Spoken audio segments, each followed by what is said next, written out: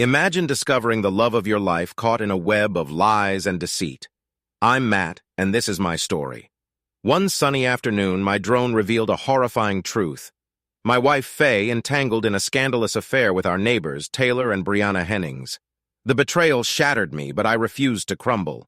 Instead, I devised a ruthless plan for revenge, exposing their darkest secrets.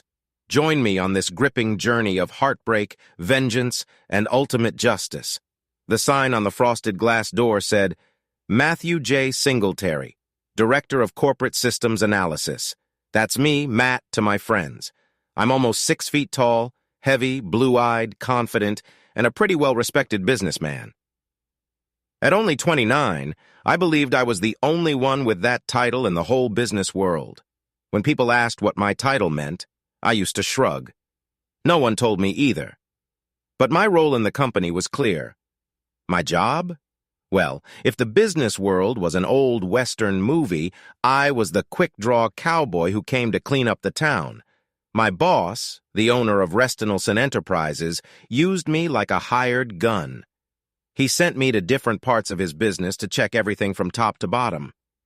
I had the power to make many changes right away. If I recommended something big like firing a top manager, I sent my suggestions to Mr. Donaldson. He almost always agreed with me, and when he didn't, he explained why. I wasn't sure if I was at the top of management or the bottom of the executive group, but it didn't matter. The only person who could tell me what to do was the big boss. More than once, I settled office arguments by calling his private number, which I had and many didn't. I had some natural skills that helped me see problems, spot slow spots, and find cheats costing Mr. Donaldson money. I used these skills every day for him. I was good at my job, very good. People knew not to get on my bad side because I could see lies quickly. At least I could do these things at work, unfortunately, not so much in my personal life. It was the day after Independence Day, and I was busy packing my briefcase. It was only 10:30 a.m. on Friday, but we were all getting an early start on the weekend because Mr. Cummings had just said he was closing the office and sending everyone home. The boss said most of the businesses we worked with were already closed. He figured we wouldn't get anything done, so why keep the office open? Sounded good to me. Closing the strap on my briefcase, I shut my office door and patted the sign on the door, pretending to care for it. Since people were watching, I also pretended to wipe off a smudge that wasn't there with my sleeve. Seeing a group heading to the elevators down the hall, I ran to get there first, laughing. Some of the others started running too. It was all in fun. Donaldson's felt like a family, and we at the headquarters got along well. I got home by 11:10, and I was excited to try out my new toy, a Shaba drone. It was one of the best-equipped drones around and had a very long range. From reading the manual, I knew Shaba meant ghost in Arabic. They named it this because it was quiet and sneaky. My wonderful wife, Faye, had found this amazing drone on a bidding site for very little money. She outbid someone by just 1 cent at the last second. And now it was mine, a birthday gift from last Sunday. I had been working on it all week after work, getting it ready to fly. All I needed was to check it one last time and wipe off some fingerprints. It was ready for its first flight. I just needed Faye, my lovely wife of 3 years, to be with me. Faye had told me in the morning that she would be showing houses to clients but would be home in the early evening. I wanted her home earlier. Like now, I didn't usually bug her at work, but I tried calling her work phone to see if she could come home early. It was a little afternoon, and she was probably still at lunch, but my call went to voicemail immediately. So did my next 2 tries. I didn't know why, because Faye was a junior real estate agent at an office run by a kind 64-year-old named Martin Rutherford.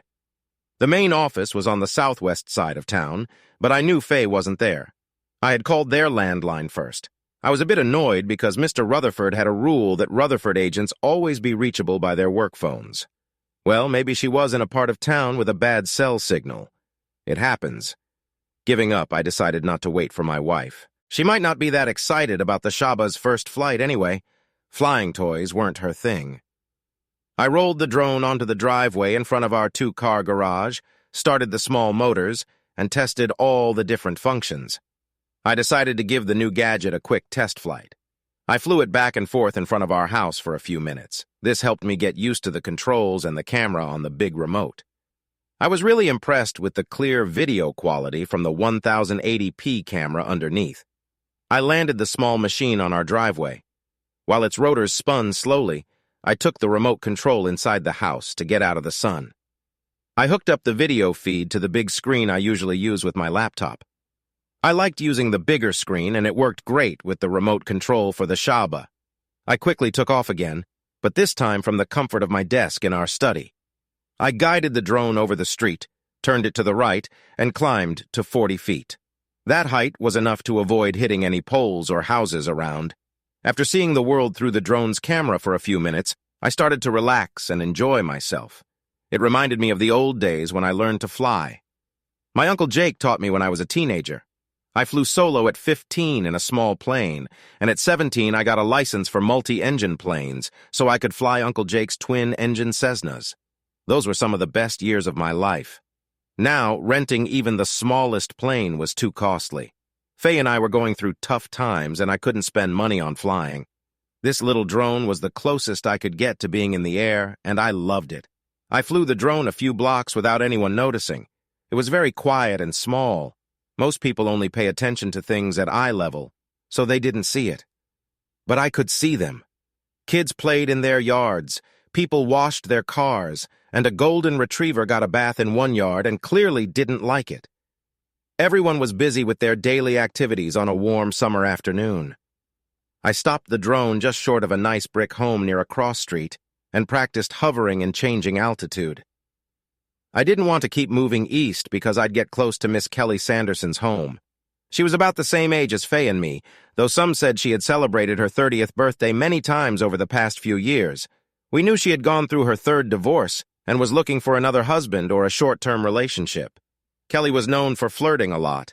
She had a reputation for following through on her flirty behavior. Her sister once joked she would even flirt with a fence post if it promised dinner and drinks.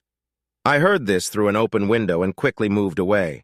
One thing I knew for sure was that Kelly didn't care if a man was married or single. She made me uneasy. I turned the drone left and flew back west past my house, speeding up a bit. No one noticed the drone, even with the extra noise from flying fast. I flew west over several streets until I reached the edge of the housing area and slowed down. All the houses in our neighborhood looked quite similar. They had big lots, two-car garages, and spacious designs. The west side of the neighborhood was nicknamed George Orwell because the houses there were a bit nicer. They had bigger garages and swimming pools in the backyards. I reached the end of the street where the nicest homes were. Beyond that was only undeveloped land. I wanted to bring the drone home to check the system and see how long the battery lasted.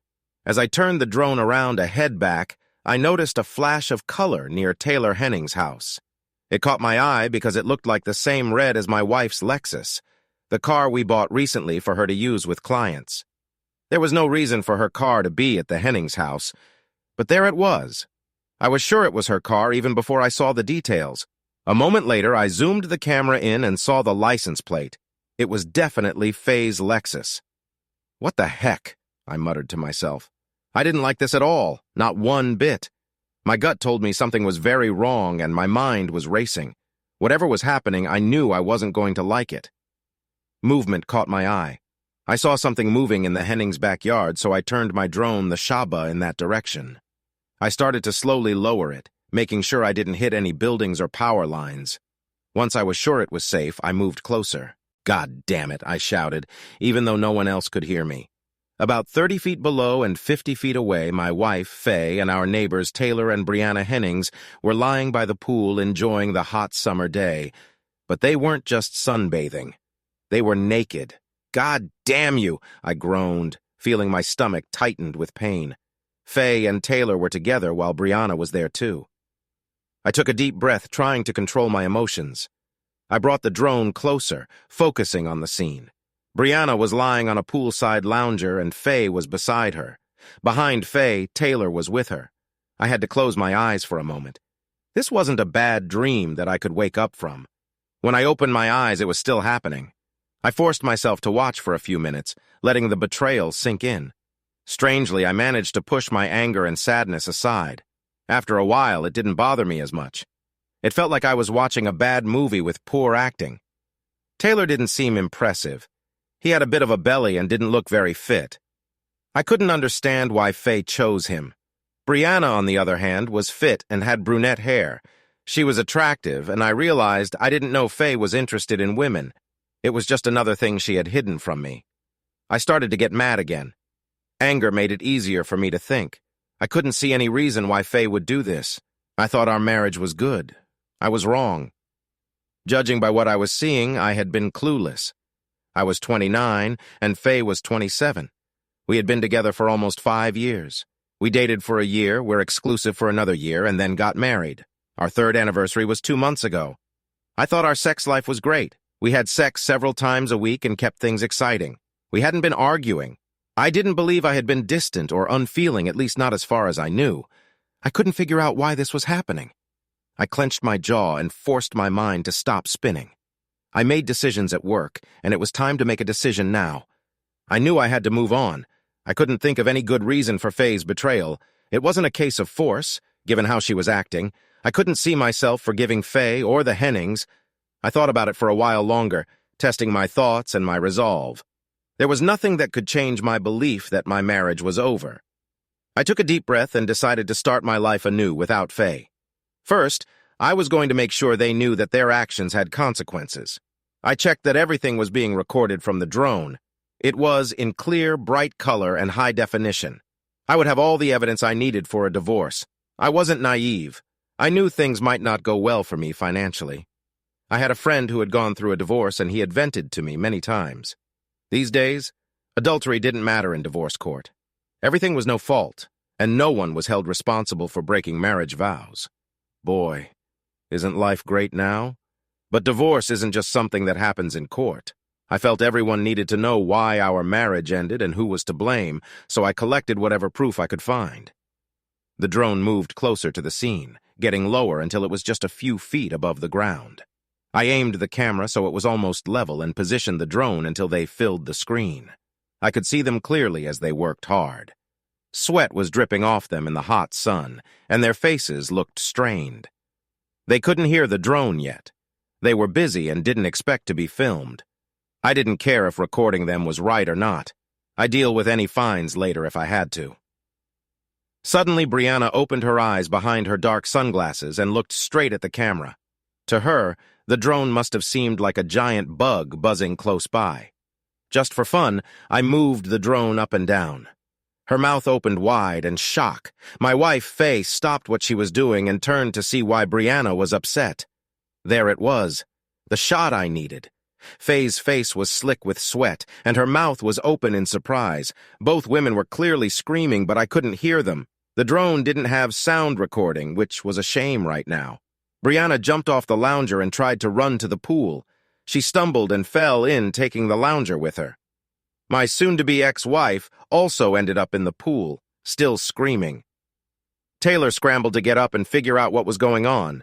He saw the drone and tried to run, but he tripped and fell toward the pool in obvious pain. I couldn't help but laugh at that. Maybe there was something called karma after all. Faye and Brianna were splashing around, trying to understand what was happening. They still looked very scared. "Forget you," I muttered, flipping them off, though they couldn't see me. I flew the drone higher and made it move over the pool a few times like it was attacking them. I hoped it scared them even more. The battery on the drone was about to die, so I flew it back over the patio, made it climb high, and then sent it into a dive. The screen flashed for a moment and then went dark. I hoped the drone shattered, but it probably didn't. Still, it was a nice thought. I stared at the blank screen, feeling angry at my cheating wife and her friends. I glanced at the clock. My life fell apart at 12:38 p.m. on Friday, July 5th. Happy holiday to me. I had no idea what would happen to my marriage now, and I didn't really care anymore. I was surprised it took almost an hour for my wife to walk the few blocks from the Hennings' house to ours.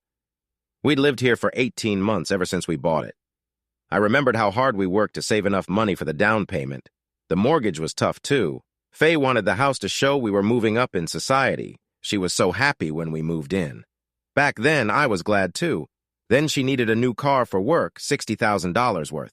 Looking back, Faye got everything she wanted. I put up with an old computer until my job gave me a laptop.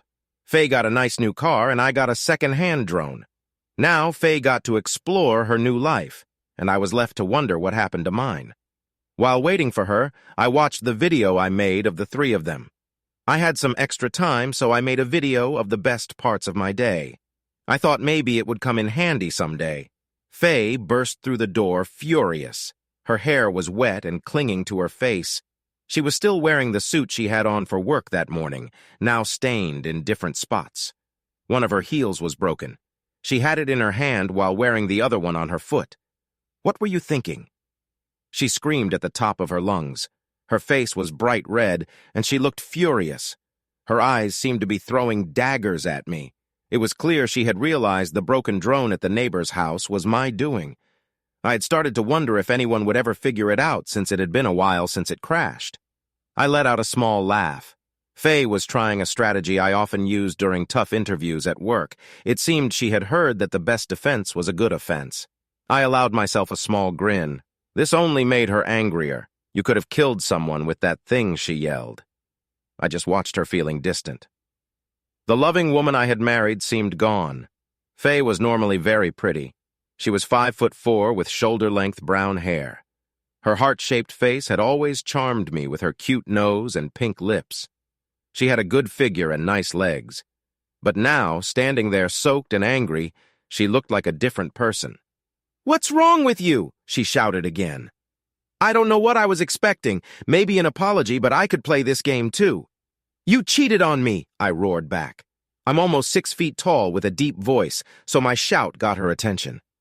"Go upstairs and wash off whatever you did with them," I shouted before she could reply. "And use lots of soap." She didn't have anything visible on her face, but my words seemed to sting her deeply. Maybe she felt guilty. Without saying anything, she turned and limped upstairs, still in one high heel. I wondered why she hadn't taken them both off already. "And Faye," I added in a calmer voice, "when you come back, speak to me with respect.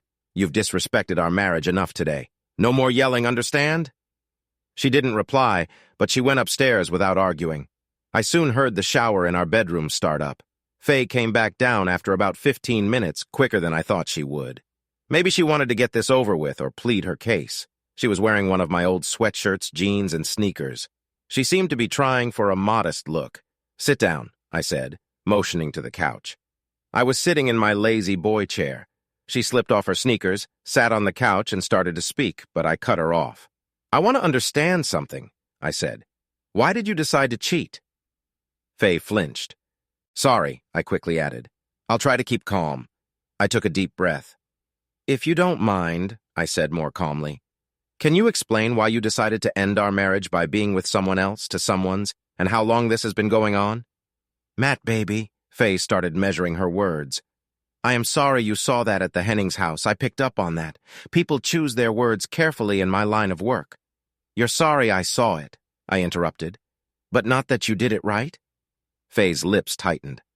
"Honey," she said, avoiding my question, "this doesn't have to end badly. We can move past this, even make things better. I should have talked to you before. I understand that now."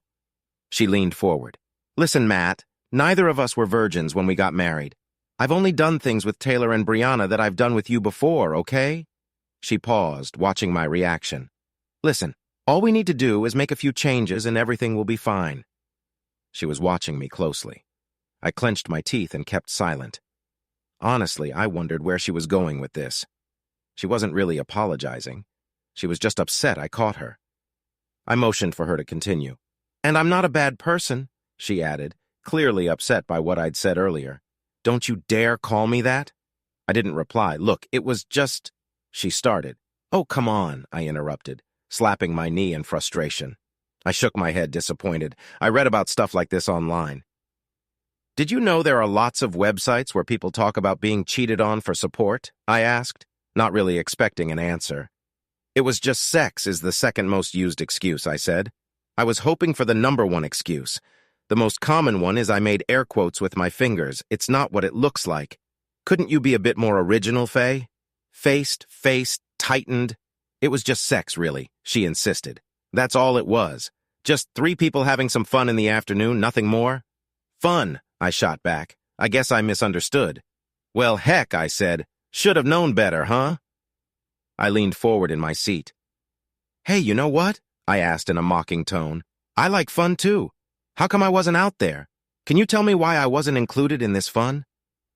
Faye looked down, showing a hint of regret for the first time. It was small and brief, but maybe there was a little hope. We were going to bring you in, she mumbled. Oh? Bring me in. Huh? What does that mean, Faye? I asked mockingly. Were you three cool kids going to let me join your secret club someday? Is that it? I asked sarcastically.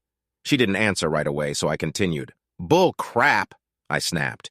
You never planned to tell me. This bring me in line is just something you came up with after you got caught. Faye looked down. Okay, she murmured, opening her eyes again but not looking at me. You're right. We didn't think. We should have included you from the start. No! I shot back before she could finish. She wasn't getting it. What you should have done is ask me if we, as a married couple, should even consider this. Shouldn't you have, Faye? I asked. Damn it, she retorted angrily. Okay. Yeah, I should have done that. I messed up. I'm sorry. Yes, you did mess up. I agreed. You decided alone to break our vows. Why don't I get a say in that?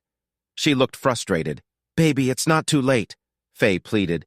Yes, I should have come to you first, but we can't change what happened now. We can't go back. I shrugged. Just for the sake of discussion, I said, how come you didn't think to talk to me? What made you think it was okay to make this decision alone? Can you answer that?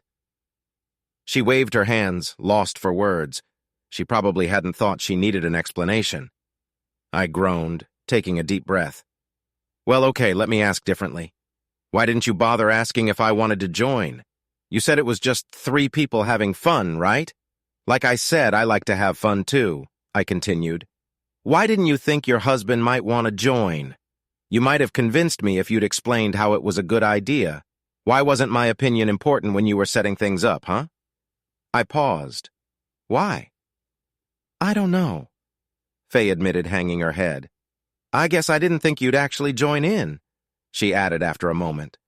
Okay, now we're getting somewhere, I said. You thought I wouldn't want to do it. If that's true, why didn't it occur to you that maybe it was wrong? She didn't answer. She just looked more frustrated.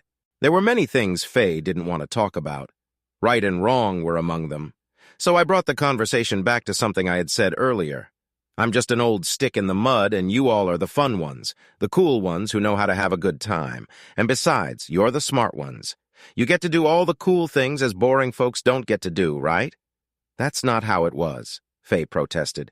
I just didn't think you would. Here we go again. I wondered how to get through to her. Okay. So you didn't think I would agree to this, I said slowly. You figured your husband, your partner in this marriage, would not be okay with you being with others, but you did it anyway. Don't I have the right to think that was wrong? How did you decide that ignoring how I would feel was a good thing to do? Faye saw where my questions were leading. She didn't want to go there and shook her head in frustration. She tried to shift the conversation back to her own points. Matt, honey, you know I wasn't a virgin when we met. You even know who I was seeing back then, remember? And I know who you were with, too. It was Caitlin, remember? The girl you were with when I first met you. See? She watched me for a minute. When I didn't react, I guess she thought I agreed. I didn't, but I was beginning to see Faye was mixing up things that happened before we promised to be faithful with things that should not happen after. Matt, I know you aren't approved or anything. You can't be mad at... She lowered her voice. What? I did with Brianna, right? And she looked more unsure. And what Taylor did to me? It wasn't anything you haven't done many times, right?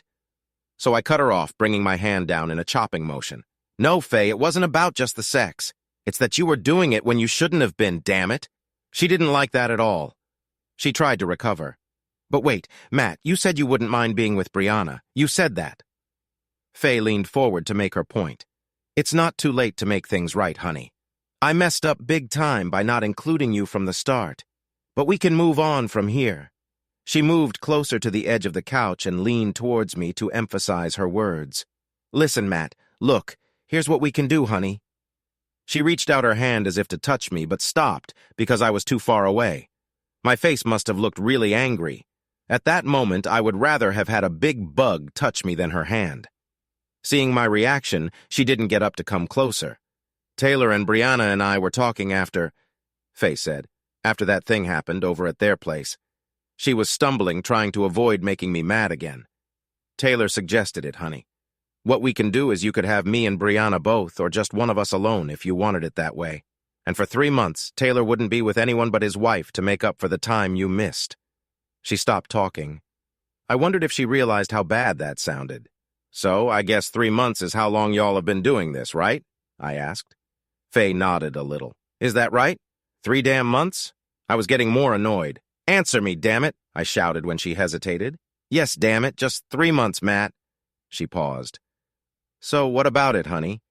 Can we make things right and move on? Want me to call Brianna right now, baby? She asked, almost begging. Good God, no, I shot back. I wouldn't touch her with someone else's body, and not you either, not now. Who knows what diseases you might have after being with them all this time? Faye shrank back against the sofa. She was stunned. I didn't let up. Why? Why did you go behind my back, damn it, Faye? She didn't reply immediately, still shocked. Why? I shouted again, leaning forward. Faye's eyes went wide. Why did you decide to do this when you knew I would hate it? I yelled.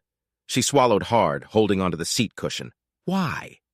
Faye shook her head like trying to clear her thoughts after a lot of punches. Answer me, goddammit! Why? I bellowed. Because I wanted to, she screamed. Why don't you grow up, Matt? I wanted to break out of this damn box. We're in. And it was a lot of fun, damn you, she added. I did it because I could and because I wanted to. She took a deep breath and glared at me. This is my body. She continued gesturing down her body. Me. Damn you. I get to say who does what to my body and nobody else. I stared at her for a moment. Faye, I don't get it. Where did you get this idea, huh? You're so much smarter than this. Who's been putting these ideas into your head? She couldn't or wouldn't answer. I shrugged. If she didn't want to join in, I could keep going. Yeah, I agree, I said quietly. You have the right to decide who can touch you, I told her calmer than before. But when we got married, you used that right, didn't you? Didn't you agree that only I could be with you? I paused to let that sink in. She didn't seem to like what I said. She looked upset. But I have rights to Faye. I said I get to decide if I can live with you doing this with someone else, and I'll make my choice about staying married to you. I paused again, waiting for her to speak. She didn't. Just so you know, I said, not looking directly at her. Right now, I don't think we'll be married for much longer. From where I stand, you've pretty much ended our marriage and there's no point in trying to fix it. She was shocked. Her face was frozen and her eyes were wide. She clearly hadn't thought I'd leave her just for having a lot of fun. That was strange to me. As I'd said, she was smarter than how she was acting. I couldn't understand her thinking at all. She didn't have anything to say, so I continued. So is that it? I asked calmly. No responsibility. No respect for me as your husband, your partner in this marriage? You didn't even think that husbands and wives shouldn't cheat on each other? Nothing like that? She shook her head and tears started to fall. But I thought they were tears of frustration, not regret. Just if I want to, I get to do it. Is that right? I went on. In your mind, you can be with anyone outside our marriage no matter what I think or what anyone else thinks. Just I wanted to do it. And I did it because it was fun. Is that what you're saying? She didn't answer. Wow, I exclaimed with fake excitement. That sums it all up, doesn't it? Screw you, my soon-to-be ex screamed. She was done. She didn't like being cornered and didn't want to explain herself. Faye rushed off the couch and ran upstairs. In her mind, none of this was her fault. I was just being childish and selfish. I was ruining all her fun. What I was mad. Remember, Faye? I shouted at her, disappearing back. You wanted to do it, and you did it because it was fun. Remember that, Faye. I got up from my chair and walked into the office room where my laptop was on my desk. I had answers to my questions, I guess. There was no real regret, maybe a little bit, but not much. Faye might be sorry for not telling me about her fun from the start, but I wasn't even sure of that. The only regret she might have had was getting caught. Faye had been lying to me for at least 3 months, and I hadn't known anything about it. My wife could be lying about how long it had been going on. Who knows if the people I knew were the first to be with her? I figured Faye was still lying. She wanted me to just forget about it and let it go. Actually, they all wanted me to stop being angry. Brianna was even willing to do 3 sums with my wife and me to make up for the time I lost. Meanwhile, her husband was going to step aside. Brianna would help me catch up on the fun, and then everything would be great. They just didn't want any consequences. They didn't want anyone to know what they had been doing. They knew whether they talked about it or not. They knew that their families, friends, and co-workers would not approve. They didn't want anyone to find out, but because of that, I wanted everyone to know. I hadn't told Faye everything. There was something I saw on those websites for people whose spouses cheat. They said to expose the affair. Let everyone know what the cheating spouse had been doing. It was the first step to fixing the marriage, they said. I didn't know about fixing my marriage, but I could expose it. I already had most of what I needed. I'd reviewed the short clip from the drone and knew what to include in a video. The part where Faye looked at the drone, probably wondering what was happening. Her face was clear in that part of the video. Yeah, that would go right at the end and I'd freeze it. It wasn't even 2.30 yet. There was plenty of time. I called Mr. Rutherford, the owner of the real estate agency where she worked. Thank you for calling Rutherford Real Estate. How may I help you? Old Mr. Rutherford said when he answered. I knew his voice. It seemed he had given his secretary the afternoon off. Mr. Rutherford? I said seriously. This is Matt Singletary, Faye's husband. Yes, Matt, he said right away.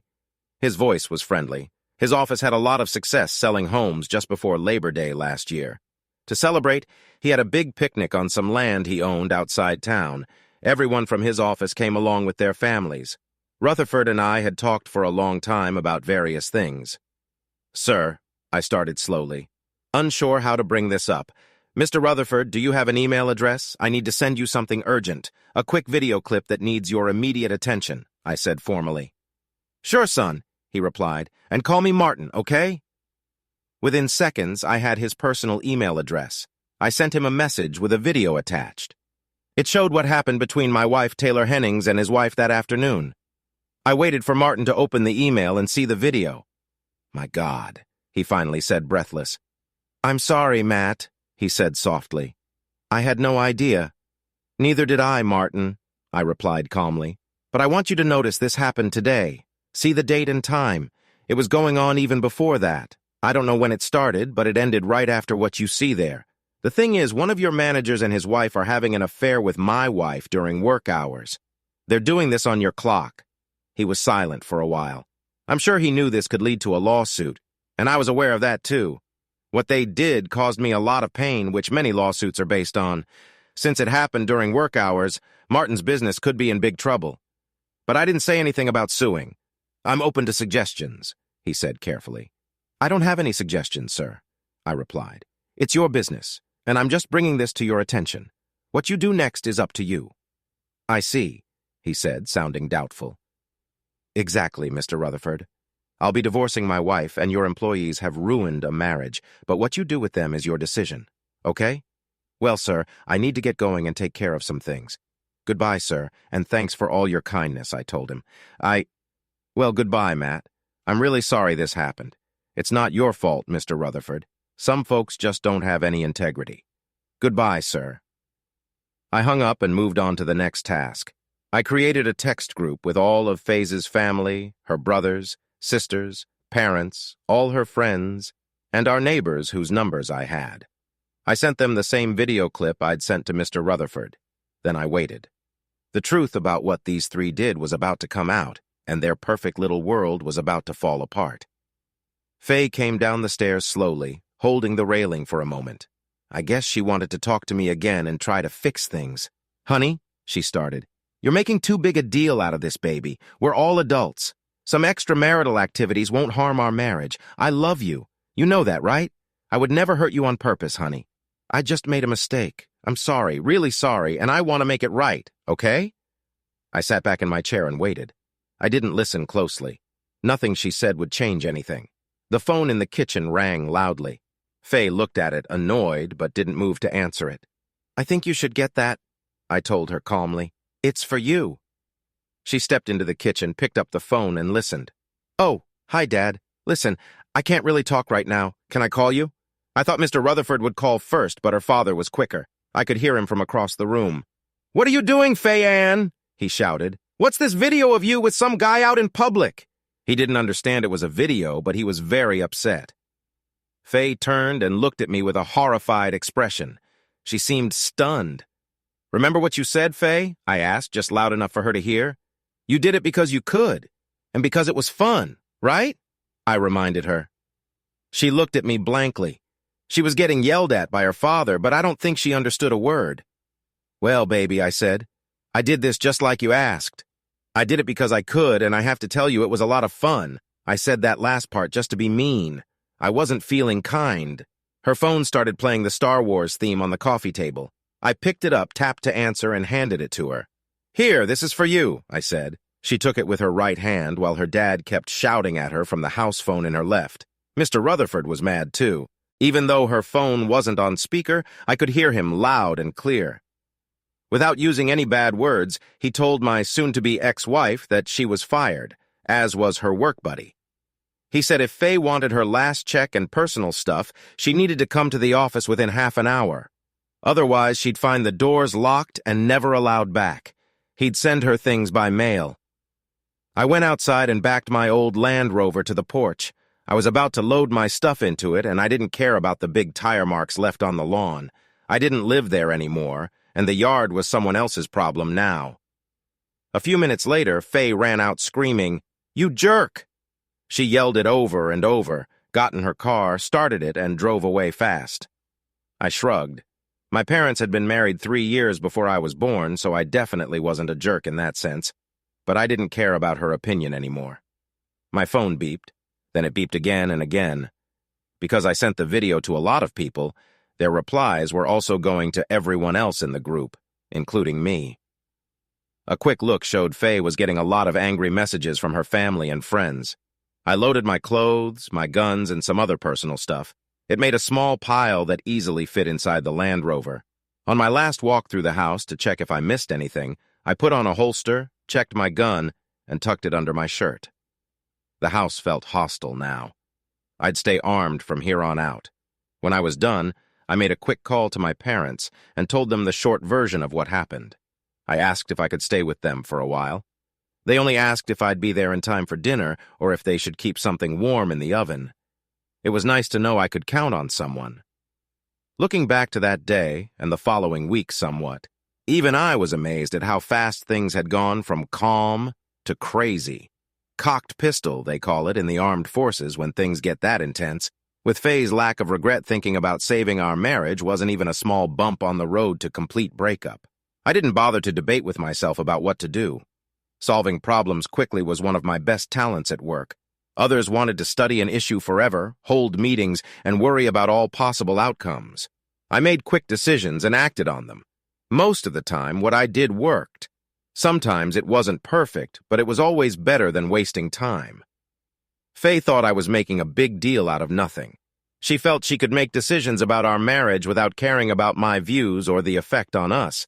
That was nonsense. I didn't stop to figure out the best thing to do. I just did what felt right for me. Right or wrong, I did it. People say there's a fine line between love and hate. Maybe so. I was surprised when I realized my love for Faye was almost gone by the end of our talk. Any leftover feelings faded quickly after that. I could remember loving her, but it was like an echo in the mountains. At first, it's strong, but as it bounces around, it fades until it's just a whisper, then nothing. I decided the best solution was a divorce. Part of that decision was to get out from under the big debt of our house and Faye's expensive car so we could move on with separate lives. My main goal was to protect our credit as much as possible. A couple of weeks after revealing all the nonsense, I called Faye's dad. He was still angry at his daughter and me too for all the showing off, as he put it. Eventually, I was able to calm him down and talk about what was best for Faye and me. He understood why I didn't want to try and save the marriage, even if Faye was willing. We agreed that we needed to sell the house quickly. I could keep up with the mortgage by living very cheaply, but I wasn't willing to do that. I'd rather quit my job and hunt snakes in the Big Bend than pay for a house I never wanted. Faye, as a newbie real estate agent, made very little money and only got a small commission on property sales, which rarely happened. After the day, she lost even that income and couldn't afford the house either. It made sense to Faye's dad that we had to sell the house right away because once my money ran out and I stopped making payments, the house would go into foreclosure. That would ruin both our credit scores and affect us for years. The same thing applied to Faye's fancy Lexus. I told her father I wouldn't and couldn't make the payments, so it needed to be sold quickly. We owed more on the house and the car than they were worth, but facing this now would help us in the future when our marriage was just a memory. Faye's father agreed with me and convinced Faye too. I think he told her that if she didn't go along with the plan, I would leave everything behind, cash out my 401k and disappear, leaving her to deal with the mess. We managed to sell the house fairly quickly. I had to cover some of the realtor's costs, but it wasn't too bad. I traded Faye's Lexus for a 6-year-old Ford, paid the difference, and gave her the title. That way she had a car. She had to handle the insurance and upkeep herself. I felt that was fair. When it was all done, I kept what was left of my 401k and my half of the small amounts in our checking and savings accounts. The best part was I had no big debt hanging over me. Mission accomplished. We got to do-it-yourself divorce because we couldn't afford a lawyer. I filed the paperwork and tried to split things fairly. I was surprised Faye agreed quickly, considering how difficult she had been the day I confronted her. Clearly someone, probably her dad, told her there was no point in fighting over the little property we had. Fortunately, we didn't have children, so custody and support weren't issues. Spousal support wasn't an option either. We hadn't been married long enough to qualify. The DIY divorce cost a couple $100 and had a short waiting period. So a little over 4 months after I caught Faye with someone else, the divorce was final. I locked up all my feelings and memories from the marriage behind a door in my mind labeled "Faye, do not open," and moved on with my life. Christmas that year, right after I got the final decree, wasn't bad. I spent it with my parents. It was quiet but good for my soul. We exchanged gifts, had a big turkey dinner, and visited friends and relatives in the evening. A week into the new year, I quit my job at Reese Donaldson. It was a good job, and I was well respected there. Mr. Donaldson thought I was going to another company and offered me a high salary to stay, but I declined. I told him I had lost my passion for business and wanted to try something new. He understood, though reluctantly, and threw a great farewell party for me. He said if I changed my mind to call him first. By Valentine's Day, I was unemployed, unsure about my future, but surprisingly happy with myself and life in general. I sat at Mom's kitchen table watching Dad carve a mountain lion from a chunk of wood while Mom cooked dinner. Dad was great at wood carving, and Mom could have been a chef if she wanted and had formal training. They were both very important to me. Dad wasn't my real dad. He was my Uncle Tom, my father's younger brother. My mom, Leah, was his wife. They took me in after my parents died in a car accident when I was 9 years old. Tom and Leah didn't have kids of their own when they took me in, and I was still their only child. One of them couldn't have children, but they never wanted to know which one. They thought knowing might lead to blame, and they didn't want that in their relationship. They loved each other too much. They were very kind and caring to me. Through their love, they helped me get over the loss of my parents. It wasn't fast or simple, but I eventually felt better. Dad, Uncle Tom, was known as a tough sheriff when I moved in with them. He had gotten rid of outlaw bikers and drug dealers trying to set up meth labs in the hills and handled all kinds of other crimes in his county. He had been sheriff for a bit over 21 years before he retired. The first time I saw him tear up was the day he took me to school in his sheriff's car. I proudly told everyone he was my dad, and I meant it. Aunt Leah once helped chaperone a school dance when I was in 10th grade. I made sure everyone knew I was asking my mom to dance with me before I asked any other girl. All the girls and teachers thought it was sweet. To me, it was just the right thing to do to show how much I respected my mom. One evening, I asked them if they would adopt me as their son. They just held each other and cried, which made me cry too. We were very close, and I always thought of them as Mom and Dad from then on. "What we're doing is giving you your inheritance now," Dad said. "Instead of waiting for us to pass away, you'll get it while you're young and can use it." He meant they were giving me the ranch.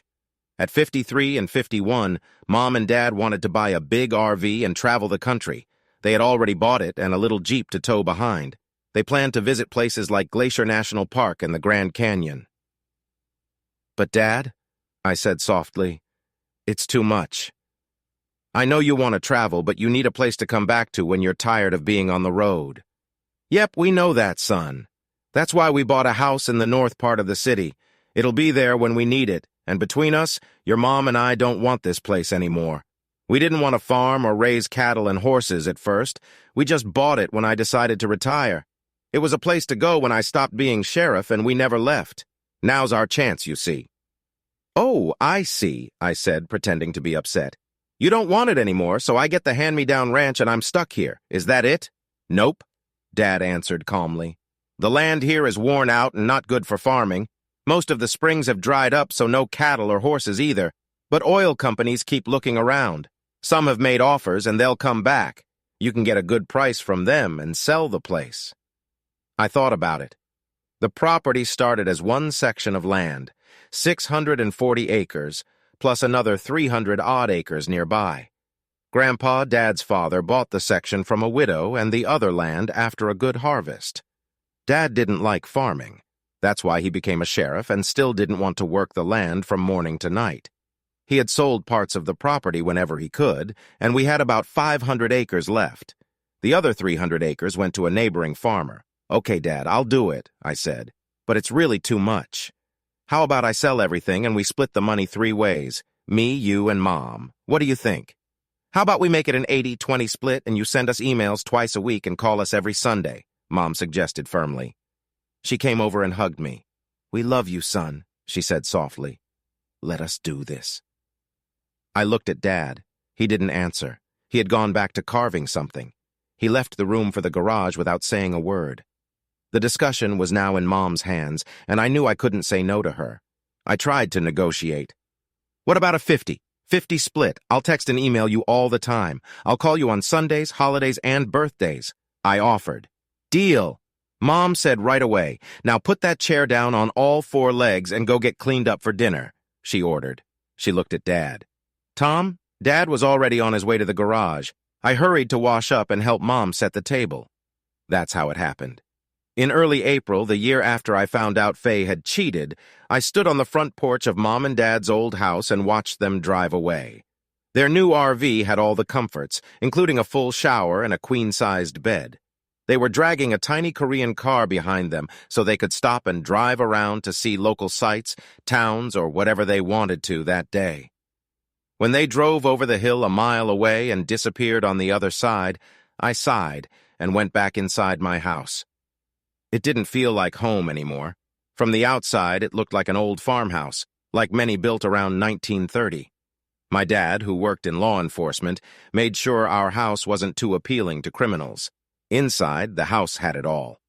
The living room had a huge 70-inch 4K TV, and Dad had put in the best sound system money could buy. The furniture was big, soft, and comfy. The rest of the house was just as cozy. Out back, Dad built a large wooden deck with a grill and smoker made from local stone. He and Mom loved to barbecue. We also had a nice pool that was 20 feet by 35 feet, deep enough for diving at one end. Mom liked to swim for exercise because she was on the swim team in high school. A few days after they left, I finished taking stock of everything in the house, the farm equipment, and the animals. I had 14 horses, 23 buffalo, and 47 longhorn cattle. At one point, Grandpa thought about turning the place into a nature park. There were also 2 barns filled with stuff. I started selling everything except the house's furniture. First, I sold a big John Deere tractor. I parked it by the gate on the state highway, and I got a really good price for it. It was a good deal for me and the farmer who bought it. I decided to sell everything else the same way, and it worked. People driving by were either farmers or ranchers.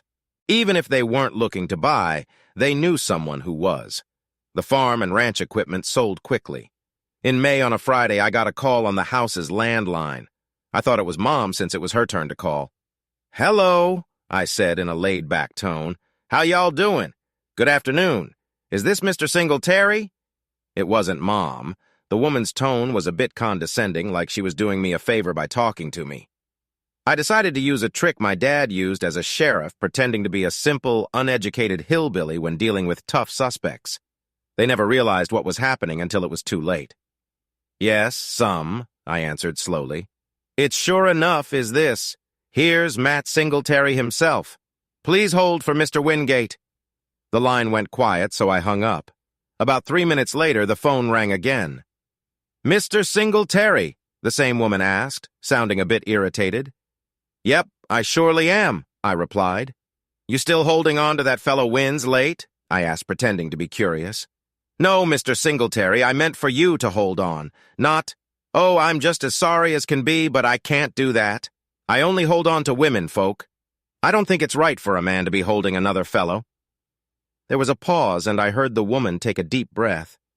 No, sir, what I meant was, could you wait a minute while I get Mr. Wingate on the line? Would you mind doing that? Oh, you bet. Yes, ma'am, I can surely do that. How far do you need to go to get him? I asked, pretending to be interested. He'll be with you shortly, she said, ignoring my question. I couldn't tell if she was trying not to laugh or if she was holding back a scream. Either way, she sounded more human and down to earth now. It was longer than shortly. I bet she told Mr. Wingate about our earlier conversation so he'd know what to expect. Good afternoon, Mr. Singletary. I'm George Wingate with the firm of Christopher Stamp and Presley. How are you this afternoon, sir? I'm doing mighty fine. Mighty fine indeed, I told him. And how are Christy Bump and Elvis doing? I thought I heard a woman laugh quietly on the line, but maybe not. We're all doing well. Thank you for asking, Tom. May I call you Tom? Well, you can if you want, I replied. But my real name's Matt, so I don't know why you'd call me Tom. Actually, it's Matthew, but folks call me Matt. My friends do anyhow.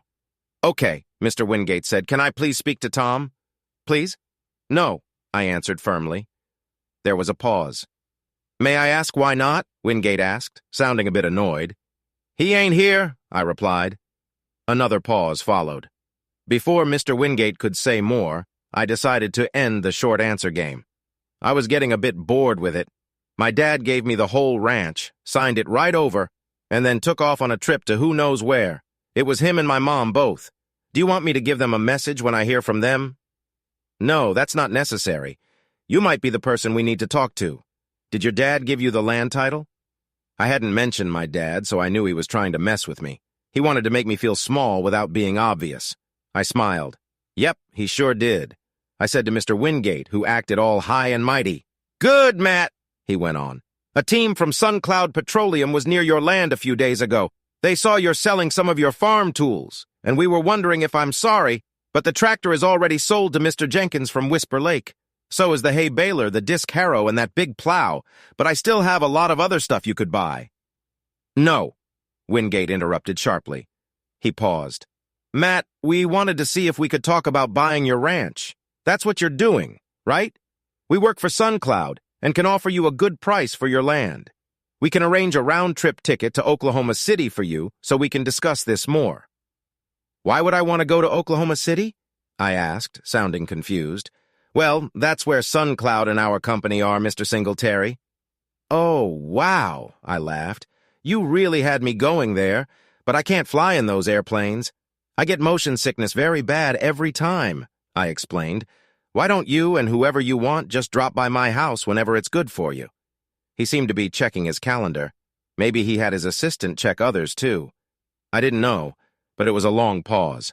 After a while, he came back and we agreed they would visit me the following Thursday. I was sure he thought it would make it easier to cheat me. I bet his idea of a good price was one that favored his company.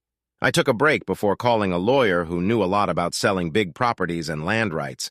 I had him ready for this. In mid-June, we had the third meeting with Mr. Wingate and a bunch of lawyers and helpers from SunCloud Petroleum's law firm. My lawyer was with me, with more lawyers and helpers on the other end of an internet call. They only talked to my lawyer through his earbud. I almost introduced my lawyer as Jed Clampett to Wingate's group, but I thought that might be too much. I also wanted to call the pool out back the cement pond, but I held back. Even Wingate might catch on to that. The meeting was going well.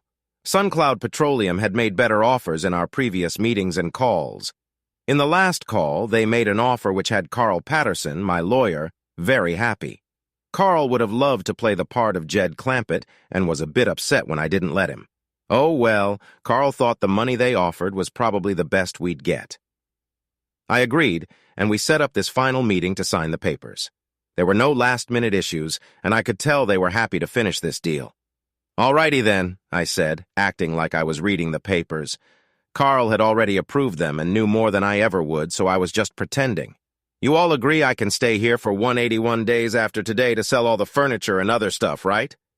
Correct, Matt, Wingate said, trying to be patient. You have 6 months plus 1 day. Great, let's do this, I replied, dropping my fake country accent, though Wingate didn't notice.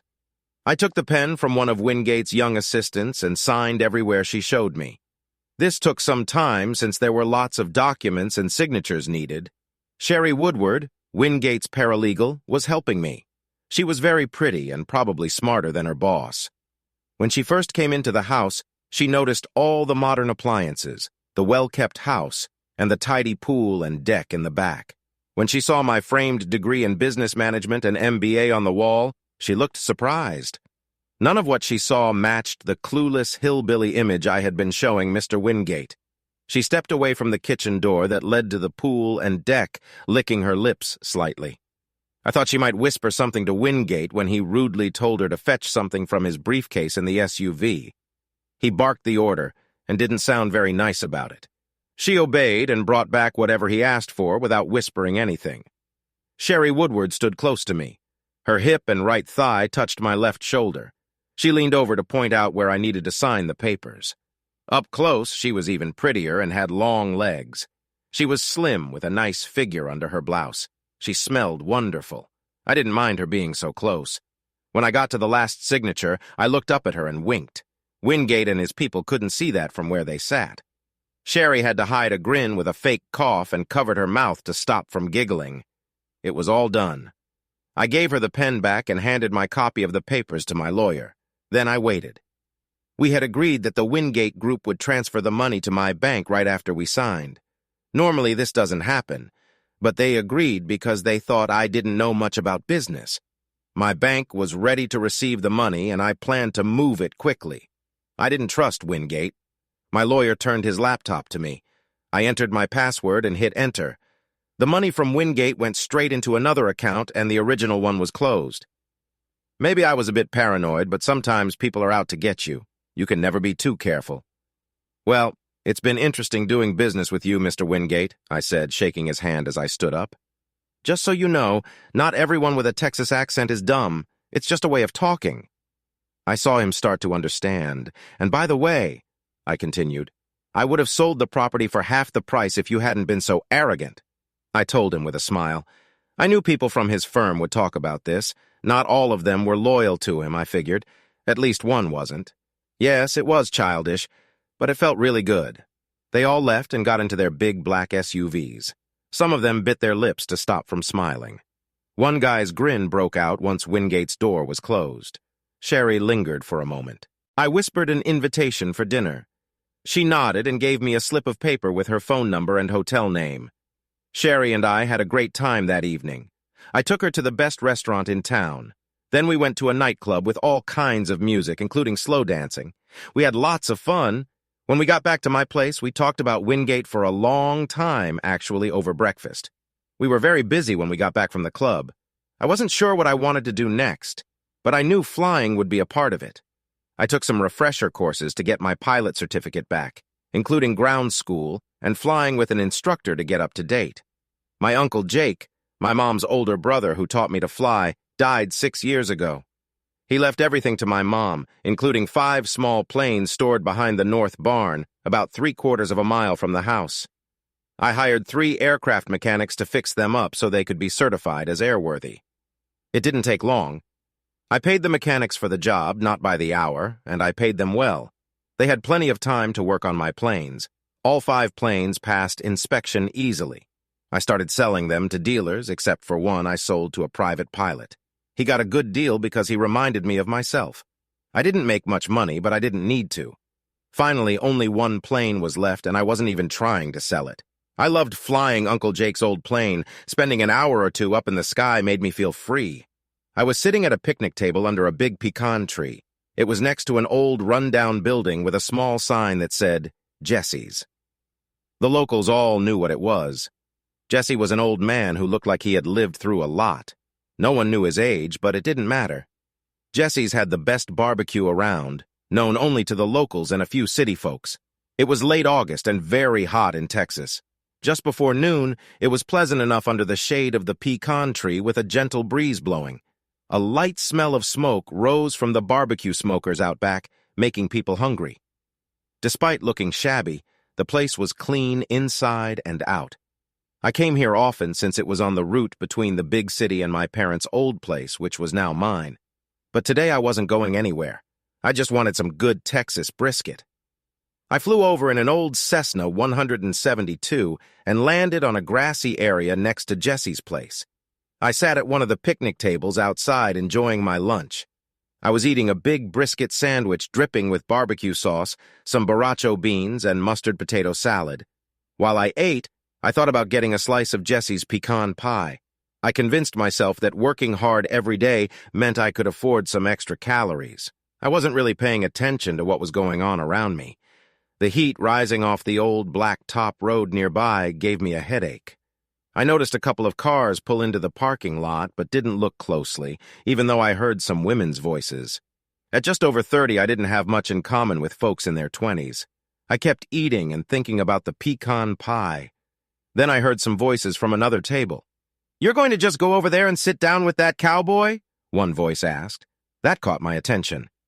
I was wearing cargo shorts, an old shirt, hiking boots, and a cream-colored Stetson hat, but lots of people in Texas wore those. "He's my ex-husband," another voice replied sharply. I knew that voice. I looked up to see my ex-wife, Faye, walking towards me. My first thought was, oh no, what does she want? She stopped a couple of feet from my table. "I know you probably hate me," she said, "but could I sit down and talk for a minute?" I put down my sandwich and took off my sunglasses so she could see my eyes. "I don't hate you, Faye," I said softly. Her friends were close enough to hear if I spoke loud, but this was private. "I hate some things you've done," I continued, "but hating you is too much work. So no, I don't hate you." I motioned to the seat across from me. "Please sit." "Well, I wouldn't blame you if you did," she sighed, sitting down. She got comfortable. I really lost my way for a while. I didn't say anything. She already knew how I felt. There was a brief silence before she took off her sunglasses and gave me a look with her green eyes. "How have you been, Matt?" she asked. "Doing pretty good, thanks," I replied lightly. "And you?" "I'm good. I'm going to night school, but you know that Dad said he told you I'll be starting next semester at UT. I'm going to be a PA, a physician's assistant." "That's great," I replied. "Glad things are going well." Honestly, I didn't care about her plans. It wasn't my job to support her anymore. Matt, with everything that happened, I never got to say I'm sorry. I really am. I wouldn't blame you if you hated me, but I hope you can forgive me someday. "I don't hate you, Faye," I said, cutting her off, "and I've already forgiven you." I paused and shrugged. "I don't have the time or energy to hate you. It would destroy me. Being angry all the time would make me hate everything else in life, and life is too short for that." "Okay, thank you," she replied.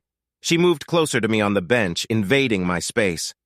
"I'm seeing a counselor," she said in a quiet voice. I nodded. "I think we're making progress," she went on. "She's helped me realize that my choices affect more people than just me." I nodded again. If I had known how bad things would get, I would never have done what I did, Matt. I'm truly sorry for hurting you. I frowned when she said that and shifted uncomfortably on the bench. Faye noticed my reaction. "What?" she asked, sounding a bit annoyed. "I'm trying to show you I'm sorry and that I'm working on being better. Faye, I think your counselor is wasting your time, and probably your dad's money too," I said. "If all she's teaching you is to avoid mistakes because of the consequences, that's just the first step. There's more to it." I took a deep breath. To me, when you say you wouldn't do something because the punishment is too harsh, you're only thinking about not getting caught. Her face fell. She was unhappy because I was questioning if she had really changed. "But Faye," I said gently, "saying you won't do something just because of the risk of getting punished means you're still tempted. You might think someday that the consequences won't be too bad, or that no one will notice, so you might do it again." She took a deep breath. She was still irritated, but maybe she was listening. "There are temptations every day for everyone," I continued. "We're all human and imperfect, but if your first instinct isn't to do the right thing without thinking about it, then it could lead to trouble again." She stared at me, clearly upset and ready to argue. "Well, I guess I'm not as perfect as you," she snapped. She pulled back and tried to calm down. She took a deep breath and let it out slowly. "I loved you, Matt," she said, changing the subject. "Whether you believe me or not, I really did. And I loved you," I shot back. I proved it by never cheating on you. If she was angry, I could be too. She winced and looked away. But telling everyone you call that love? I snorted. Isn't that like blaming the messenger, Faye? All I did was tell the truth about what you and those guys were up to. It was like turning over a rock and watching the bugs scatter, you know? I was getting angry. I took a deep breath to calm down, relaxed my jaw, and slumped my shoulders. And about how it all happened, I said calmly. I just did what you did. She frowned, confused. Remember, Faye? You cheated because you could and because it was fun. Well, that's what I did too. Do you know how hard it's been for me since you told everyone? Faye started defending herself again. That wasn't my concern, I told her quickly. You didn't care about my feelings when you hurt me. She hung her head and stayed silent. I was done talking. This was painful and pointless. I put my sunglasses back on, stood up, and prepared to leave. Faye, I probably shouldn't have brought all that up. It's just what was on my mind. Maybe your counselor would have gotten there eventually. I hope I haven't messed up her plan. I need to get going. Enjoy your lunch, okay? Good to see you. I took a small step back from the picnic table, but then I stopped and looked at Faye again. And Faye, I did love you so much, but you hurt me deeply one afternoon. There's nothing left now. All I have is the memory of loving you. I'm sorry, but that's all there is. Goodbye, Faye. I turned left and walked beside the low wall behind the picnic area. Once I was past it, I turned slightly again and headed confidently toward the gate, leading out to the open grassland and my little sesame plain. I threw the rest of my food into a trash barrel on the way. I wasn't hungry anymore, not even for that piece of pecan pie I wanted so much. I knew I'd regret not eating it later, but I'd had enough of my ex-wife for now, and forever. I needed to be somewhere she wasn't. A long time ago, I decided to fly from the ranch to Jesse's place to avoid the long drive on the winding Texas roads. I tried to find the owner of the land on the other side of the barbed wire fence at Jesse's so I could ask for permission to land my plane there, but I never found the woman who owned the land, according to the county tax records. So I just started using the open field as my own landing spot and figured I'd deal with any complaints later. If the owner ever showed up, I'd stop using the land and apologize. Jesse's was separated from the prairie by a barbed wire fence with a 15-foot gate about 30 yards from Jesse's main entrance. The gate was probably put there years ago for loading or unloading cattle. It was made of galvanized steel, and while the steel didn't rust, the hinges and latch had. When I first thought about flying to Jesse's, I checked out the gate, saw the issues, and bought new parts. I spent almost a whole day fixing it by myself. Now it was a nice, wide gate with smooth hinges and a solid latch. The woman was leaning on the gate with her hands on the top bar. She had the most amazing, thick, shiny black hair I'd ever seen. It was long, down to her lower back, and it sparkled in the sun. I suddenly wanted to run my hands through it. It looked so soft and nice. She was about average height, maybe 5 feet, 6 inches, and slim. She had well-shaped legs and small feet. They were very nice legs. I always liked legs. They stayed in good shape for a long time if a person stays fit. As I got closer, I noticed she had a well-rounded backside, too. I liked nice backsides, and hers was just right. I felt a smile spreading across my face. The annoying conversation with my ex-wife was already fading from my mind. I stopped a few feet to her left, not wanting to come up behind her and seem pushy. It's a Cessna. I started to tell her more about the plane, but she cut me off. It's a small plane, the pretty woman said in a matter-of-fact way, turning to face me. She pushed her sunglasses down and looked at me over the top. She had the most sparkling blue eyes I'd ever seen, and they seemed to laugh at me. It is, I replied, grinning at her. It just has a front and back seat and can't fly as fast as race cars go on the track. But it flies in a straight line and gets places faster than a race car, I explained. I never usually babbled, but this beautiful woman had me doing just that. I couldn't stop smiling. She looked just as good facing me as she did from behind when she was looking out over the prairie. I tried to keep my eyes on hers, but I could see her breasts were firm and nicely shaped. They weren't very big, but they looked great, and she wasn't wearing a very thick top. With her black hair and light brown skin, I thought she might be Mexican, but her blue eyes suggested there might be some other ancestry mixed in beautifully. I wanted to know more about her, I checked. No wedding ring on her finger. We talked for a while about the plane, the sky, the barbecue, whatever came up. I was proud of myself for keeping the conversation going. I didn't say anything really dumb, at least. "You're a pilot?" she asked. "I am," I said. "You don't look like a pilot," she said, looking me up and down. "My pilot suit is at the cleaners." I joked with a small smile, along with my Superman suit and my Batman cape.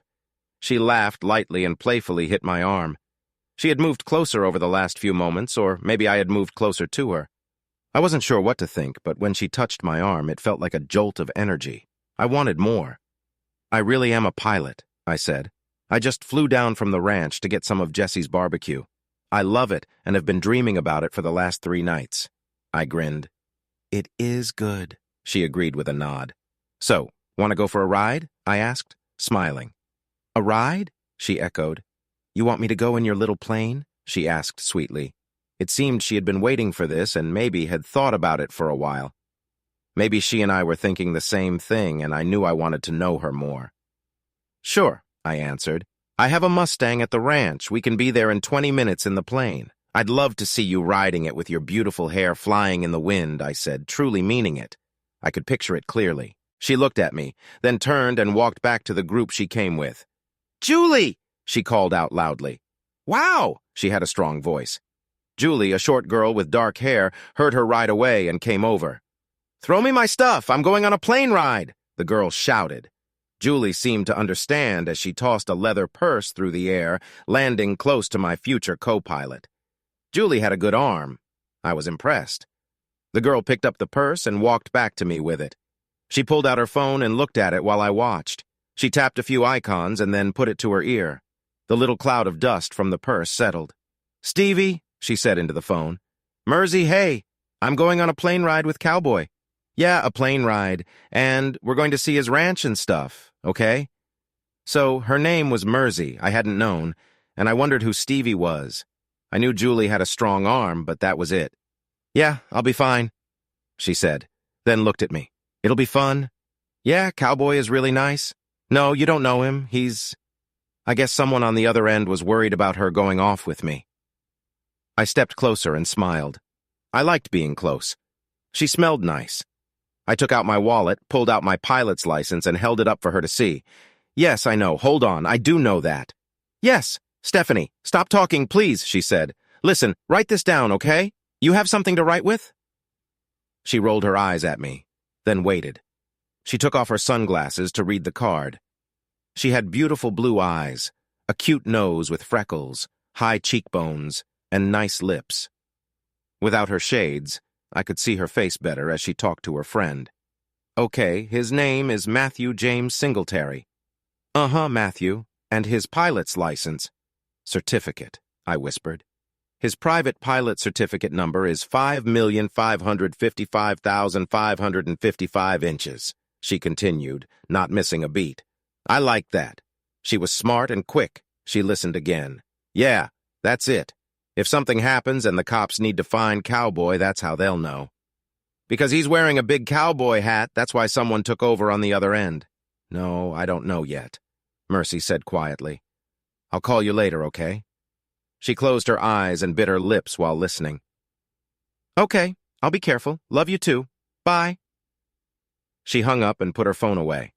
I let her through the gate, glancing back at the picnic table where I'd talked to someone earlier. She wasn't there, and I didn't look too long. I wanted to keep her out of my mind for now. "Mercy, do you always talk to your mom like that?" I asked with a casual grin, opening the gate. "That wasn't my mom," she said quickly. "That was my roommate, Stephanie, but sometimes she acts like my mom." "Well, it shows she cares," I said, closing the gate after she walked through. "My real mom calls me Mercy sometimes, so now Stephanie does too." "It's short for Mercedes," she explained. "I thought about the name as we walked to the old Cessna 172. "Mercedes," I said slowly, enjoying the sound as she got into the passenger seat. "Do you mind if I call you Mercedes instead of Mercy? It's a pretty name. Kind of special, and it suits you," I said, closing the door for her and making sure it was secure. I tried not to look at her too closely to see if she minded me using her full name. Since she didn't say anything, I guess it was okay. I took the blocks from around the left wheel, put them in the luggage compartment, and closed the door. Then I climbed into my seat. I gave her the headset for the passenger side and set it to intercom only. I started the engine and let it run for a while as I adjusted my own headset and chatted with her to test the intercom. We moved away from the barbed wire fence on the big tires of the plane. I turned it into the wind and sped up across the prairie. We were in the air quickly. The way the Cessna responded was one reason I loved it. I turned in a wide, climbing circle to the right. Soon we were flying over Jesse's restaurant and the group of people Mercedes and Faye had come with. Mercedes was waving wildly at them from the right-hand seat. I tightened the circle so they could see her better and wave back. After a circle around them, I straightened the plane and flew south for a minute. Then I circled back over Jesse's again, tilting the wings a few times to say goodbye. After that, I started climbing slowly. Our course was aimed at the ranch my parents had left me. We'd be there in about 20 minutes. I leveled the plane when we were high enough to avoid bird strikes, but low enough to stay off radar. As we flew, we talked. So I said slowly, "If you don't mind me saying, Miss Mercedes, you're the first Latina I've met with blue eyes. No offense." She glanced at me quickly. "Well, first of all, I'm not Latina or Hispanic either, smart guy," she said with a quick frown. "I'm sorry," I said, looking at her. "I didn't mean to offend." She looked annoyed for a moment, then smiled. "You, sir, are with a real Cheyenne woman, and the Cheyenne people are Native American, not Hispanic or Latino or anything like that." I studied her face for a moment and smiled. "Okay, Miss Cheyenne Warrior Princess. I once read a lot of journals from mountain men from the early 1800s for a school project. I don't remember them mentioning blue-eyed Cheyenne women." I checked the instruments, then looked at the horizon again. "So tell me the truth," I said. "There must be some Celtic blood in your Cheyenne background." Mercedes stuck out her tongue, but smiled. "Okay," she said, grinning widely. "My mother might be Irish on both sides of her family." "Satisfied?" she joked. "Aha," I said, nodding like a wise man. "So your dad met an Irish girl wandering around in the wilderness. Was this in Cheyenne, Wyoming, by any chance?" "Nope." "Philadelphia," she said smoothly. "And Mom says it was her doing. She says she ambushed a poor, wandering Cheyenne man and captured him. She felt sorry for him, and now he's all hers." I laughed, imagining the playful arguments between her parents. My parents had similar fun arguments often. I think I'd really enjoy having a coffee and a long chat with your parents. "They sound like good people," I told her, patting her left hand lightly before returning my hand to the controls. I liked touching her hand. It was well-formed and nice. She could have been a hand model. Her skin was soft. Mercedes asked about Faye. She'd heard Faye say I was her ex. I told her a bit about my divorce from Faye and some of what we talked about at Jesse's. I explained to Mercedes that I had all of my marriage and the end of it locked away in a corner of my mind, and I was okay with that. I also told her that I didn't think it was mean to invite her on a plane ride in front of Faye. To me, my ex was no different from any of the other women at that table. She explained Julie was a second cousin on her mom's side, and Julie had invited her and Stephanie to Texas for a semi-vacation before their dance troupe started getting ready for a tour in Europe. Julie, she said, worked with Faye but didn't know her well. I told Mercedes I didn't know Faye well either. Then we dropped the subject. Mercedes asked how I learned to fly, and I told her about my Uncle Jake. He taught me the basics and helped me fly solo at the age of 15.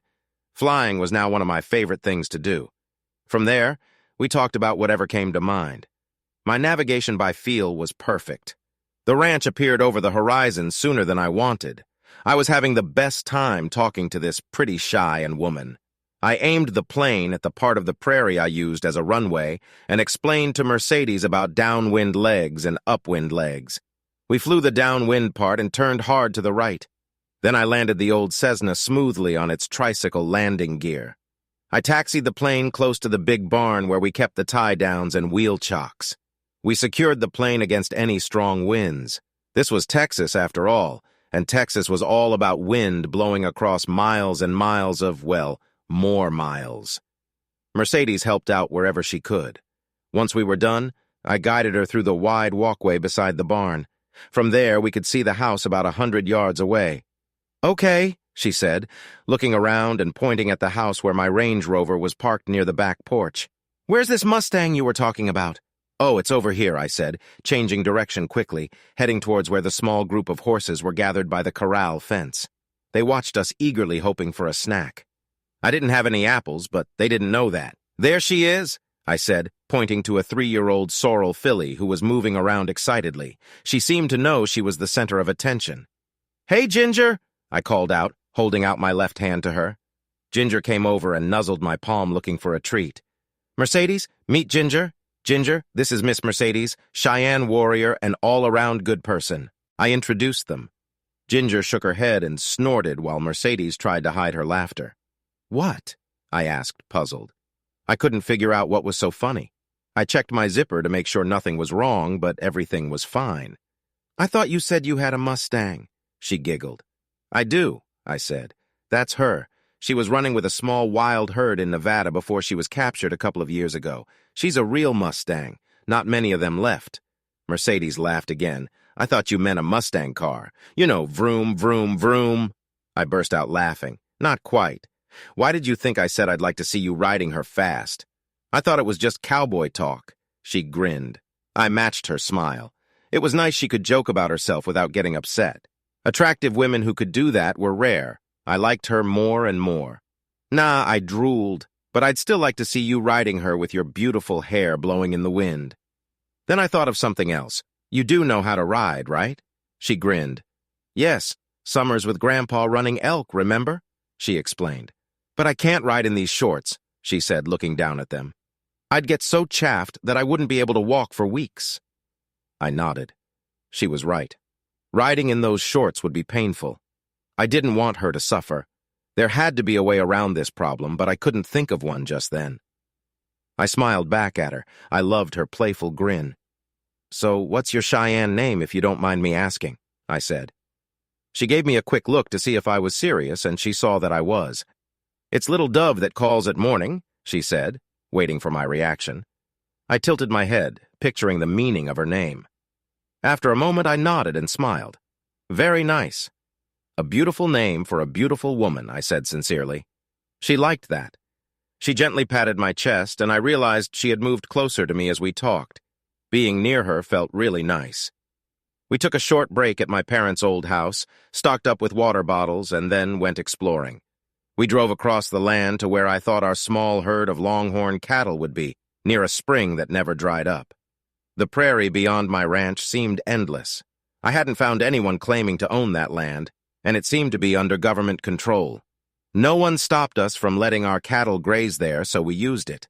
The longhorns could be anywhere within a day's walk from the spring. We found the spring easily. While Mercedes strolled around, I cleaned up the flow of water a bit. Then we drove a few miles north and west around a hill and found the cattle making their way back to the water. We parked and watched them slowly move along.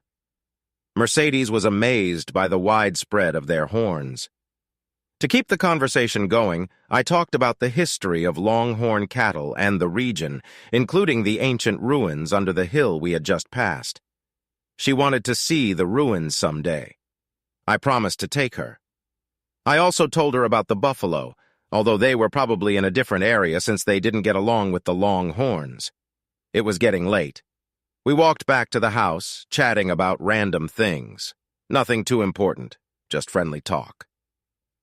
The shadows were long when we got back to the old place. I drove around the house, pointing out the pool and hot tub in the back. Next, I took her down the small hill towards the county road to show her the little house where I lived from age 15 until college. I also showed her the overgrown field where I used to walk many times each day when I was young. I told her how I started running across that field for exercise and how it kept me in shape. Back at the main house, I turned off the engine but didn't open my door right away. "Mercedes, I don't want to take you back to town. I'm having a great time here with you, but I don't want you to feel like you're stuck here. So if you want, we can go back to town. I can have you home by dinner." She looked at me, eyes searching mine. "What do you want to do?" she asked. "I want to grill some steaks and make a salad for dinner," I told her quickly. "Then maybe we can swim in the pool and later look at the stars while listening to the coyotes." Mercedes looked at me for a bit, then slowly smiled. She grabbed her phone from her back pocket. "Stevie?" she asked. "Hi, I'm not coming back tonight, okay?" "Yeah, I'm staying out here at the ranch, maybe tomorrow or the next day." "Yeah, everything's good. I'll call you tomorrow, bye." She turned back to me. "Matt," she said seriously, "I need the bathroom. Can we go inside?" I was starting to love her smile. "Of course," I said quickly, opening my door. "Last one inside has to wait," I shouted. She squealed something as she tried to open her door. We raced up the steps to the porch. She was laughing and trying to slow me down, but I was bigger and in a hurry. I won the race to the downstairs bathroom, but just touched the door and ran upstairs to the big bathroom. I was taught ladies first, and I truly believed that, or Mom would get mad. I heard the downstairs bathroom door close. I was too busy unzipping my jeans to hear anything else. I hadn't realized how badly I needed to go until then. I can cook on a stove, but I prefer grilling outside. Mercedes loved veggies, so we shared the work. While I lit the charcoal and cooked the steaks, Mercedes raided the fridge for veggies and made a lovely salad with homemade vinaigrette. She brought the salad to the deck and set up the plates in silverware while I grilled the steaks. Sometimes we bumped into each other and our hands met as we moved around, sharing little touches and smiles. It had been a long time since I shared simple moments like this with anyone. I enjoyed it a lot, and I think she did too. Mercedes set our plates side by side instead of across from each other, and I liked that a lot. We talked quietly as night fell, not about anything important. We were just two people getting to know each other. For having known each other only a few hours, we were very comfortable, sharing thoughts and ideas, and sometimes touching each other's hand or shoulder. After dinner, we cleared the table and put the dishes in the dishwasher. Then we moved to 2 lounge chairs on the deck. I had already pulled them close together, and she didn't mind. We watched the night sky, guessing the names of stars and constellations, and wondering if the bright moving spot was the space station or a UFO. Neither of us really cared. After a while, I placed my hand on hers, feeling the softness of her skin. She didn't pull her hand away. When it got a bit chilly, we went back inside. At the door, Mercedes stopped suddenly, and I bumped into her. She turned and was suddenly in my arms. We shared a long, comfortable kiss. She pulled back a little, but kept her arms around my neck and her body close to mine. "I never do this on a first date," she said, smiling. "That's okay." "I wouldn't know how to ask for this on a first date," I told her. I hadn't thought of this as a first date. I wasn't sure what this or it was, but it didn't matter. She smiled and kissed me again.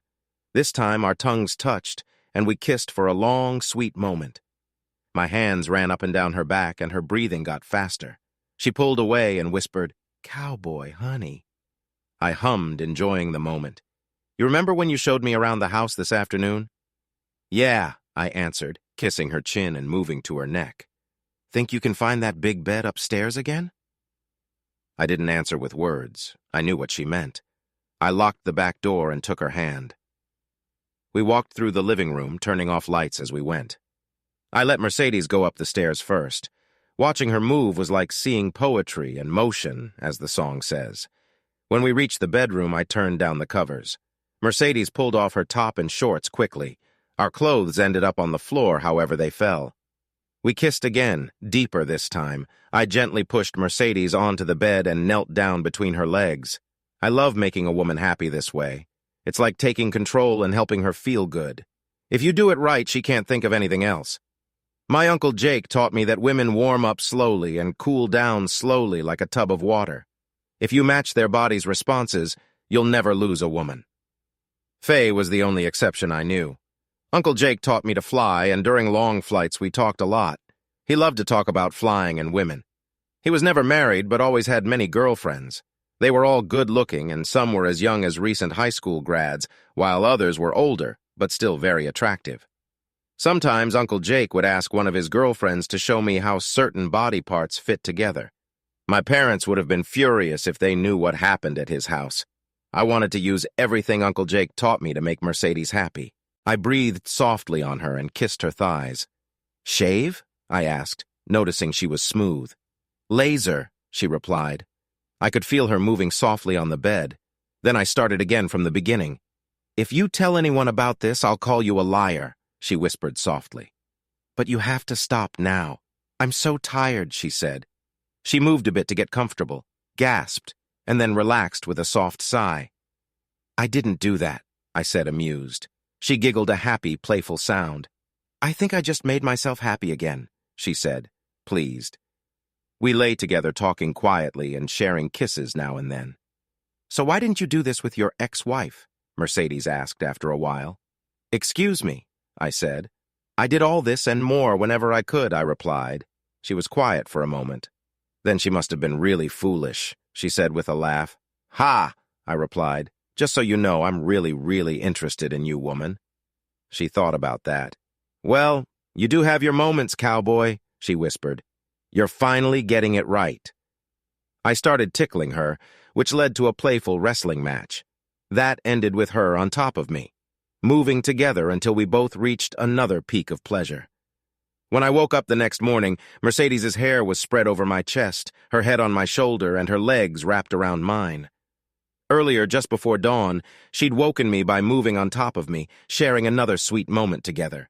She began to wake up, and I kissed her forehead softly. She purred, raising her head for a kiss. Ouch, she complained. What? I asked. I'm lying on my hair, she explained. I got tangled in my hair again, she laughed. We untwisted ourselves and freed her hair from under us. She sat up and gathered her long hair. Down, boy, she said when she noticed me looking at her, but she was smiling. I need a shower badly, she said. Well, just so happens, I replied. So do I, and... She jumped off the bed, held out her hand, and we hurried to the big bathroom that once belonged to my parents. She wouldn't let me get playful in the shower, saying if we started, we'd be there until dinner, and she was too hungry for that. Later, I earned points by washing her long hair and brushing it out gently. She was very happy by the time I finished. We had a hearty breakfast of bacon, scrambled eggs, toast, and jam. She mentioned being a proud member of the Carnivores Association of North America, which I had never heard of. I believed her because she loved her steak last night and now cleared all the bacon. She finally admitted there was no such group, and I joked we should start one. She sat on my lap and kissed me. Breakfast was a great way to start the day. In one of my t-shirts, Mercedes found her phone and called her friend Stephanie to let her know she was safe. They chatted for a while. I got dressed, took out some trash, and cleaned the horse stable. Afterward, I grabbed a soda from the fridge. Mercedes had finished her call and left her phone on the charger next to mine. Suddenly it hit me. I got it, I shouted. I had just figured something out about jeans, Mercedes, and horses. Mercedes looked puzzled. Mom left a bunch of her stuff here, I said. She and Dad didn't want the ranch anymore and gave it to me to sell. They're traveling in an RV, and anything I didn't want, I was supposed to burn. Mercedes nodded. Some of Mom's stuff like jeans are still here, I continued. I bet they would fit you well enough for riding. Still interested? She nodded eagerly. We ran upstairs. I showed her Mom's old closet, and she began looking for jeans or slacks that might fit. Meanwhile, I opened my laptop to start a video call with Mom. I wanted to ask if we could borrow the jeans and catch up. Hi, sweetie, Mom said when she answered. How are things going? Pretty good, Mom. Sold Chip and Tatler last week, and I think I have a buyer for the buffalo. Also sold most of the farm machinery. How about you? I heard some giggling from Mom's closet and saw Mercedes pulling a big box out. I turned back to listen to Mom talk about their travels. After a moment, I told her I had just looked up that Winslow was in an Eagles song called Take It Easy. She was thrilled. I didn't mention I had just done a quick search online. Mercedes caught my eye and held up something. I looked, and my jaw dropped. She was holding a pair of fur-lined handcuffs and matching ankle cuffs. I took the handcuffs from her. A mom? I asked. What are these? I held up the cuffs so she could see them on the screen. Darn it, Tom, I thought you cleaned out the closet, Mom said angrily off-screen. Nope, Dad's voice came from the background. You said you were going to get your box of goodies and put it in the RV. Mom turned back to me looking a bit embarrassed. Well, she said slowly, sometimes moms and dads like to have fun, okay? I had to laugh.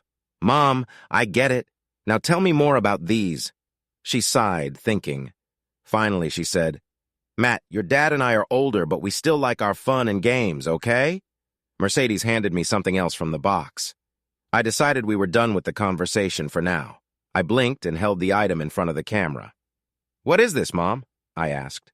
Mom took a deep breath. "Well," she started glancing to the side. I figured Dad was nearby. "Tom, you should have reminded me about the box," she yelled. No reply came, and she didn't seem to expect one. "Sweetie, so on your dad's birthday, sometimes one of my friends comes over and too much information, but I was having fun teasing Mom." There were many things I didn't know about my parents, though I knew they were a loving and adventurous couple. A memory popped into my mind. "Oh, like when Aunt Janet came over and stayed the night," I asked. Aunt Janet wasn't really my aunt, just a close friend of Mom's. Maybe closer than I thought. Mom mumbled. She didn't exactly say yes, but didn't say no either. "Wow, I couldn't get over it. So that time you sent me to my cabin on Dad's birthday, you guys were—" "Don't be rude, Matthew," Mom warned. "I won't, Mom, I promised." "But why?" "Because I believe if your dad gets something, I should get something too." I stayed quiet, totally shocked. "Hi, sweetie," Mom said. I was confused because she had already greeted me. "Is my son treating you right?" she asked. "Shouldn't you introduce us, Matthew?" I was puzzled. Mercedes wasn't in the camera's view, and she was silent. "Son, you know the mirror is behind you, right?" Mom asked. I looked back. The old full-length mirror stood there, and I saw Mercedes in its reflection. She was looking at something. I pulled my t-shirt down to cover Mercedes behind. I sighed. Things were complicated. "Mom, meet Mercedes." "Mercedes, this is my mom," I said. Mercedes waved at the mirror, then moved next to me so the camera could see her. "Hi, Mrs. Singletary," she greeted. Mom chuckled. "Call me Leah." "Like in Star Wars," she joked, smiling. "Okay, Leah," Mercedes replied. "It's nice how you and your son can talk so openly." They talked, and I tuned out. I was sure Mom couldn't see me holding Mercedes' hand under the table. Then Dad's face appeared and greeted Mercedes before disappearing again. Mom lurched back, grabbed the table, and then came forward. I was confused. "Mom is Dad." Mom smiled mischievously. "Baby, you didn't think only Uncle Jake taught you, did you?" she asked. She gasped and hunched forward again. I was shocked. Did Mom know that Uncle Jake taught me all those things? "Sugar, I gotta go," Mom said unsteadily. She glanced at Mercedes and added, "Don't do anything we wouldn't do, okay?" She was about to end the call. "Mom," I shouted, "what would you not do?" She thought for a moment before answering sweetly, "Honey, I'll get back to you on that." She turned off the camera. I closed my laptop and looked at Mercedes. I was shocked, but not upset. "Cowboy," Mercedes said softly. "How about we go for a ride?" she asked, walking towards the bed with a playful look. I moved quickly towards her. She was on the bed in no time, smiling up at me. We didn't end up horseback riding that day or the next. We eventually did on the fourth day, needing a break. Throughout the weekend and into the next week, things were wonderful. Then on Thursday, something changed. "Honey, Matt," Mercedes said softly during breakfast. She had been quiet all morning, and I could tell something was wrong. "Yes," I asked, ready to hear her out. "You know Stephanie, right?" "I know who you mean," I replied. Mercedes nodded. "Could we invite her to stay with us? Would that be okay?" I was surprised. Things between us were perfect. We did everything together. Farm chores, meals, walks, horseback rides, and just enjoyed each other's company. Why did she want to bring someone else here? Mercedes asked if we could have Stephanie stay with us, which felt like an interesting way to put it. "Sure," I said calmly. No point in making it difficult. If Mercedes didn't want to be alone with me, I'd just go along with it. Mercedes perked up right away. "Thanks, honey. I'll call her okay." "You bet." She held my hand and pulled me down next to her while she made the call. She didn't want me to leave, which seemed like a good sign. "Hi, Steve." Mercedes greeted her friend. "Cowboy says yes, so it's all set." "Uh-huh, we can do some routines." "Yeah, the living room has hardwood floors." "Yes, Stephanie." "Horses?" "Yes, the airplane too." Stephanie, stop talking." She rolled her eyes at me. "Okay, yeah. We'll do lots of things. Just pack." Stephanie, Steve, shush. "Listen to me, woman. Just pack a few things in a bag." "No, you won't need much.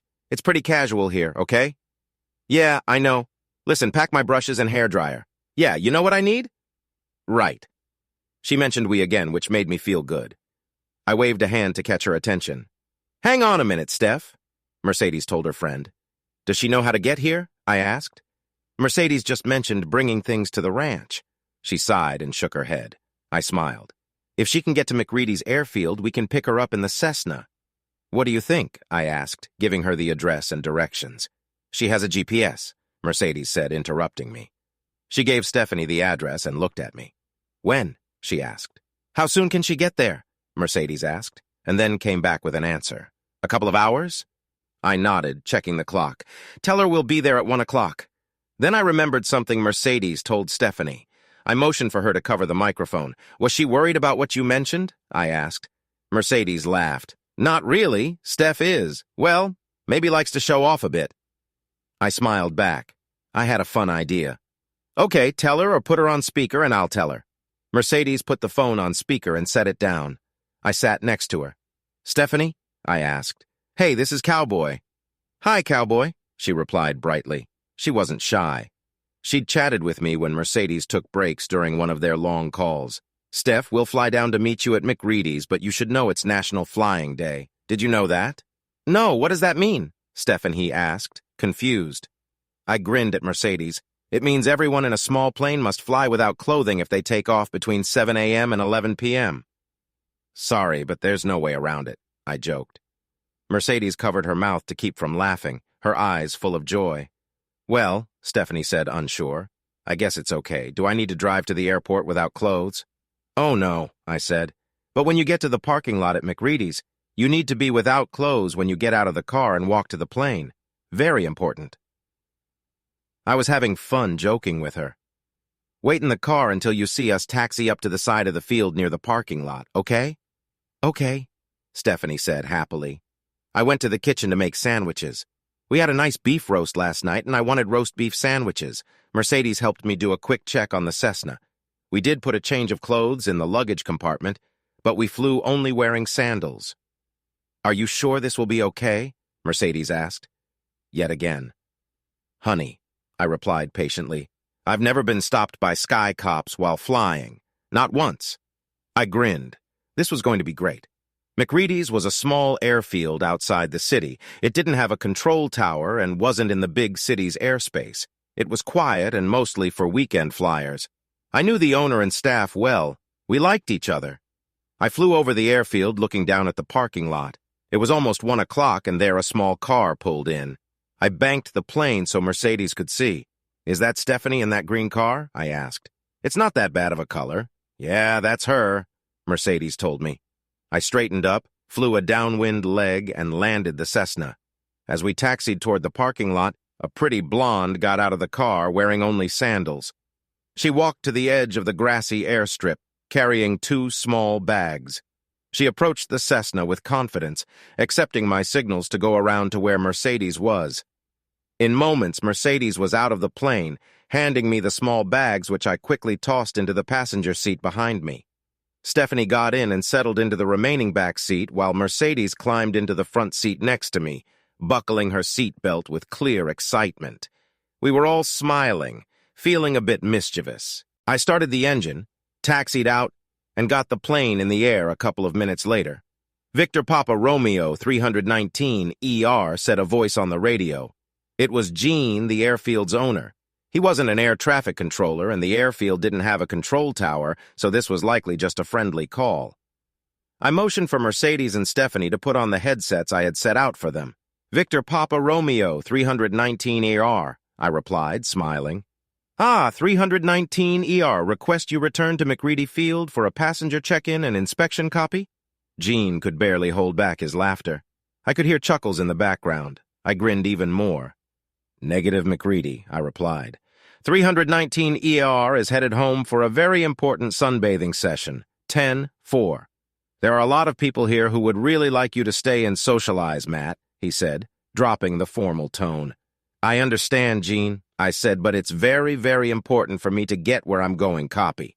You scoundrel, he laughed back. Woof, woof, I responded, chuckling. Victor Papa Romeo 319 are out. I set the course to fly home and showed the girls how to switch their headsets to speak with each other. Okay, what's going on? Stephanie asked. Mercedes giggled.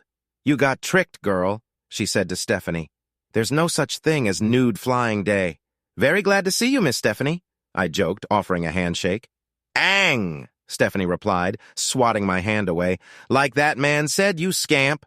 But she didn't sound too upset. Mercedes had told me Stephanie liked to show off, and that seemed kind of true. She sure had a lot to show, in my opinion, with her blonde hair, impressive figure, and long legs. What puzzled me was that Mercedes had told me Stephanie thought she was attracted to women, but then she said, at least she thought she was. Stephanie seemed comfortable being undressed in the small space of the Cessna. But what did I know? I didn't mind, though. I was just happy to be with two very attractive young women. We spent the afternoon showing Stephanie around the house and the grounds. She met Ginger, our dog, and my horse, named Haas, and I suggested a horse she could ride if we decided to go riding together. Most of the afternoon was spent by the pool, where the two girls caught up on their lives. Mercedes included me in the conversation, helping Stephanie and me get to know each other better. By the time the sun was setting, we were all comfortable with each other, and Mercedes began moving closer to me, touching my arm and getting into my personal space. She kissed me now and then, probably to let Stephanie know we were close. When we locked the doors for the night, Mercedes took Stephanie and me by the hands and led us to the bedroom. There hadn't been any talk about what was next, but it seemed like the plan had been set from the moment Stephanie joined us on the plane. I didn't object or hesitate. As we entered the bedroom, Mercedes whispered in my ear, "Remember, she thinks she's attracted to women, okay?" Mercedes had said this before, but I wasn't sure what it meant. Did Stephanie just think she was, or was she definitely attracted to women? I decided I'd figure it out as things went along. Anyway, Mercedes knelt on the bed, pulling both Stephanie and me down beside her. She lay back, legs slightly apart, looking first at me, then at Stephanie. She let go of our hands and placed her fingers on us. "Please, I want you both," Mercedes whispered. There was a pause as Stephanie looked at me and I looked back at her. "Stevie, will you help me show Mercedes some love?" I asked softly. I hoped using her nickname wouldn't offend her. Stephanie thought for a moment, then nodded and kissed Mercedes, and that's how our night began, with a new chapter unfolding in our friendship. We took a shower together, but agreed not to touch each other in that way since we were all very hungry. We joked that we'd used up a lot of energy and would need more before changing the sheets and maybe turning the mattress over. For the next 15 days, the three of us had a great time both in and out of bed. They helped with chores and we went riding. I watched Mercedes ride Ginger at full speed, her long hair flowing. We swam in the pool and rode jet skis at the lake. We did many activities together. When we weren't out, we shared intimate moments in many different ways. Sometimes I was with each of the girls alone, and other times they were together. We were intimate in every room of the house outside, in the tall grass, and on picnics. We tried many things. We also did other fun activities. I took them dancing in the city and to fancy dinners. We went into town and packed up all their stuff from their apartment. I spent just over 3 weeks with Mercedes. 1 week with her alone and 2 with both her and Stephanie. Those weeks were amazing. On the last night, we had planned to be intimate again, but decided to just hold each other. Mercedes and Stephanie were leaving the next morning, and it was hard for us to deal with it. "You know why I asked if Stevie could come out here, right?" Mercedes asked quietly. I nodded in the dark room. The only light came from the moon outside the window. "If you and I had spent more time here alone," I said. "Saying goodbye would have been even harder," I replied sadly. "And Stevie needed to figure out her feelings," I added. "Looks like things worked out, but I'm not sure about her. You know, causing trouble between us." I stayed quiet for a moment. "Did it work out for you?" I asked gently. She sighed. "I don't know," she said sadly. Maybe she thought quietly. "If we can make it through tomorrow, maybe it did. Just a little at least. But I didn't expect Stevie to fall for you like I did." Mercedes continued with a light tone. "Or you for her." There was nothing I could say. Everything was so complicated. We sat in silence for a while. "And do you know about Stevie and me and dancing?" "I do. You both grew up together, started dancing when you were 4 and she was just a bit younger. And you've spent your whole lives getting ready for that tour in Philadelphia." "I know," I said. "Maybe I could stay here and find no." "It wouldn't work, honey," I interrupted. "There's nothing like the chance you have in Philadelphia. Not here. I couldn't take your dream away. It wouldn't be fair. and you'd always wonder what could have been. It would cause problems between us no matter what we tried. I took a deep breath and let it out. And if I followed you to Philadelphia, you'd be so busy dancing we'd hardly see each other, and with all the traveling. I sighed again. We couldn't make that work either, baby. Maybe we would have talked more, saying the same things over and over, but there was a knock on the door frame. Stevie tried to stop crying, but couldn't quite manage. "Can I sleep with you guys?" she asked softly. Stevie had meant to let Mercedes and me be alone tonight, but being by herself and thinking about tomorrow was too hard. "Sure, honey," I said gently, looking at Mercedes. She nodded. "Come let me hold you, okay?" I told Stevie. She crawled gratefully under the covers and curled up next to me. I rolled over on my back and the girls rested their heads on my shoulders. We didn't do anything but got closer than ever. After Mercedes and Stevie left, I was lost, completely. They didn't call or text, and I didn't try to reach them either. We all agreed that would make things harder and solve nothing. It still hurt a lot, though. I focused on getting the ranch sold or given away. I sold the whole herd of cattle to a ranch near Kingsville. They planned to mix them with their own herd to add fresh genes. I sold Ginger and another mare to a family named Ingram for $1 each. Fred and Sarah Ingram had 2 daughters, 13-year-old Amber and 11-year-old Pamela, who fell in love with the horses. They and their dad saw me working by the gate one day and stopped by. The girls hugged me and cried so much my shirt was soaked by the time Fred got them away. It felt good to see them so happy. The rest of the horses went quickly, too, and the buffalo were sold to a rancher in Colorado already raising bison. All the farm vehicles and equipment went to an auction in the next county and sold fast, and that was nearly it. I gave Uncle Jake's old Cessna 172 to Gene McReady for his pilot training program. When I flew it down to him, he and one of his guys flew me back. They chatted happily the whole way about the day I flew out with 2 naked women in my plane. I didn't invite them inside when we reached the ranch. I was tired of that topic. I didn't want more reminders of Mercedes and Steffi. I drained the pool and filled it with rocks and soil so no animals would fall in. I searched the house several times to make sure Mom hadn't left any more boxes with special things. I got permits for a controlled burn and set fire to the old ranch house and the one I lived in as a teen. The local volunteer fire department watched over the fire while we had a big barbecue with ribs, brisket, and sides from Jesse's. The fire crews ate and talked till late, until their family started calling. I stayed that night at a motel, feeling lost without the ranch. The next morning, I started for California. Mom and Dad were heading to Yosemite, and I was meeting them there for a short visit. It must have looked odd, a 30-year-old man visiting his parents in a forest campsite. After seeing Mom and Dad at Yosemite, I headed up Interstate 5 North. I crossed into Canada north of Seattle and drove into British Columbia heading for Alaska. Dad and I had talked about starting a small flying business in Texas and other places. I could have found a small market in Texas, but big airlines already had many small airlines bringing passengers and cargo to their hubs. It would have been hard. I had no interest in becoming a commercial airline pilot. I used to think airline pilots were just like bus drivers, but in the sky. I wanted to fly small planes to faraway places where few people went, but I also wanted to make money. Alaska seemed like the right place to do that.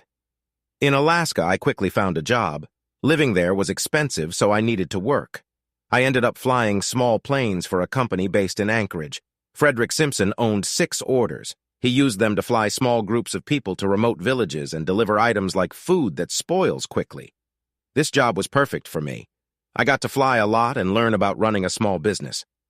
I'm not sure if time heals all wounds, but it does cover them up. The last few years had been different. I found my wife cheating on me with her boss and his wife, even though I was no longer angry. The end of my marriage still affected me. I also wondered a lot about what could have been with other women like Mercedes and Stephanie, but time was helping me move on. Some memories still hurt, but I was learning to accept things as they were. Nearly a year after I arrived in Alaska, my birthday came again, and I was used to flying almost every day. I turned 31 years old. My dad used to say I was old enough to know better, but young enough to do it anyway. I wasn't sure what it was, but his words seemed fitting. I flew an old but tough Day Haven land order to a new spot on the north slope of Alaska. I was taking 9 tourists to a tiny village called Barren. People went there to see huge herds of caribou, ice-covered coastlines, and oil drilling. I couldn't understand why people paid for that, but they did. This place had a restaurant with soups and sandwiches for lunch. The furniture was brand new, but the food was questionable. Since it was the only place to eat, I had no choice but to go there. I was eating a chicken salad sandwich that didn't taste much like chicken. I hoped the onion soup would taste better. "May I sit with you, please?" "All the other seats are." I looked up, happy for the company. It was a young woman I had flown to Barren a few days ago. "Sure, Miss Kincaid, please sit," I said. I stood up as she took her seat. Having company made lunch better. Sharon Kincaid was a few years younger than me, maybe in her late 20s. She was not stunningly beautiful, but she wasn't plain either. She might have looked nicer with a bit of makeup. She was about 5'5" and seemed to have a nice figure under her baggy clothes. Some of her clothes were for the cold weather, but she also chose loose outfits. I wished she dressed better. Her legs seemed long. I liked women with long legs. "Sharon," she said, getting comfortable on the hard chair. "Sharon it is then," I replied. I pretended nobody was listening. "You can call me Matt," I joked with a smile. "Smart Alec," Sharon said as she looked at her sandwich, trying to figure out what it was. "Wow," I said. "We only spent a few hours together on the flight, and now a few minutes here, and my gosh, you know me so well." She shook her head and rolled her eyes at my joking, but her slight smile was nice. It made her face light up and eased some of her stress. I liked that. We talked about the food, then other topics. She had warm hazel eyes. She was the first woman I met with eyes that color. She also had nice, delicate hands. After lunch, we had nowhere urgent to be, so we walked around the site until it was time for dinner. It was a nice day for me, and I think for her too. She didn't seem eager to leave me. We seemed to get along well. It felt good. I had dated a bit after Mercedes and Stephanie went back to their dance group in Philadelphia, but nothing serious came from it. By choice, Sharon and I met for breakfast the next morning. We spent most of the day talking and exploring. It was all very nice. I enjoyed getting to know her better. Her eyes sparkled when she talked, and her cute smile was nice to see. In the evening, since it was Saturday, the resort had a dance in the restaurant. Most of the tables and chairs had been moved out of the dining hall. Only some small tables were left near the walls. The middle of the room was now for dancing. A DJ played music on a so-so sound system. I was late to the dance. I had a flight in the day Haviland to early the next morning. I had spent hours checking everything on the plane, making sure the maps were within easy reach. There were countless details to go over, and good pilots make sure of all of them before flying. When I got there, I saw Sharon sitting alone at one of the side tables. She wasn't dancing, which was odd. Normally, women, especially attractive ones, didn't stay alone here on the North Slope. Usually, their time would be taken up by the many single men in the room. I wondered why. "Hi, Sharon. Mind if I sit down?" I asked. Her smile and the way her face lit up told me she didn't mind. She sat up and waved her hand toward the empty chair. I liked her smile. She should do that more often. It made her eyes sparkle. She looked stunning. She wore a blouse and slacks. Certs are rare out here. Her long legs were covered by the slacks, but she wore shoes instead of boots. I noticed her delicate ankle, and it looked lovely. I ordered a Diet Coke instead of a beer. I had to fly the next morning and didn't want any alcohol in my system. Sharon and I ended up dancing most of the night. We took short breaks to talk while sitting at the table. Mercedes and Stephanie, who were pro dancers, had taught me some basic dance steps. We spent a few weeks together, and I became fairly good at dancing. Good enough to keep up with a lively partner. Sharon and I danced well together. I felt great on the floor with her. It was wonderful to be with her. When the DJ announced the end of the night, I was shocked at how fast time had passed. I know she saw the surprise on my face. She seemed pleased that I was sorry the night was ending. Holding hands, we walked back to her small cabin. After she unlocked the door, I took her in my arms naturally, like we'd done it many times before. She lifted her face and we shared our first kiss. It wasn't a short peck or a deep kiss, but it was nice. Her lips were soft and very kissable, so I kissed her again. Sharon, at first shyly and then more eagerly, put her arms around my neck and kissed me back. When our second kiss broke, she looked up at me with worry in her eyes. You know they call me the Ice Princess, right? It was clear she didn't like the nickname. I didn't know that and couldn't understand why anyone would call her that. I held her close and looked into her eyes. I saw warmth there, maybe some sadness and loneliness. I knew that feeling. I felt the same way. "Well," I said softly, "anyone who called you that never really knew you." I kissed her again, longer this time. We shared another long kiss before I pulled away. I didn't want to rush her into anything she wasn't ready for. "I have to go, Sharon," I said. "I need rest. We fly tomorrow." She nodded and gave me a quick kiss, then took her arms from around my neck.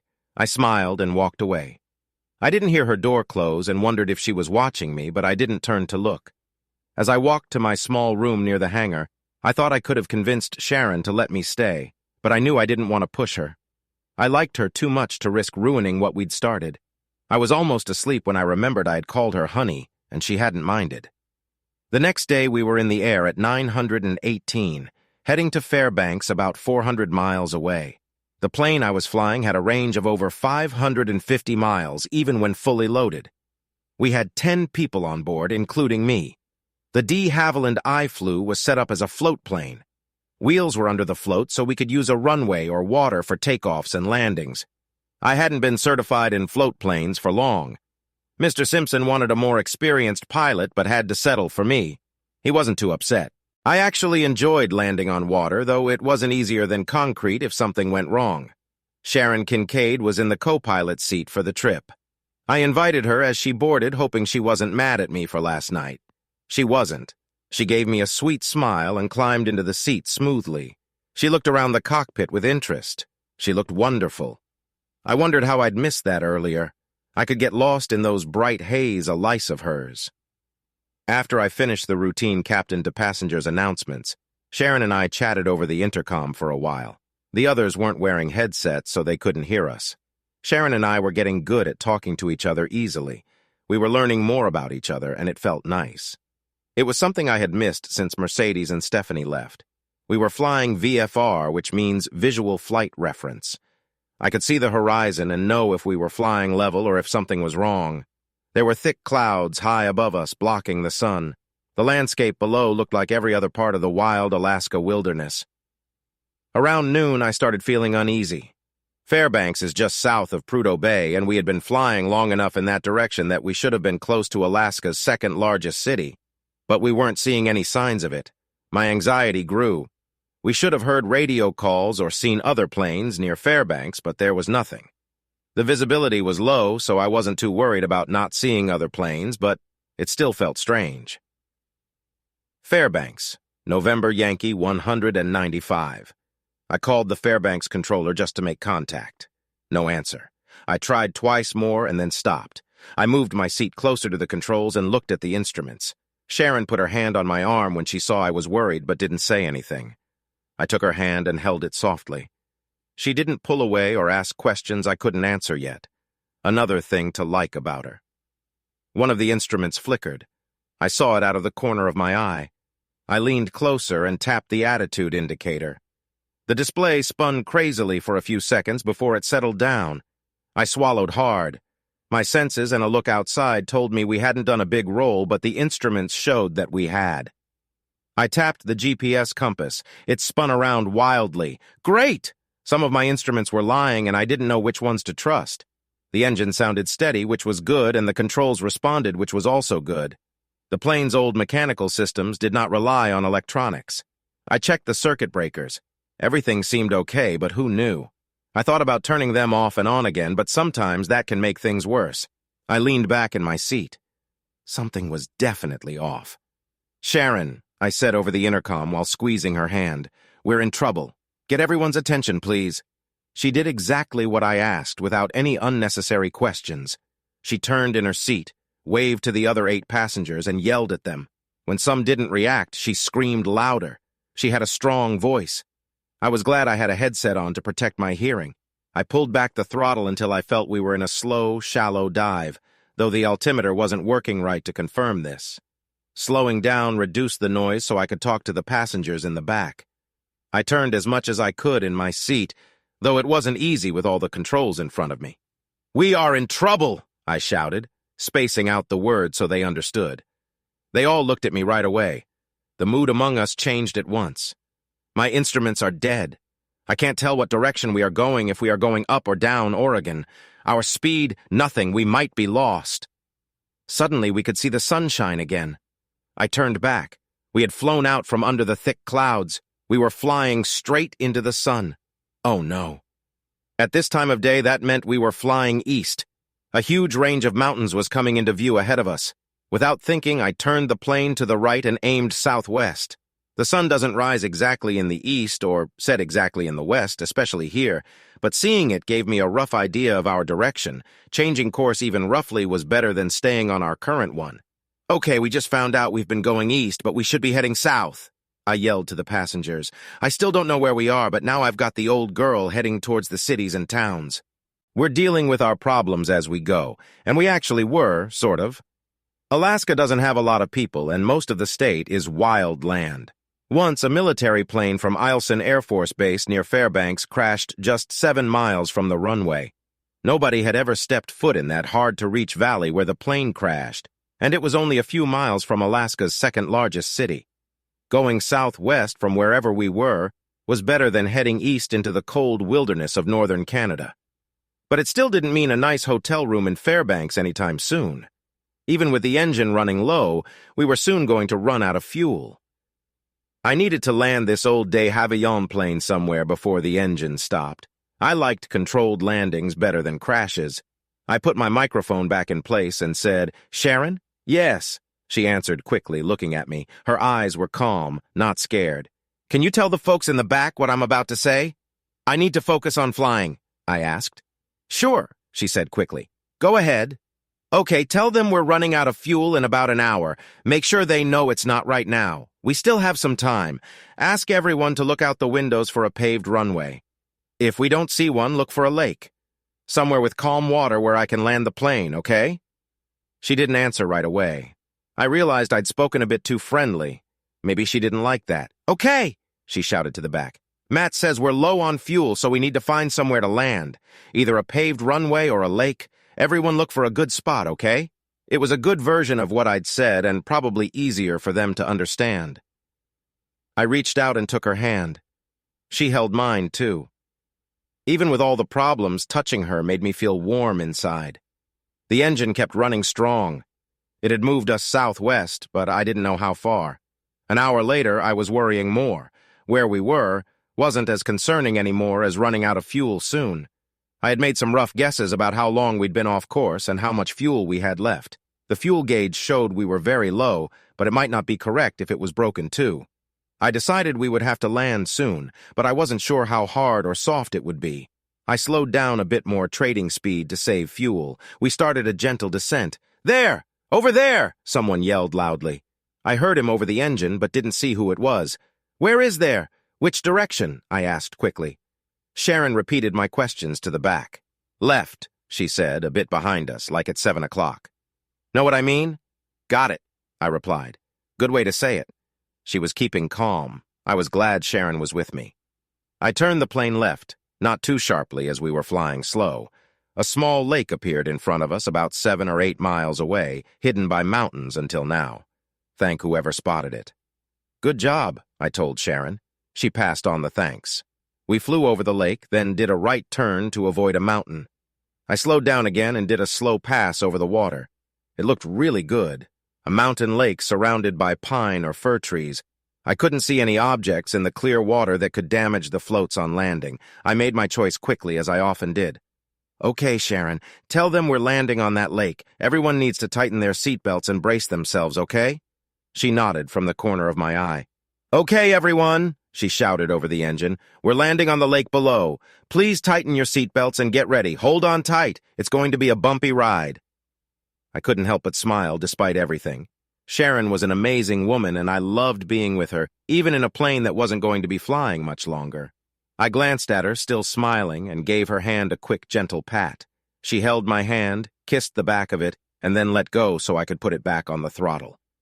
I revved the engine and made a sharp turn, lining up with the long stretch of the lake. I lowered the flaps to 15%, flying just high enough to clear the trees. We were about 35 feet above the forest. I pulled back the throttle and let the plane drop, set the flaps to 40% and pulled the yoke to slow down a bit more. I lowered the nose again as we cleared the last tall trees. The glide path was good. We got over the shore at about 20 feet and started to descend quickly. I lifted the nose one last time to raise the front edges of the floats and cut the throttle. We touched the water gently at first, then more firmly as the plane's weight pushed the floats deeper. I reached down, engaged the rudders on the floats, and suddenly we were more like in a boat than a plane. It was probably the best water landing I ever made. We slowed down quickly. I looked out my left side window and forward, but didn't see anything dangerous. I asked Sharon to check her side, and she didn't see any problems either. Cheering and high-fiving started in the back. Sharon turned in her seat to join in the high-fiving and passed some to me. We were all thrilled to be safe. Crashing was no longer a worry as long as I dodged any floating tree trunks. I kept the engine idling, moving slowly to see what was around us. Finally, I saw a small inlet to my left. It led to a pebbly beach about halfway up the cove. Moving carefully, we taxied through the narrow waterway. A few seconds later, the floats touched the gravel slope, and we were at rest. I turned off the ignition, turned to Sharon, and hugged her tightly. I kissed her with joy. She kissed me back with just as much enthusiasm. I stopped reluctantly because there were things to do. Opening my door, I stepped onto the left float and took out a short nylon rope with an anchor from a storage bin.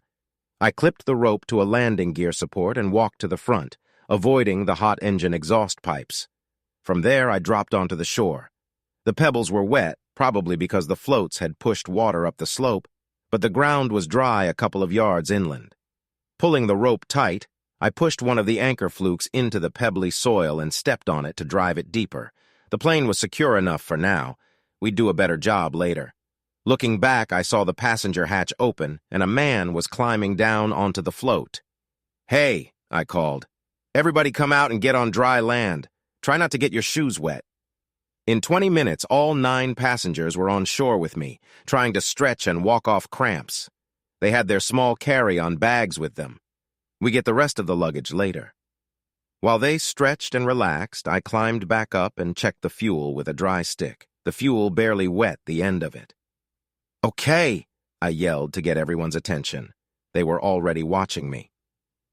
"All right, is anyone here an ex-Navy SEAL?" A couple of men chuckled. "Army Rangers, Marine Recon?" A few half-smiles as they got the joke. "Anyone know MacGyver?" No laughs for that one. Tough crowd. "All right, here's the deal." I looked each person in the eye. "The bad news is my instruments failed, and I don't know when. I have no idea where we are. The plane's batteries are fine, but the radio is broken and I can't fix it. Any electronics experts?" No hands went up. "Okay, anyone have a satellite phone?" Still nothing. This wasn't going to be easy. "Okay, here's the good news. We're alive and no one's hurt. Second, every bush plane has a survival kit in the tail. We've got all the standard gear plus some extras I brought. We have flares, some freeze-dried food, and survival gear like snares and fishing nets. And I have a point, .357 revolver and a rifle. We can live off the land and manage fine until we're rescued." Everyone thought about what I said. I didn't tell them that the chance of a rescue team finding us was almost zero.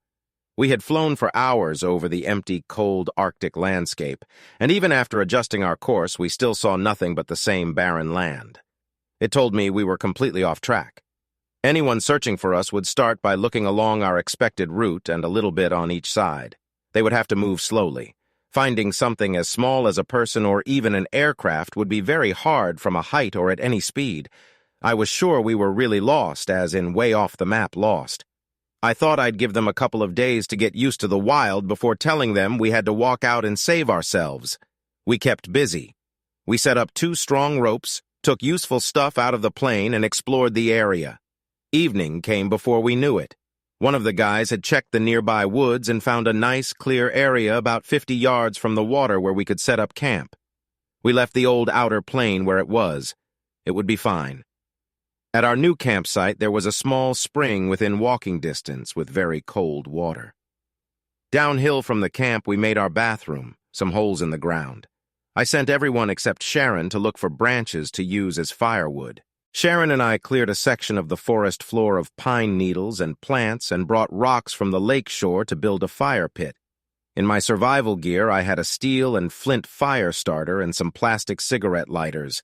I gave everyone a lighter and told them to keep it safe in a zipped pocket. Being able to start a fire easily would be a big help. I used my own lighter to start our first fire. We had 2 small aluminum pots to boil water and enough freeze-dried meals to last us several days. When the sun said it got very dark, there were no lights at all. The fire helped a lot. It pushed the darkness back, making a cozy circle of light. We gathered around it to talk and get to know each other better. We were no longer just travelers. We were survivors now, working together to stay alive. I started the introductions. Okay, if you all don't mind, I think we should introduce ourselves and tell a little about who we are. I only know you as names on a list, and you know me as the pilot with the cowboy hat, I said with a smile, tipping my hat. I'm Matthew Singletary, but call me Matt, please. I'm from Texas, born and raised. I've been flying since I was a teenager. My uncle taught me. I came to Alaska to fly these small planes. I used to be a businessman, but I don't miss it at all. I pointed to one of them randomly. Hi, I'm Parker Anderson, he said quietly. I'm a Baptist minister in Omaha, Nebraska, he continued, then stopped. And I'm Michelle Anderson, said the short woman with brown hair next to him. I handle everything for Parker's ministry except the sermons. That got a little laugh, and the 2 of them smiled. The others introduced themselves, too. April and Ryan Delaney were from Wake Cross, Georgia. Ryan ran a small business for the logging industry there, and April worked at an upscale restaurant. Lyle and Penny Martin were from Albuquerque, New Mexico. They both worked in banking. Penny was a cashier, and Lyle was a loan officer. Spencer and Wendy Carlisle owned a successful river rafting business in Colorado. I'm Sharon Kincaid, she said when it was her turn. I live in Anchorage and work for charities. People call me the Ice Princess, but I'm really picky about who I spend time with. She looked around the circle. I think I like everyone here. No idiots at all. She said it with a grin, but she didn't look very amused. She said a few more things, then stopped talking. I looked around the circle and up at the sky. The stars were out like tiny diamonds. Okay. Let's figure out which way is north, I said thoughtfully. There's the Big Dipper, there's the little one, and that star at the end of the handle is the North Star we need to mark. Sharon was dragging a long, straight branch and placed it near the fire. I used a shorter stick to mark east and west on the ground. In the morning, we'd have a rough idea of which way to go to find help. After talking for a while, I gathered some small branches and got my sleeping bag ready. Sharon walked back into the camp area and stood watching me. I was setting up my sleeping spot just a few yards from her tent. I had a really warm sleeping bag meant for very cold places, but I didn't have a tent. The other couples and Sharon each had a tent and sleeping bags. Not having a tent didn't bother me too much. The tall trees around us would lessen any rain that might fall during the night. "What are you doing?" Sharon asked with a hint of humor in her voice. "Oh, I'm putting branches and leaves down to keep me off the ground." "They're a bit softer than the bare earth, too," I said. "I know that," Sharon replied, sounding a bit annoyed. "I have some branches under my sleeping bag, too, but mine is inside a tent," she finished. "Don't be silly. Come inside the tent so you'll be dry and get some sleep." "I'll be fine," I remarked. "The trees will block most of the rain if we get any." "There won't be any rain inside my tent," Sharon said firmly. Her face was lit by the firelight, and I could see she was set on helping me. Her eyes were wide, and her soft hair gently moved in the breeze. She was quite a sight. "Yes, dear," I replied with a grin. She chuckled softly, not sounding too irritated. A small smile played on her lips. I gathered up my sleeping bag and walked to her tent, pushing it inside. It was going to be a tight fit, but we'd manage. I sat on a fallen tree to take off my boots. Sharon already had her boots off, and she moved inside the tent. Just as I was about to go in, my sleeping bag came flying back out. "Hey," I said, not quite sure what else to say. "We don't need it," Sharon said quickly. "We'll be warmer, sharing body heat." She was right in a way, but it wasn't cold enough in early May Alaska to need body heat for survival. "There's no room for your sleeping bag in here anyway," she added. I peeped inside and saw she was right. "Yes, dear," I muttered. "I heard that," she teased. "I know," I murmured, but I was smiling and so was she. I crawled into the tent to find her double-sized sleeping bag taking up the whole floor. She was holding out the pants and top she'd worn all day. "Could you hang these on a branch or something, please?" she asked kindly. I took them and draped them over a low branch. They were still warm from her body. "And Matt," she called just as I was about to come back in. "Yeah, you should hang your jeans and that shirt out there, too. Everything works best if we share body heat, skin on skin, you know?" she asked softly. Well, I knew that some materials worked best close to the skin, but I wasn't sure about skin on skin in a sleeping bag. It did sound like a good idea, though. I took off my jeans and wool shirt and stood for a moment in my boxers and socks. It was getting chilly quickly, so I slipped inside Sharon's tent. I took off my socks and tossed them outside before closing the tent flap. I turned around and saw Sharon lying on her back in her underwear. "Shouldn't you keep your—" I started to ask. "Have you ever worn a bra all night long?" she asked. "No," I replied softly. Sharon was beautiful. I couldn't help but stare a little. "Come to bed, Matt?" Sharon said calmly. I got into the sleeping bag with her. Sharon pulled the top over us and cuddled into me. Her warmth against my chest felt nice. She made sure the sleeping bag covered us both well. I faced her, and she faced me, and we held each other like we'd done it many times before. Her arms went around my neck. We spent a few minutes kissing. They were gentle kisses, warm but not too intense. My left arm was under her neck and my right around her shoulders. "You know," she murmured softly, "you could have been in my sleeping bag last night if you'd just asked. I wanted to be honest. I want our first time together to be special." "Something we both decide on," I said quietly. Sharon looked me in the eyes in the light of the moon. She seemed satisfied with what she saw. She kissed me gently, went back to lying on her side, and sighed happily. We slept in each other's arms and woke up the same way. I got more kisses than two. "Hey, Matt, what should I do with this big box?" Spence yelled. He preferred being called Spence.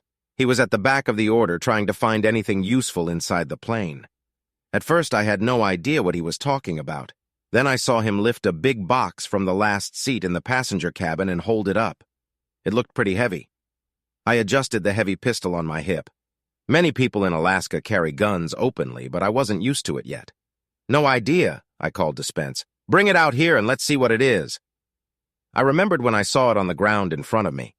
The boss had given me a package to deliver to an old friend working at a drilling company in the ANWR oil reserve. When I tried to contact him from the resort, I found out he'd gone home 3 days before I arrived. I was taking the box back to Anchorage, but now it wouldn't get there. Turned out the package was full of white bars of soap and toothpaste. We split everything and put our shares in our backpacks. We spent the whole second day getting more used to our little piece of wilderness. Reverend Anderson, who asked us to call him Parker, loved fishing. He took charge of the nets in my survival gear and caught us plenty of fish for dinner. Actually, he caught so much that we didn't need to use any of our precious freeze-dried meals, and we were all full and happy. Sharon and I shared her sleeping bag and tent again that night. None of the married couples seemed to notice that the two single members of the group were getting along quite well. It was a comfortable setup for me, and I think for Sharon, too. The next day was our third as survivors in some remote part of Alaska, or maybe northwestern Canada. It started like the second day, except everyone was getting restless. At lunch, which was more fish cooked on flat rocks in the fire's hot coals, I brought up the topic I'd been avoiding for the past 2 days. We weren't going to be rescued, I told them, because we were too far from any search areas. I then suggested that we had to save ourselves. We had to hike out of the mountains to civilization. It went over well. They were smart adults, and our situation was clear. Actually, things went so well I didn't have to convince anyone. We began splitting up gear and putting it in our backpacks to see what we could carry on a long hike. I had the only big backpack. Everyone else had small day packs they used to view the caribou herds. I would be carrying more than my share of the group's belongings. On the other hand, my backpack's carrying harness was designed to spread the load, and it was probably as comfortable to carry 50 or 60 pounds in my pack as it was to carry 25 pounds in their day packs. I was lifting my backpack to put it on when I heard a loud scream from the camp behind me. I turned around as quickly as I could, slipping my arms out of my backpack's shoulder straps. That scream was pure terror. You can't mistake it. I let the pack fall behind me. undid the strap holding my .357 revolver in its holster, and drew it as fast as I could. I might not be the fastest, but I got it out pretty quick. A bear was at the other side of the camp, not a cute little black bear weighing 200 or 300 pounds. This was a grizzly, a big one, 8 feet tall on its hind legs and maybe 800 or 900 pounds. He was wandering into camp between Sharon's tent and the Delaney's bright one, just strolling through until the scream. Then he got upset. Standing straight up, he sniffed the air and didn't like what he smelled. From his reaction, we were in his territory, and he wasn't happy. Everyone on that side of the campfire was scrambling to this side. Mr. Bear didn't like the fire at all and shied away from it. Dodging the fire pit put him on a path straight to me, and I didn't like that. Using a two-handed grip like I was taught, I started shooting, trying to hit the monster in the head. Anywhere else, he just absorbed the bullets and keep coming. Aiming at his head wasn't much better. It was like bullets bouncing off armor, and it only made him angrier. He opened his huge mouth and roared, and that gave me my chance. I'd heard of grizzlies being killed with tiny .22 bullets if they went through an eye and messed up the bear's brain. I was trying to do the same thing, but aiming for the bigger target, his open mouth. I wanted to hit a front tooth with a .357 round that would go through to his brain and stop him. His head was moving, though. Even less than 30 feet away, it wasn't easy to hit the exact spot I wanted. He took all 6 rounds from my pistol, and I backed up, opening the cylinder and trying to find the loose bullets in my jacket pocket. Suddenly, the rifle I had in my survival gear was handed to me. I grabbed it from Sharon, who took my pistol at the same time. Her hand was in my pocket as I turned around with the rifle. The Remington 700 is a bolt-action rifle, so I couldn't fire it as fast as the .357. But when a 300 Magnum bullet hits something, it does serious damage, even to an 8-foot-tall grizzly. Mr. Grizzly didn't like the first shot, which bounced off the top of his skull, or the second one, which took a chip off his left forehead. The magazine only had 3 bullets. I couldn't hit his mouth, so I aimed the third bullet at his chest. It hurt him. He staggered, touching the wound, but kept coming. I dropped the empty magazine. I had a spare in my backpack, but I wasn't sure we had time to get it. I needed to reload the magazine I had and hope the big bear would leave while I did that. Sharon handed me my revolver and took the rifle. I moved closer. The bear saw me and turned to face me. I knelt on the forest floor to make sure my bullets would go upwards. Sharon was next to me, holding the rifle ready to help. Somehow she had found the spare magazine and reloaded the rifle. I fired slowly, aiming carefully. They always say to squeeze the trigger gently. I did my best as the bear moved forward, slow and hurt. I hoped the bullet near his heart would kill him. My third shot hit just above his mouth, and the bullet went up into his brain. The bear collapsed about 12 feet from where I was kneeling. An hour later, we decided to leave this campsite and not come back. It was a mess. The bear had bled everywhere, and we knew other animals would come to eat it. This thought made all of us uneasy. We packed up quickly, putting our tents on top of our backpacks. Our other gear went into our backpacks or was tied to the outside. We didn't look back and moved in a southwest direction towards a distant peak. We walked until sunset. Then we stopped for an hour, made a fire, and boiled water from a creek. We used it to prepare our freeze-dried meals. After eating, we put out the fire and walked for another hour until it was too dark to see well. We cleaned up in the creek with the soap we had found from the plane, which made us feel a bit better. We found a clear hill, a bit off our path, and set up our tents there. None of us wanted any animals to get too close. We gathered enough firewood and made a big fire. The fire wasn't really for warmth. We just wanted light in the dark wilderness. When I got into the tent, I found Sharon lying on her sleeping bag, looking tired but relaxed. We didn't say much. We were just relieved to be alive and safe after what happened. We talked a little about how glad we were to have made it through the day. Then we pulled the covers over us and tried to sleep, holding each other close for comfort. Towards dawn, Sharon woke me by gently shaking my shoulder. She smiled, happy to see the morning light. We both knew today would be another tough day, but at least we had survived the night together. When we finally fell asleep, she rested her head on my chest. "We'll need to share your sleeping bag tonight so mine can air out," Sharon said with a cheeky grin the next morning.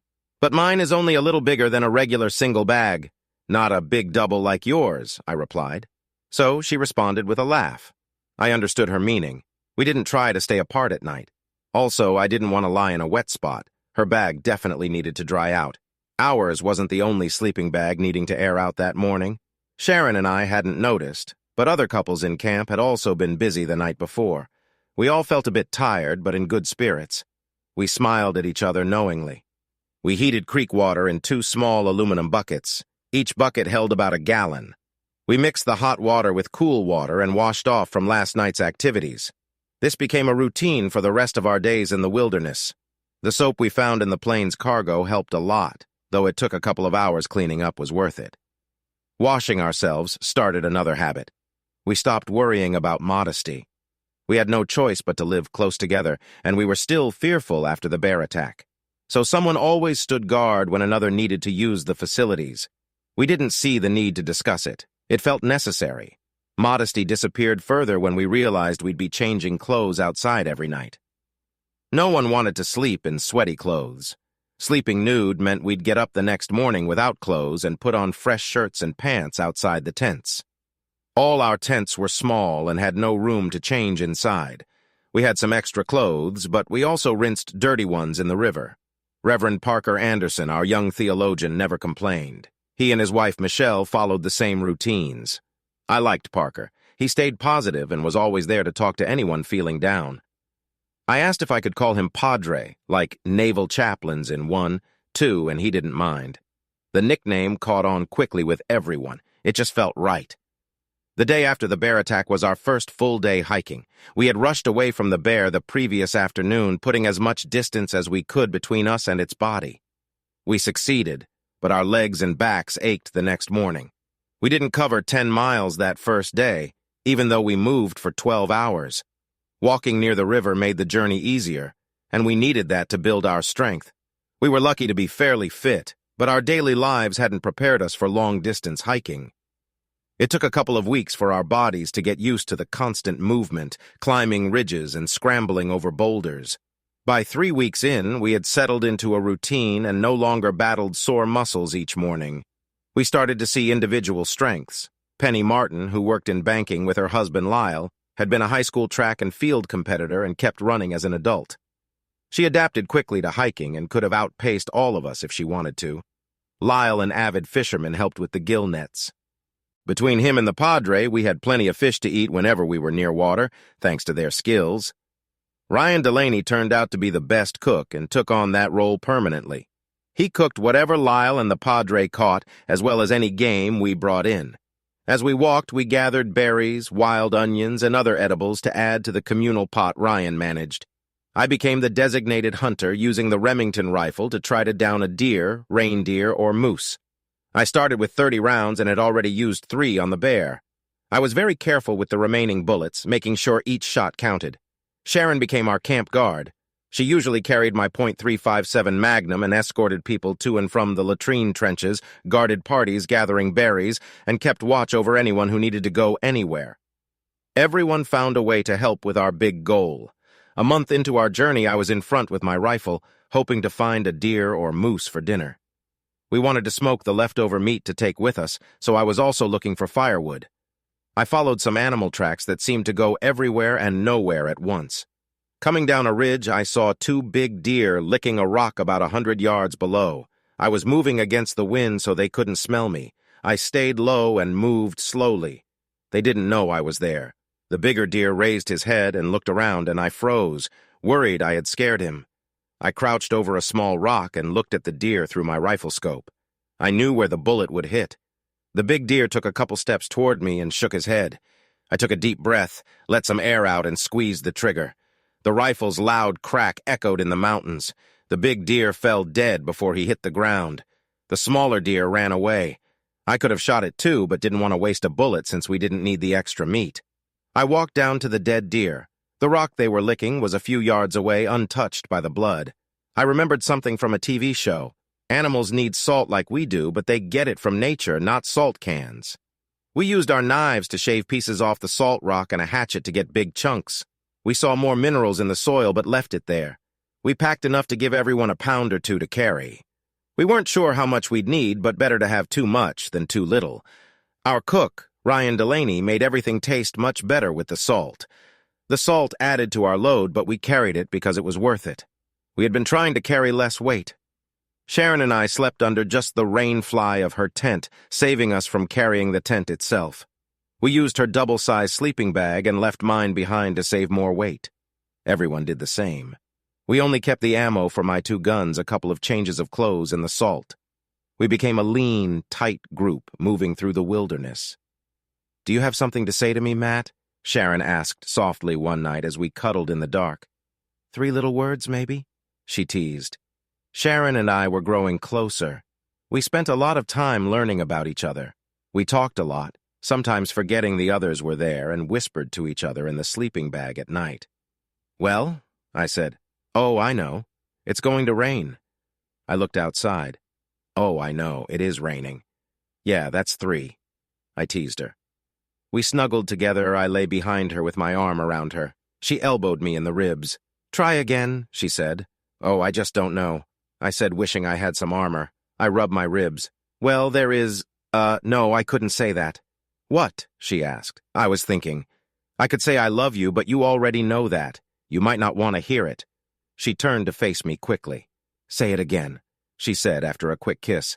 "I love you, Sharon Kincaid," I told her. This time the kiss was longer and gentle. No tongue. Just tender. "I love you," I said again. I liked these kisses and felt I could live on them alone. "Why didn't you say that before?" she asked. "Why didn't you?" I replied. She kissed my chest and then tilted her face up to mine for another kiss, because the boy has to say it first. She giggled. "Hey, we're in the 21st century. Women can say I love you first." I said, "Nope," she said, shaking her head. "Has to be the boy." "Well, I said it now," I pointed out. "And you haven't said it to me at all." She touched my lips with hers and hugged me. "I love you. Matthew James Singletary." She told me softly and kissed me again. "I love you so much." We didn't talk much after that, but we showed each other our feelings very well. After a while, she was beside me again, cuddling into my chest. Our legs were tangled together and her hands were making me feel both pain and joy at the same time. "I have 4 more words to say," I said softly. "They go right after those 3. "What are they?" she asked gently. "Well, let's try. I love you." And then 4 more words like, "Will you marry me?" Sharon was a tough woman. Our time on the trail made her even stronger. Just as I said the last word, she jumped on top of me, arms tied around my neck, and kissed me while crying her eyes out. After a few moments, I had to pause to catch my breath. "You could just say yes, you know," I suggested. "Yes, honey," she whispered. "Yes, now and forever. Would you marry me tomorrow if we could?" I asked. "Yes," she murmured in my ear. I turned my head to the right.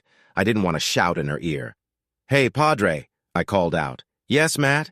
"Can you marry us without a marriage license?" I asked. He paused for a moment. "Well, I guess so.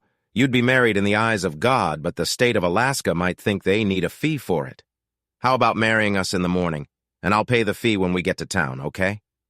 "Okay," Padre agreed. Right after breakfast, I told him, certain he could hear the smile in my voice. "About time," someone piped up. I think it was Spence Carlyle. There was a faint slap. His wife, Wendy, didn't mind correcting Spence's manners now and then. Early the next morning, after breakfast from the leftover deer, the Padre led a small ceremony, marrying Sharon and me. We were high up on a ridge with snow-covered mountains in the background. Truly a beautiful place. I gave Sharon a wedding ring I had made from a small piece of pine with my pocket knife. It wasn't much, just a symbol. She seemed to appreciate it. I think the crying meant she did. She didn't hit me, which was always a good sign. We kept walking, trying to head southwest. We checked the North Star each night and picked a course toward a clear landmark. Days turned into weeks and weeks into months. Still, we walked on. I don't know how many miles we covered. It was impossible to tell. We always had to find ways around cliffs, steep slopes, or rivers we couldn't cross. It was mid-August. Our plane went down in early May when we came to another big river. It was too deep to walk across, so we would have to build a raft. We'd done it twice before, so we knew what to do. We just needed to find some logs. Logs are heavy. Carrying them is hard work. We needed to find a place where the forest was close to the water. I turned away from the river to look at the trees behind us. I was about to decide we needed to move to find a better spot when Sharon gasped. She hurried around behind me and started doing something in my backpack. "What are you doing, honey?" I asked. She didn't answer. She unzipped the bag, grabbed something, and ran toward the river. I turned to see there on the river about 50 yards away was a boat. It was about 20 feet long and had the blue and gold colors of the Alaska State Troopers. The person steering the boat had probably already seen us, but I made sure. I pulled out my gun and fired 3 shots into the air. The loud bangs would get his attention. Sharon made doubly sure. She'd found the flare gun in the backpack and aimed it at the boat. She fired it almost straight across the water. The bright red flare shot out toward the boat. The person steering saw us and the flare clearly. He waved and turned the boat toward us. Then he saw the flare wasn't going up and noticed it was heading right for his boat. He watched it get closer and closer. At the last second, he ducked to avoid being hit. The flare missed the boat by a few feet, but he couldn't have known that. "Hey, stop that!" he yelled when he got back up. "I see you! Give me a minute to get over there, dang it!" All of us on the riverbank laughed. It was great to laugh at something good happening to us. I grabbed Sharon and hugged her tight, kissing her again and again. The Alaska Wildlife Trooper, his real title, made a long call to his boss using his satellite phone. I made a mental note to get one of those and never leave the city limits without it. Officer Adams gave our names to his base and told his commander what happened with my help. They sent a big helicopter to pick us up and take us back to Fairbanks. As it turned out, our path from the wild back to civilization wasn't too bad. Even if the wildlife trooper hadn't found us, we would have eventually reached roads leading to small towns. Those roads were only a few days' walk across the river that made us feel good. We were just regular people, but we did something incredible. We saved ourselves. Sharon mentioned during our journey that her father had money, but she never said how much. I didn't ask. It didn't matter to either of us. Apparently, her father had a lot of money, and his properties were immediately useful. For example, he owned a big fancy hotel just outside Fairbanks. After the state troopers were happy with our initial report and how my plane went down, we got a ride from a kind secretary who lived near that hotel. We walked into the hotel lobby and immediately felt out of place. Our clothes were rough and worn, and we smelled bad. It wasn't noticeable on the trail because everyone smelled, but here in this fancy lobby, we stood out. We really stood out. We lingered for a moment, wondering how Sharon could contact someone in her father's business. It was the 2nd day of September, and we had been missing, presumed dead for almost 4 months. We didn't quite know how to announce we were back. Sharon solved that problem quickly. She saw a tall woman in a dark gray business suit and white blouse coming out of an elevator, followed by a group of business people. "Teresa!" Sharon yelled as loud as she could. "Teresa, over here!" Teresa didn't look our way. She heard Sharon. Some people in her group looked at us, but Teresa didn't react. That upset Sharon. Teresa, cutting him, "You pay attention to me now!" she shouted. That got Teresa's attention. Surprised, the woman in the suit looked around and finally saw Sharon. Her jaw dropped and she looked shocked. She handed her phone to a man behind her and let it go immediately. He caught it after fumbling a bit. Teresa ran towards us and Sharon met her halfway with a big hug. I followed more calmly. The 2 women were crying, and Sharon tried to explain our nearly 4-month-long journey back to civilization, but her words were choked with tears. It wasn't going well. I touched Sharon's arm, and she turned to me quickly. "Honey, Teresa's always been a really good friend," Sharon said warmly, then turned to Teresa. "Terry, I'd like you to meet my husband. Terry, Matt, Terry." I held out my hand. "Nice to meet you, Miss Cunningham," I said, remembering Sharon had called her that a moment ago. Teresa seemed a bit out of sorts. She looked from Sharon to me and back again several times. Sharon, husband, oh my gosh. When, how, I mean, where did Sharon finally took pity on her? "Terry, we have a lot to catch up on, but for now, can you get us a room? We're tired and we really, really need a shower." "Or 2, I added.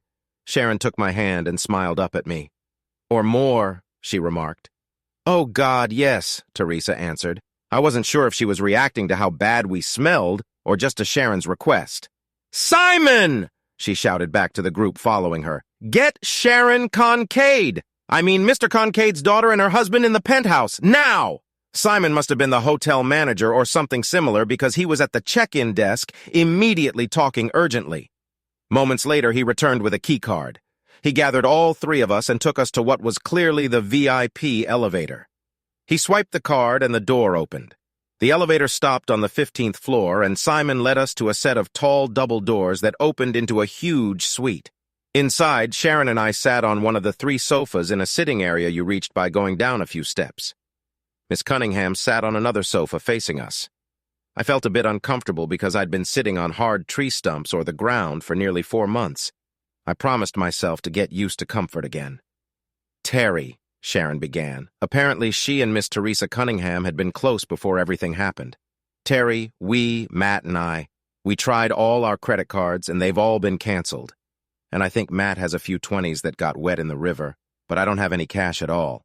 Hey, can you ask Uncle Cal if we can get a couple of corporate cards until we get our lives sorted?" she said, laughing a little. "Oh, and I need to call Mom and Dad and let them know their daughter is back," Sharon added. Teresa blushed. "Of course, honey, I'm sorry. I'm just so shocked that I can't think straight." She seemed embarrassed she hadn't already thought of those things. "Here, sweetheart," Teresa said, handing Sharon her cell phone. "It's not locked. Your parents' numbers are in the contact list. You call them while I contact Cal, okay?" Sharon took Teresa's phone and began looking through the contacts to find her parents' number. That left Miss Cunningham and me with nothing to do. We looked at each other for a moment. Teresa Cunningham was a good-looking woman, probably in her early 40s. She was tall with dark eyes and had a peaceful face. Her almost shoulder-length black hair framed her face nicely. I guess she was a high-ranking executive. Her confidence and the way people acted around her confirmed it. I leaned towards her while Sharon was dialing her mom. "Miss Cunningham," I began. "Please call me Teresa," she replied with a smile. "Then I'm Matthew James Singletary," I told her, smiling back. "I have a request. Sharon and I need some clothes badly. Could we get a line of credit at the shops downstairs? We promise to pay back as soon as we can. Right now we're offending not just ourselves, but everyone we meet. I'm sorry, Matt. I've just been so shocked." She walked to a small table near the door and picked up the house phone receiver. "This is Miss Cunningham," she said when the front desk answered. "Do you know who I am?" "Good. Can you make things happen without needing Simon Humphrey?" "Great. Please send Mr. Charles and Miss Reardon up to the penthouse now. Also, send lunch for 3 with big portions, okay?" She looked at me for approval. "Big portions for 2 hungry meat-eaters," I joked with a grin, "and lots to drink, but no plain water. We've had enough of that." She laughed and visibly relaxed. She passed on the last instructions and hung up. She then dialed another number. "Donna, is call in?" "Yes. Break into the meeting. This is really important. Yes, I'll wait." After a few seconds, she continued. "Call, if you're not sitting down, do it. You're not going to believe this. Sharon Kincaid is alive," she said, clearly excited. "Yes, really," Teresa confirmed. "I'm here in Fairbanks in the penthouse suite with her and her husband." "Yes, husband." She glanced at me, smiling. "I don't know many details right now." "Temporary credit cards or a cash advance," I whispered to her. She nodded. "Call. Can you arrange a couple of corporate cards for Sharon and her husband Matt Singletary until they get their own cards back?" "Yes, Matthew Singletary." "Great. And have them sent by courier." "Perfect. Also, can you let Mr. Kincaid know?" "Thanks. No, that's all for now. Thanks a bunch, Cal. Bye." "Hi, Mom," Sharon said into Teresa's phone. She paused. "Mom? Mom?" She frowned, looking at the phone screen. "Hello?" She looked up at me, confused. She answered. Then it went quiet. "Hello?" "Yes, Jenny, it's Sharon. Yes, it's me. We just walked out of the mountains after the crash." "She fainted," Sharon told us while listening. When I tried to speak, she held up her hand and made a face at me, playfully sticking out her tongue. I had been getting more annoyed with people calling it a crash, which it wasn't. Sharon knew it irritated me. I turned back to Teresa Cunningham, who was also watching me. "So, Teresa," I asked, "what do you do for Mr. Kincaid?" "I'm a consultant of sorts," she said. "I travel to his different businesses and offer management help." I nodded. "Sounds a lot like what I did in my old job," I remarked. "My boss used to call me his paladin, sent out to fix problems and catch the bad guys." "Really?" Teresa said, amused. "We should exchange stories sometime." She laughed. She clearly accepted me as I was and saw me as a friend. This was good news. I have been wondering how I would fit in with Sharon's group. On the other hand, Teresa might still be nervous after seeing Sharon return from the dead. She hadn't yet gained control of her feelings. She could still turn out to be a tough businesswoman. "Mom!" Sharon shouted. "Yeah, it's me. No, I'm fine, Mom. Really? We are here in Fairbanks, at Daddy's hotel. Yeah, they're taking good care of us." She was getting annoyed, then she seemed happier. "Yes, I do have someone I need to introduce you to." She grinned. "When you get here, Mom, you'll like him," she told her mother.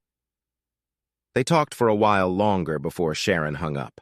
She looked around happily. "Mom's going to find a flight up here. She's in Florida, and she doesn't know when Dad will get back." "What is Dad doing in Tierra del Fuego, Rasa?" she asked, confused. "Honey, I don't know," Teresa admitted. "We'll just have to ask him when he gets here," she added. They both settled in for a long chat, renewing their friendship from before Sharon went on her adventure on the North Slope. I listened for a while. "Okay," I announced after some time. "I don't know about you all, but I need a hot, soapy shower, and I'm not going to resist any longer." I smiled and stood up. Sharon said happily, "Me too." "Wait for me, hun," she exclaimed. "Teresa," she said, turning to Miss Cunningham. "My husband and I are going to clean off a few months of dirt and grime, and it's going to take a while, okay?" She looked at me for a moment before turning back to Teresa. "And if we find anything nice under all those layers of mud, we might take even longer, okay?" she said, inviting Teresa to understand without saying too much. "I'll call and have lunch delivered in," Teresa replied, checking her watch. "How about exactly noon? That'll give you almost 2 hours to wash off all the dirt a couple of times. How does that sound?" I checked the wall clock and gave Teresa a quick thumbs up. I was already hurrying to catch up to my wife, who was heading for the big bathroom. I caught up in time to help her stuff clothes we'd never wear again into plastic bags we found in the closet. We'd find somewhere to burn them later. A few minutes past noon, Sharon and I came out of the bathroom wearing fluffy white robes. We found 2 big trays of food and drink on the table near the balcony door. There were a couple of young interns Miss Cunningham had called standing by. Sharon and I invited Charles Mallory and Samantha Reardon to join us. Soon, the 5 of us, including Teresa, were eating thick sandwiches and drinking big bottles of soda. Things Sharon and I had only dreamed about while trekking out of the mountains. Charles and Samantha were interns, not paid well, and they probably dreamed about a feast like the one in front of us, too. Teresa made Charles and Samantha our personal assistants, and they did an excellent job.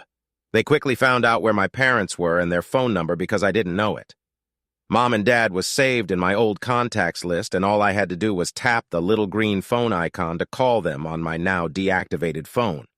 Sharon and I, along with all the others in our group of survivors, were considered dead by the authorities. Once they said we were dead, it was a real struggle to be considered alive again.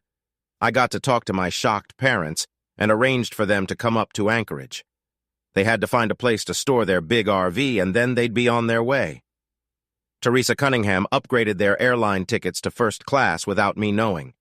Teresa took it upon herself to be Sharon's and my guardian, doing little things like upgrading tickets for my parents. Anything Charles and Samantha couldn't handle, Teresa did. She bulldozed through many mid-level managers in the Kincaid business organization taking charge. She had a team of lawyers from the Kincaid headquarters working to get the records of our deaths reversed in the system. In a day and a half, I had a new phone with all my contacts reloaded from the cloud. I was a pilot in good standing with the federal government again. My Alaska driver's license was renewed, and my bank accounts and credit cards were active again. Everything was good to go. They arranged for tailors to come to the suite and take measurements for a full set of clothes. I complained a little. First, I could pay for what we needed. Second, even if I wasn't allowed to buy things, I didn't see much use for tailored jeans and shirts. Besides, Sharon and I were both going to start gaining a few pounds now that we weren't burning up a ton of calories hiking every day.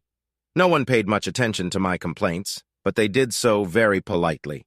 Teresa even arranged for the entire group of survivors to have a complete physical exam. We spent our second day in civilization in a hospital, getting every part of our bodies checked. By the end of the day, we were declared extremely fit and healthy, which we already knew. That was the last time our group was together. After that, everyone else went home to return to their normal lives. I went home with Sharon. Sharon and I waited in those hard plastic seats at the airport. We held hands, talked quietly, and our shoulders touched comfortably. Maybe it was clear we were in love, but we didn't care what others thought. We were in the Anchorage International Airport.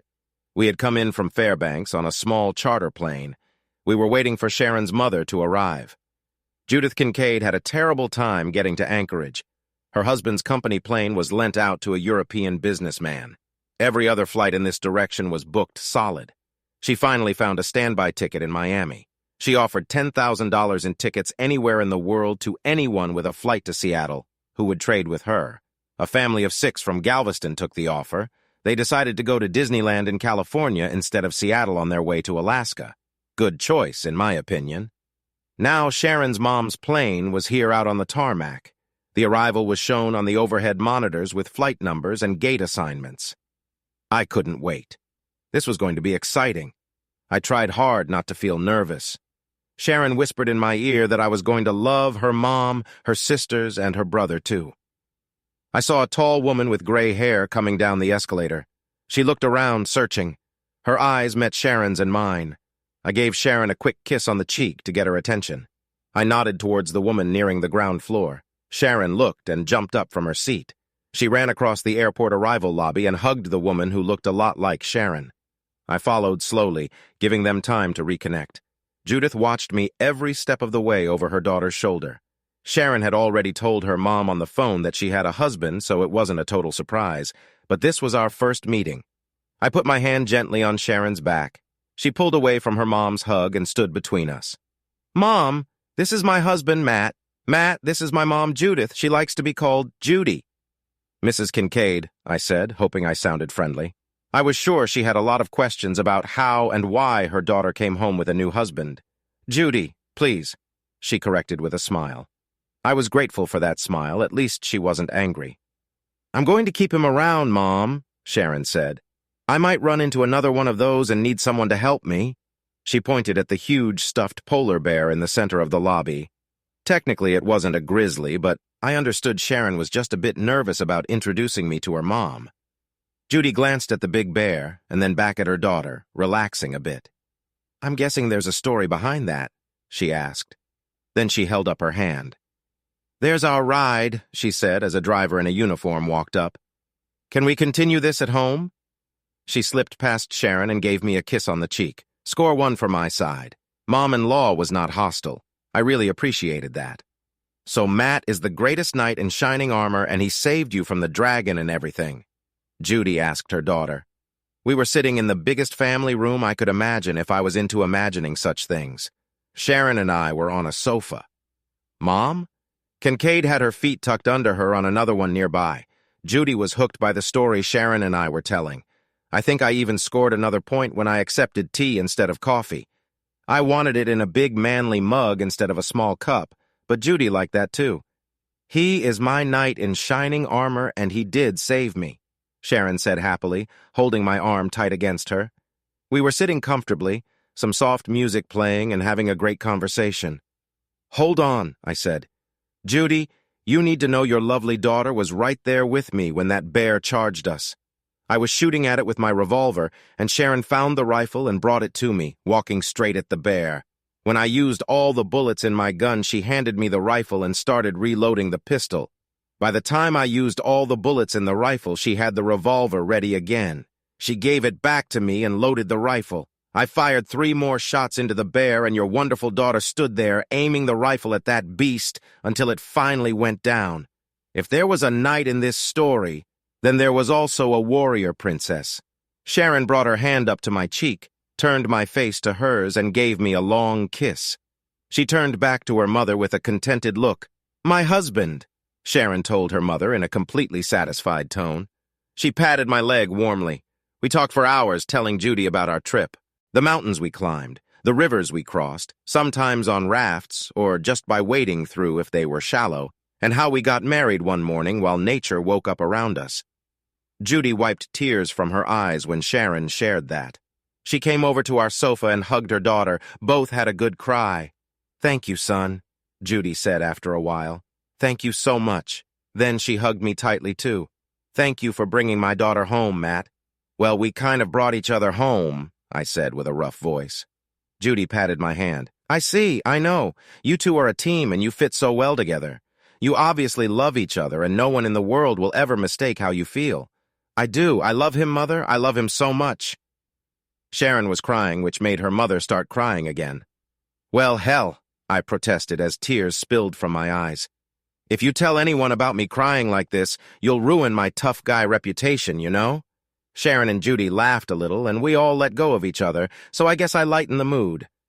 I hope you know everyone I know will hear about your trip, about the bear, and how you two love each other. The whole state will know before I'm done talking, Judy promised. Oh, Judy, I began. Mom, Sharon interrupted with a beautiful smile. Oh, Mom, I said, and stopped. Both women looked at me, waiting. I shrugged. I have no idea what I was going to say. I admitted, sighing, lost my train of thought. They laughed at me. I was only a man after all. We hugged again, then settled down for more tea and stories from our journey. My mom and dad arrived the next afternoon, and Mr. Concade was due shortly. Sharon, Judy, and I met them at the airport and brought them back to the Concade home. We settled my parents in one of the guest rooms. Sharon and I were staying in what used to be her bedroom. We spent about an hour getting comfortable with each other and sharing a few stories. Judy couldn't wait to tell the bear story and had everyone laughing. I had to interrupt a few times when Judy stretched the truth, but she told it better than Sharon or I could, so we let her talk. Judy and my mom, Leah, got along great, and Sharon charmed my dad easily. Mom looked at me when she first met Sharon, clearly wondering. The last she knew, I was breaking up with someone named Mercedes. Bruce Concade walked into the room where we all were. It felt like there should be trumpets and a 21-gun salute. Mr. Concade sent away all his assistants and took off his coat before looking at me. He shook my hand, then did the same with my parents and hugged Sharon tightly. It was only then that he smiled, so at least he did love her. I'd been wondering. After introductions and some chat, Sharon's dad ordered me to go with him to his study. Sharon and I had talked about this moment. When we came out, I was a bit shaken by how confident he was that only he knew what would make his daughter happy. He was sure a cowboy bush pilot was not the right choice. I sat back down beside Sharon and smiled at her. She smiled back brightly.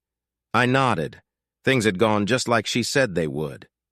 Mr. Concade poured himself a drink and sat in a leather chair by the fireplace. So how'd it go? Sharon asked loudly. He offered me $250,000 to leave Anchorage and never return, I said. Concade looked surprised. I wasn't supposed to say that. Daddy, Sharon shouted. You only offered him that much. She covered her eyes as if crying. I'm hurt. Are you hurt? She asked me. She stopped pretending to cry. I am, I replied, nodding seriously. Daddy, she complained, turning back to her father. How could you? $250,000? Don't you love me, Daddy? She pouted. I'm worth a lot more than that. Daddy, you need to offer Matt at least $10 million, $20 million. What were you thinking? Concade was speechless. He tried to recover. Sharon didn't let him speak. She walked over to him, her face serious. Daddy, dear, she said firmly, let's be clear. You have to accept that Matt and I will be together for the rest of our lives. Dad, you can have the Ice Queen back, making life hell for you and all your friends, she said firmly, poking her finger into her father's chest. What's it going to be, Dad? She asked with a sharp voice. Mr. Concade looked around at all of us. He was smart. He knew his daughter set up the whole scene. He realized she wasn't going to let me go. He also figured out I had been playing him by listening to his offer. Caught in his own game, he gave in. Welcome to the family, Matt, he said, raising his glass to me. And good luck, he added. But he was relaxing and even smiled a little. Sharon sat beside me, and I kissed her on the lips. What? She asked, confused. Sharon and I had an understanding. She was worried about her temper and thought she lost control too often. To help, I kissed her whenever she held back a smart remark or stopped herself from reacting. She had just yelled at her father, and a kiss wasn't meant to be a reward for that. You were pushed too far, I whispered. And you didn't hurt anyone? I added, then kissed her twice more. We smiled at each other. Besides, Dad, Sharon said to her father, you'll want Matt here with me and your new grandchild. The room went silent for a moment. I turned to her amazed. "You mean you're—" She nodded, smiling calmly. "We got the test results back from our exams this morning, remember?" I nodded. "Well, mine had a couple pages, yours didn't," she explained. "I'm 3 weeks pregnant." "Oh my God," I breathed. Then I hugged her tightly and kissed her many times. "Why didn't you tell me?" I whispered. "I kept it to myself," Sharon murmured back. "Just in case I needed it. Like if Dad was worse than usual," she explained. I kissed her again. She asked. "Nothing but kisses for you today," I told her. "You defended me and our marriage, and you're having our baby. You can't do anything wrong today, love." Then Sharon was pulled away by our mothers to be hugged, kissed, and congratulated. I got handshakes and congrats from my dad and Bruce Concade, but no kisses from them. When the grandmothers-to-be were done with Sharon, I wrapped my arms around her and kissed her again. She hugged me back and kissed me too. Afterward, Judy sat on Bruce's chair arm. "Do they remind you of anyone, you and me, maybe?" Judy asked her husband after watching Sharon and me for a long moment. Bruce looked at us for a moment, then shrugged. "No, can't say they do," he replied. He got an elbow to the ribs for that.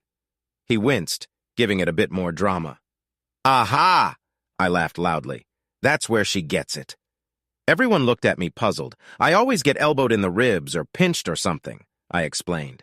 "Now I see she gets it from her mother," I said accusingly. It got a little laugh. Tensions were easing off nicely after a rocky start. "So, just asking for advice, Bruce," I continued. "Any chance a little spanking would help with that habit of using elbows to the ribs as a form of talking?" He thought about it. "I'll have to get back to you on that," he said, taking the easy way out.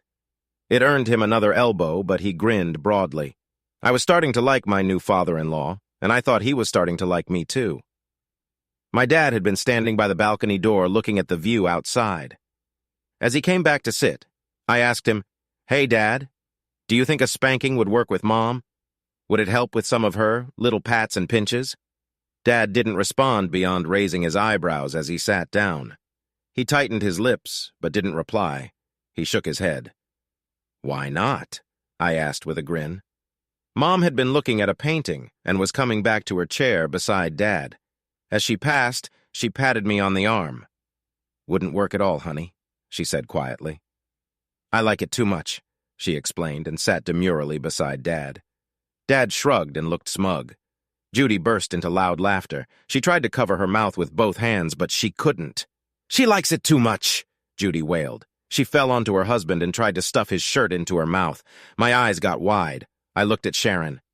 "Don't even think about it," she advised with a look. She leaned close to my ear. "I'm pregnant right now, you know," she whispered softly. Her eyes were sparkling. Our marriage in the woods was real, but it wasn't legal in Alaska or any other state. To fix that, we had a civil ceremony with a marriage license a week later.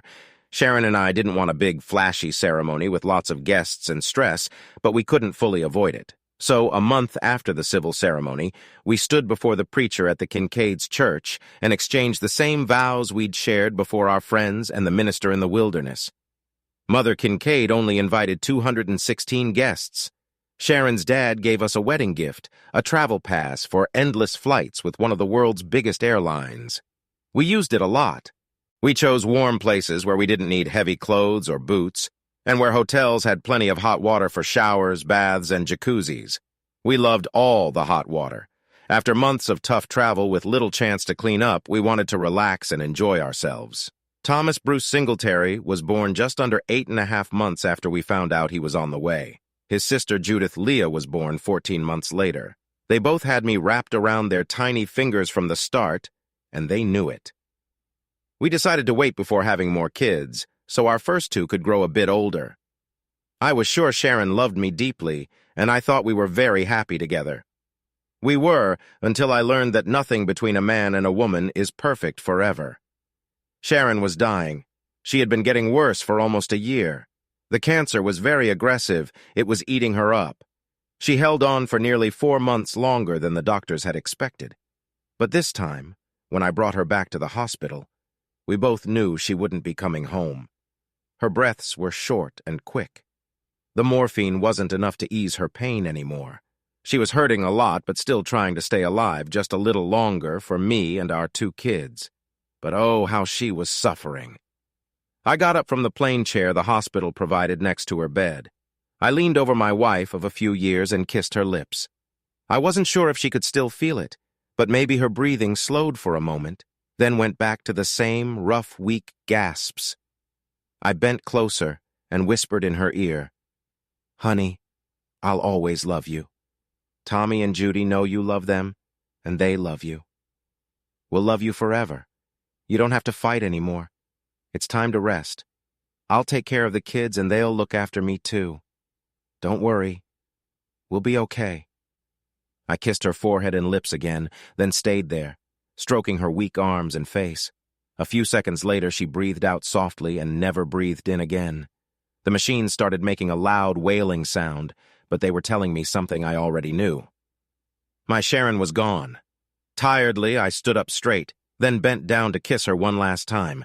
I patted her hand and stepped away from the bed so the doctor and nurses could come in. I bit my lips and turned to face Sharon's parents. I hugged Judy, then Bruce. I moved aside so they could step to the bed and say goodbye to their daughter. Through my tears, I searched for the door. I left the room, going to find my son and daughter. I had to figure out how to tell a 3-year-old girl and her 4-year-old brother that their mom would never hold them again, that she was with the angels now and would watch over them forever. I drifted in my grief, but tried to be the best dad and mom to my 2 small kids.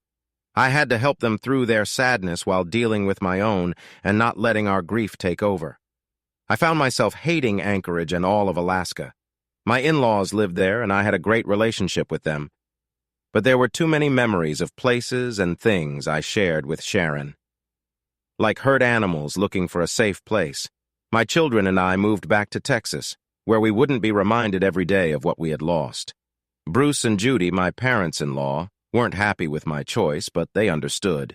They were wealthy and could visit us in Texas whenever they wanted. A trust fund set up by Sharon's great-aunt matured the year after Tommy was born. When Sharon passed, the money came to me. Although I didn't want it and tried to give it back, my in-laws wouldn't take it, and the great-aunt was no longer alive. So I became a millionaire overnight. I set up 2 trusts for my children for college or whatever they chose to do. The rest of the money stayed in the bank and made more money for us. Back home, my mom and dad decided they didn't need to travel around the country and their RV anymore. They now only traveled in the spring and autumn. Winter and summer were considered too uncomfortable. They welcomed me and the kids with open arms. Mom and Dad already had a 2-bedroom house in the city and a small cabin in the hill country. They sold the house and moved to a bigger one with 4 bedrooms, hinting that Tommy and Judy might want to visit often. Mom and Dad were as happy as I'd ever seen them. They enjoyed seeing their grandchildren and started spoiling them. They said it was their job as grandparents. I had just turned 36. I didn't worry about getting older. I didn't feel like time was running out for me. I had my son and daughter, and I was giving all my effort to caring for them. Thomas Bruce Singletary was 5 years old, and Judith Lee was almost 4. Times were hard just after Sharon passed. She had been sick for so long. Her illness felt like grieving even before she died. The kids didn't understand much. How could they? But they knew their mom wasn't hurting anymore. That was a good thing. It didn't make up for losing her, but it was something. I owned a business. Well, I was a partner in one. Sharon's friend Teresa Cunningham and I did similar jobs in the business world. I managed to get her to join me instead of working for my father-in-law. Together, Teresa and I formed a consulting firm. We would look at all parts of a business and write a report for the owners or the board of directors pointing out any weak spots. Teresa handled most of the daily tasks. She only called me in if a problem might change policies or the company's direction. Most of our starting money came from the trust fund Sharon left me. I owned 51% of the company. Teresa and her husband Carl owned the other 49%. One day I'd make it easier for them to buy out my part because I didn't want to work too hard. It's not that I was lazy, I just wanted to spend more time raising my 2 kids. And that's what I did.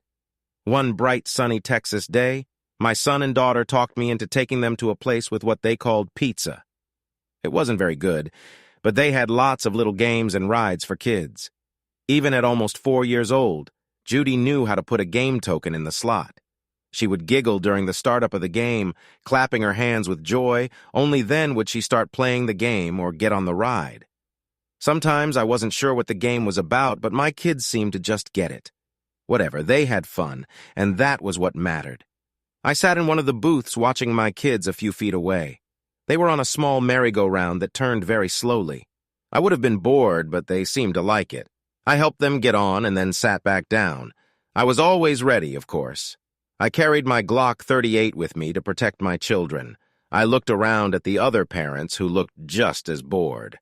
I was waiting for a special pizza, I ordered. I hoped it would taste better than the ones on the buffet.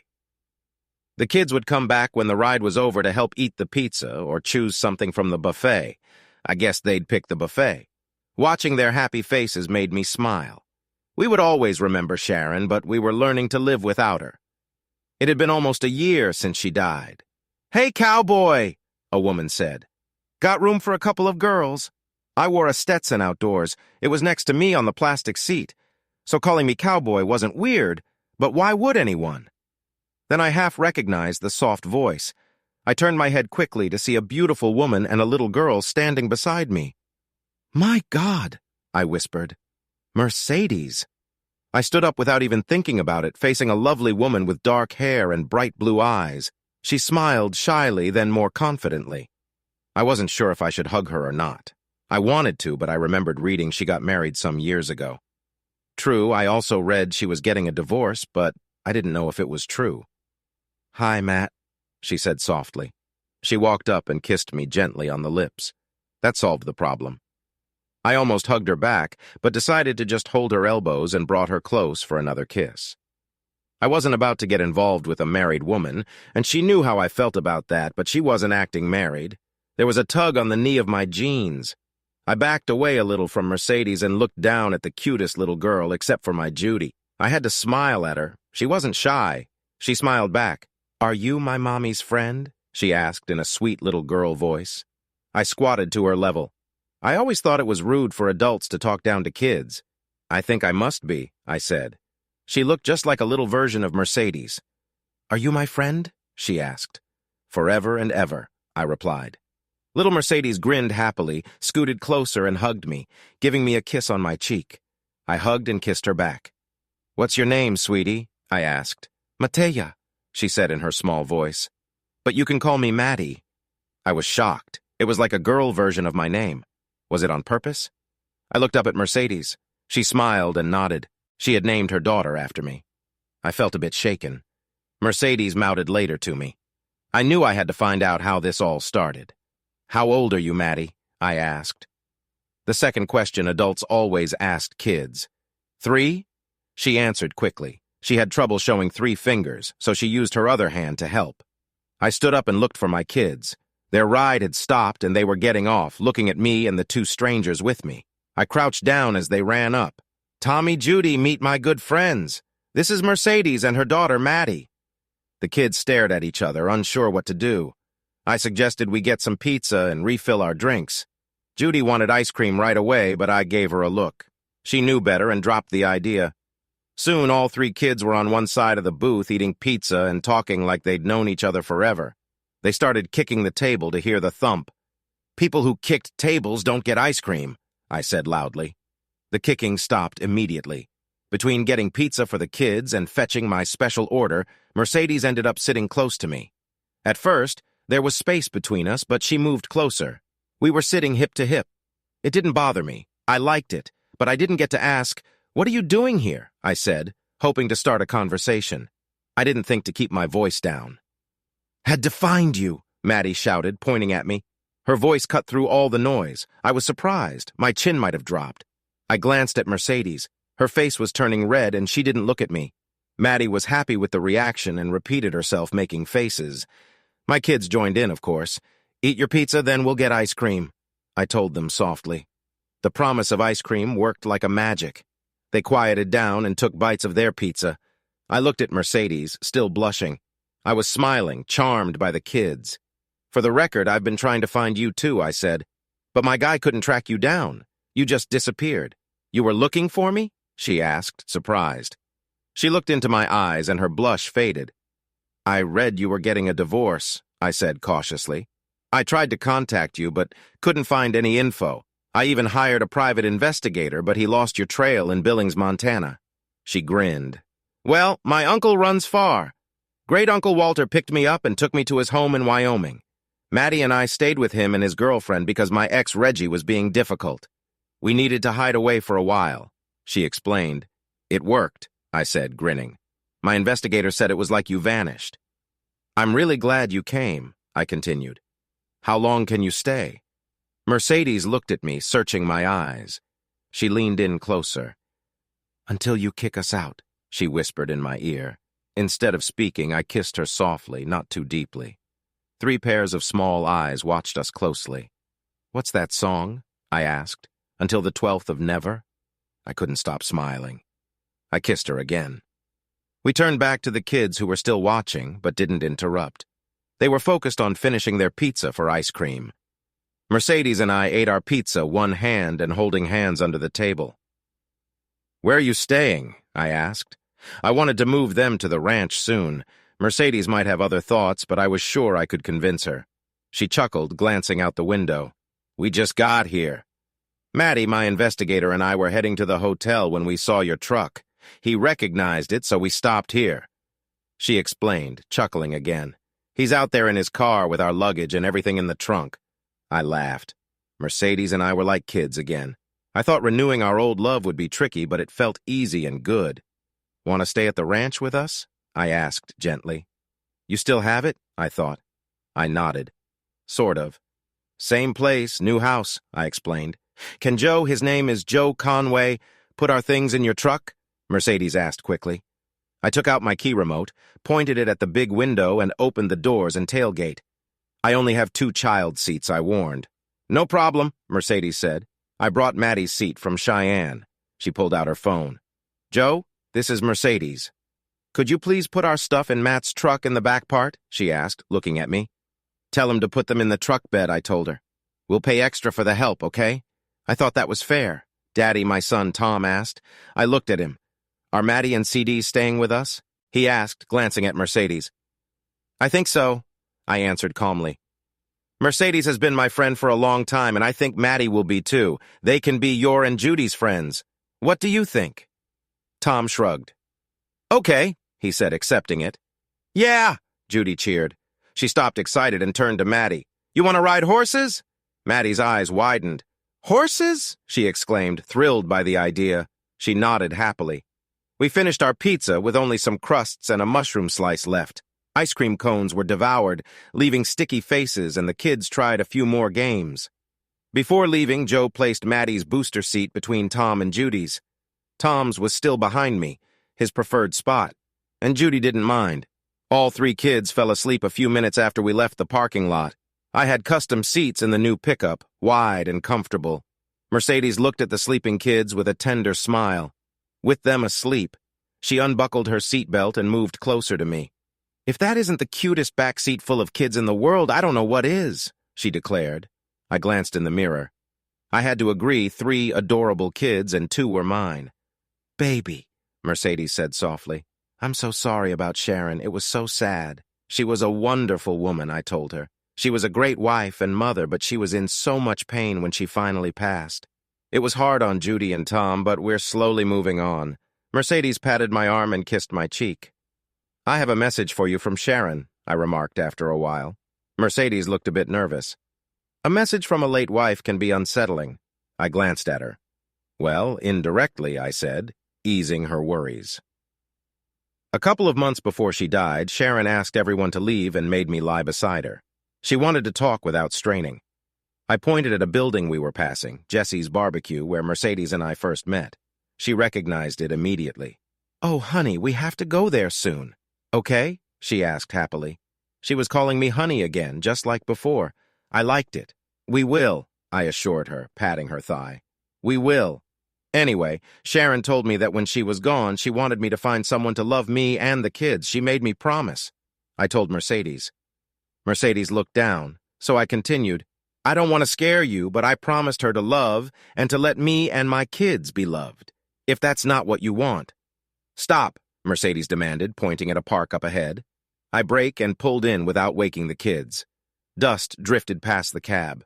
Mercedes turned to me, wrapped her arms around my neck, and kissed me. "I want you, I love you, and I'm never leaving." She swore. "I'll be here with you until you kick me out. Understand, Matthew James?" I kissed her back and held her. "You used the L word," I murmured. "We didn't do that last time, even though I wanted to." "I know," she said softly. "I wanted to say it too, but if we had, we'd never have been able to go our separate ways, and wouldn't have been able to do the things we had to do."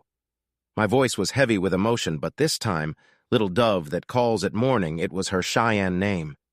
"I'm going to say it morning, noon, and night, so if you're not ready for—" "Say it," she insisted. "I love you," I replied right away. "I love you. I love you too," she said with joy. She sighed happily and rested her cheek on my shoulder. We sat there a few more minutes, holding each other close but not talking. I put the truck back in gear and we got back on the highway. We didn't talk much as we drove. We didn't need to. Our relationship, which had a long break, seemed to pick up right where it left off. We were very comfortable with each other and already making promises to each other. After their nap on the way home, all three kids were full of energy when they woke up at the ranch. They wanted to do everything at once. The horses down by the corral whinnied, making it clear what the first activity would be. Mercedes and I took all three children down there after grabbing a small bag of apples. The kids fed the other horses while I saddled 2 Shetland ponies meant for my kids. I planned on getting another one for Maddie and told her about it. She was overjoyed. She gave me a big hug and plenty of kisses. Judy rode her gentle pony around the paddock by herself. She'd only been doing it for a month or so, and she was very proud. I put Maddie on the saddle behind Tommy, and my son took his new friend on a long ride. 3-year-old Maddie held tight to Tommy's waist while he guided his pony around. After a while, 5-year-old Tommy came back to where Mercedes and I were standing and had us move Maddie to sit in front of him so she could see better. She loved it. Tommy got a big hug and a kiss on the cheek for that. He didn't quite know what to do about Maddie kissing him, but he accepted it much like he did kisses from his little sister.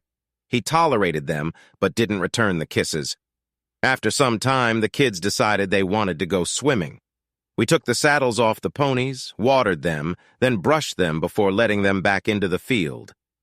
I raced the youngsters back to the house and sent them upstairs to change into swimsuits. I offered and half expected Mercedes to take this time to unpack their things.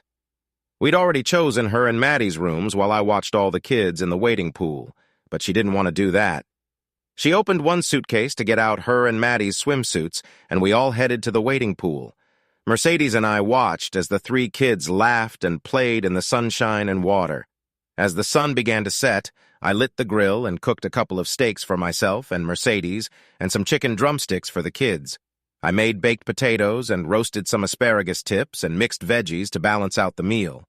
After dinner, the kids spent their leftover energy chasing fireflies in the backyard.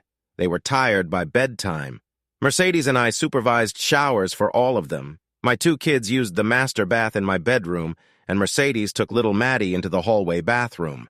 My plan was to get all 3 children very tired, so they would sleep like logs all night long. Mercedes and I went from my kids' bedroom door to Maddie's, looking at them as they slept. I had my arm around her waist, no longer pretending we were just friends like we told the kids. "When the Bible talks about angels," I said, "I think they were modeled after sleeping children." I smiled. Mercedes agreed. She moved in front of me smoothly and wrapped her arms around my waist. We shared our first private kiss since she and Steffi left me years ago. We had been careful because 3 pairs of eyes were watching closely. In her room, Mercedes grabbed a nightgown from another suitcase before we walked down the hall to what had been my bedroom. It was ours now. We didn't need to discuss it. We spent the night getting to know each other again.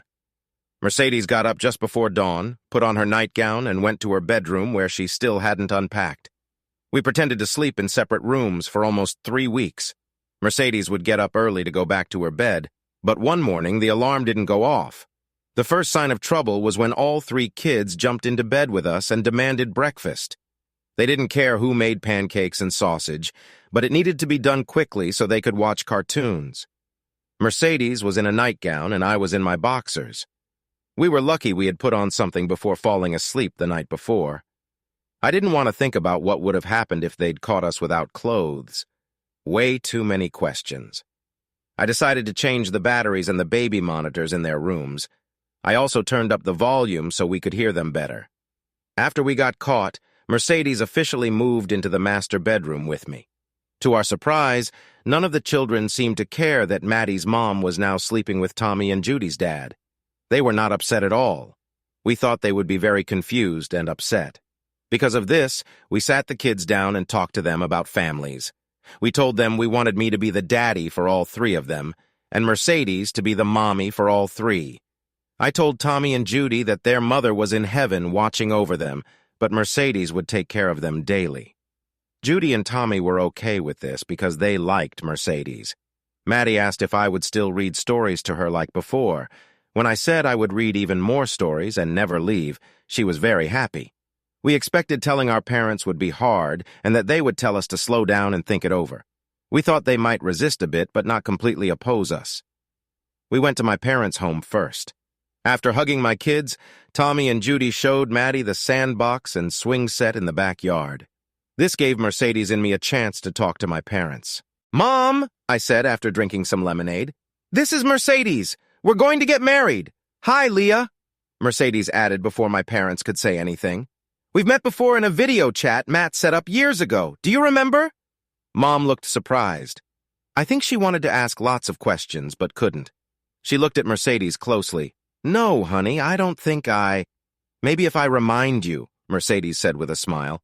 "I was the one with some unusual items that you saw in that chat." Mom suddenly remembered. "Oh, wow," she said, blushing. "The girl in the mirror," Dad exclaimed, smiling. He shook Mercedes' hand.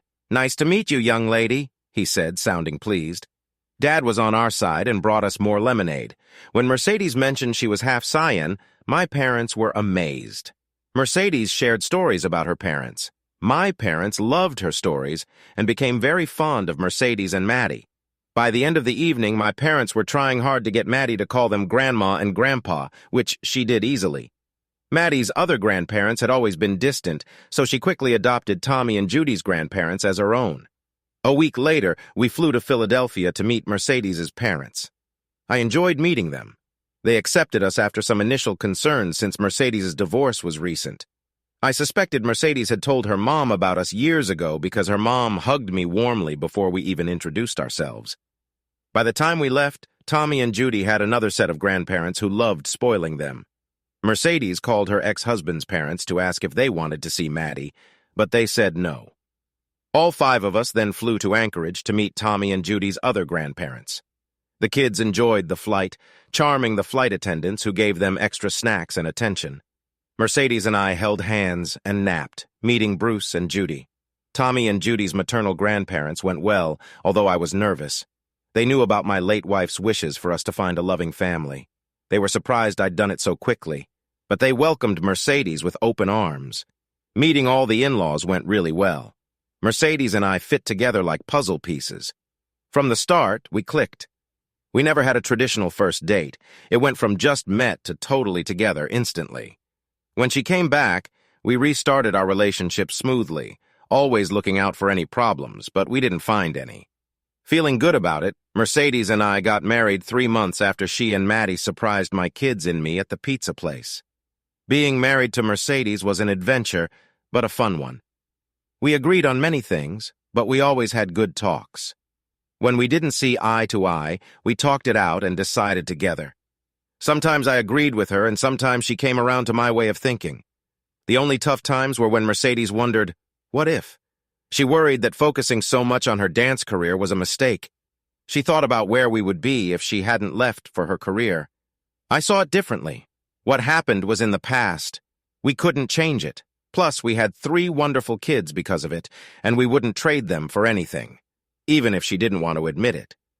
Deep down, Mercedes knew if she hadn't pursued her dancing, she would have regretted it. Any relationship we had back then might not have lasted, and we might not be together now. Despite everything, we were married and had 3 lovely kids. We deeply loved each other and enjoyed our blended family. We fit well together and easily settled into our roles. Mercedes became the mom to all 3, and I was the dad.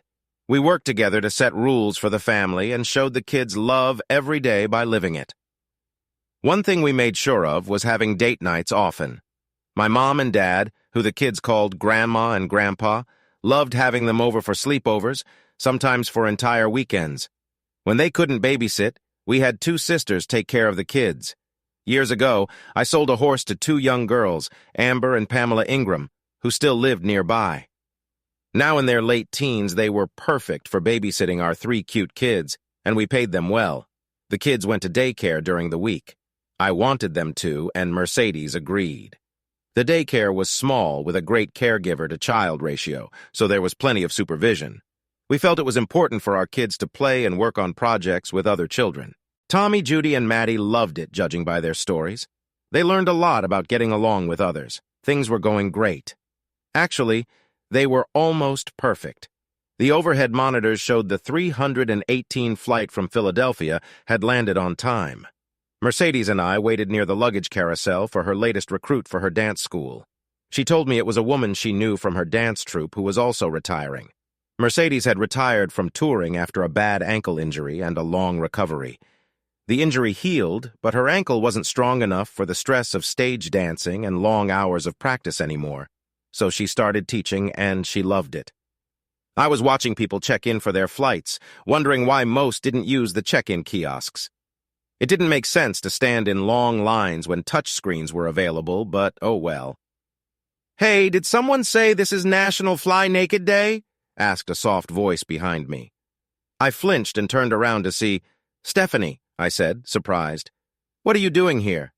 I glanced at my wife, who was smiling knowingly. I realized I had been set up. I'd deal with that later. I turned back to Stephanie, took her hands in mine, and held her at arm's length.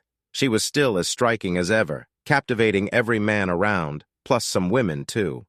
"I should have known," I said, realizing my mistake. "A new dance instructor from Philadelphia?" I wasn't paying attention. "It's great to see you," I told Stephanie, giving her a kiss on the cheek. "And who's this?" I asked, stepping back. There was a little girl hiding behind Stephanie's leg. "Daphne, honey, can you say hello to Matt?"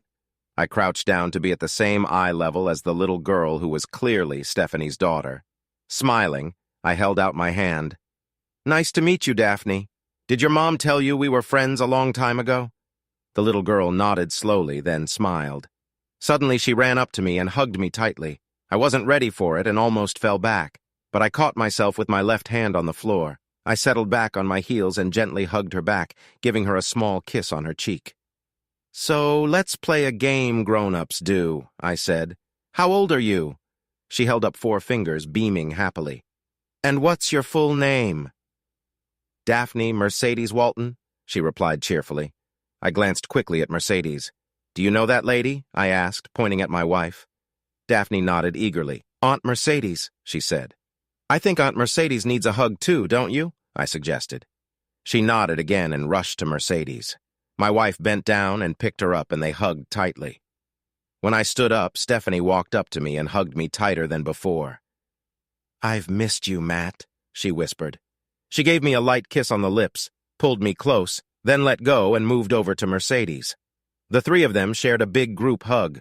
A warning buzzer sounded, and the luggage carousel started moving, carrying everyone's bags around. Stephanie pointed out her and Daphne's bags so I could grab them from the belt and place them next to us.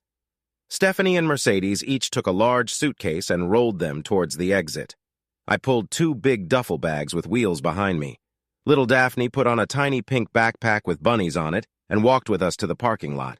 I loaded everything into the back of the pickup truck, got into the driver's seat, and adjusted my lock in its holster. Airports aren't supposed to be dangerous, but you never know. I started the engine and turned on the air conditioning. Mercedes and Stephanie were already deep in conversation, and Daphne was listening closely. "So where are we headed?" I asked, even though I was pretty sure I knew. "The guest room's ready," Mercedes answered calmly. "I knew we were going home. I just wanted to hear it confirmed." At home, Daphne met Maddie and was introduced to Tommy and Judy. They welcomed her right away. Tommy did ask if I knew any boys his age, but he didn't seem too bothered. Soon, all 4 kids ran outside to play on the playground in the backyard. Mercedes and Stephanie kept talking, and I sat on the deck to watch the kids play. Talk, I said to Mercedes when we were alone in bed. I'd rolled her onto her back and was leaning over her after a long cuddle. "About Stephanie?" she asked innocently. "About Stephanie," I said firmly. "What's going on? She needed a job and I had one. She's like my little sister. You know that. I love her and wanted her to work with me at the studio. She agreed, came down here, and I want her to live with us so we can be close. Okay?" There was nothing worrying in her rushed explanation. She had probably rehearsed it. "Actually, none of it surprised me, but the last time you brought Stephanie here, you did it to push us apart," I said bluntly. "Is there a reason you want to do that now?" Mercedes chuckled. She wasn't upset. She put her hands around my neck and kissed me. "That didn't work so well back then, did it?" she said softly. "You and Stephanie got along really well, and we ended up like the Three Musketeers, huh?" "Well, not really. Back then, the three of us had been involved closely for 2 of the 3 weeks I spent with Mercedes, not the way musketeers usually are in stories." I shifted uncomfortably, and Mercedes held me with her legs. "Mercedes," I began, "we're married now, not single. We can't just—" I was reassured. Stephanie wasn't here to separate us, but the situation was still tricky. "Shh," Mercedes whispered in my ear. "Stephanie's here to work with me, and I love her. She won't come between us, understand?" I didn't answer right away. I needed to think about it. Before I knew it, Mercedes had pulled me close for another kiss. I never got to ask more questions. It worked out. We became Mercedes' version of the Three Musketeers again, following our old relationship without the complicated parts. Mercedes and I were a regular married couple, and Stephanie was our house guest, sort of anyway. Stephanie did a lot of housework, even though she was just a guest. We split up all the chores and tasks at home since we didn't have a working ranch. There wasn't much to do outside, and I usually handled those tasks with some help from the women. Every Monday, Wednesday, and Friday, Mercedes and Stephanie left in her SUV to teach adult dance classes at a studio. On Tuesday and Thursday afternoons, they taught dance to kids after school. I made breakfast for our 4 children each morning. I got them dressed for daycare if I had to go to the office, or into play clothes if we had a day free. If the weather was good, the kids played outside while I watched them from the deck. Sometimes they even got me to join their pretend games. On Tuesday and Thursday evenings, after an early supper, I took the kids to their dance classes. The girls loved learning to dance with Mercedes and Stephanie, though Tommy wasn't as excited, but still enjoyed it sometimes. We had a routine, but also kept things exciting and new. Mercedes and I often went out on dates, and Stephanie joined us for dinner, dancing, concerts, or movies. We also got a bit involved with some local charities.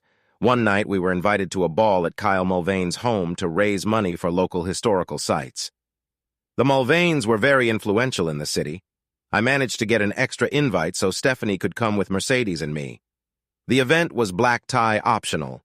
Mercedes wore a long, seafoam green gown with an off-shoulder design and a slit that showed her leg. She looked amazing. Stephanie wore a royal blue gown that complemented her blonde hair with a deep V-neck and a slit on the left side.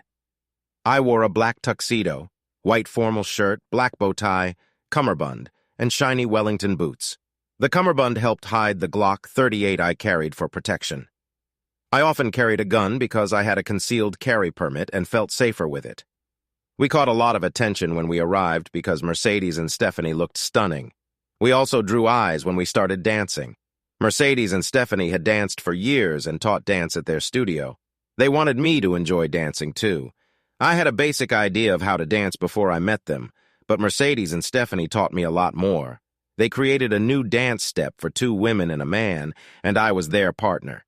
We practiced often, and I started to enjoy dancing with them. We danced in a way that kept us always moving and close together. After months of practice, I was confident enough to have fun on the dance floor. It was great. I was the center of attention with 2 beautiful women dancing around me. As we danced, more people noticed us. We ended up near the stage where the band played. When the song ended, the band leader smiled and clapped for us.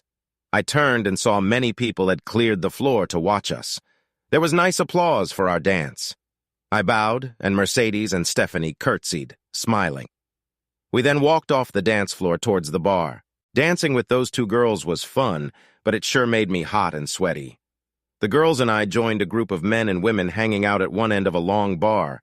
Mercedes and Stephanie were getting tons of smiles and compliments. I decided to be helpful and went to the other end of the bar to get 2 glasses of white wine for them and a bottle of flavored water for myself. As the bartender finished pouring the drinks, I heard a loud commotion where I had left the girls. "Let's see them, lady. Come on, you've been showing off all night, so now." I quickly turned around. A short, fat man was harassing Stephanie, grabbing her dress and ripping it down. Her dress tore enough that both her breasts were exposed. I moved before I even thought about it. Time felt like it slowed down. Suddenly, I was just behind and to the right of the man bothering Stephanie. She looked at me calmly, waiting for me to fix things.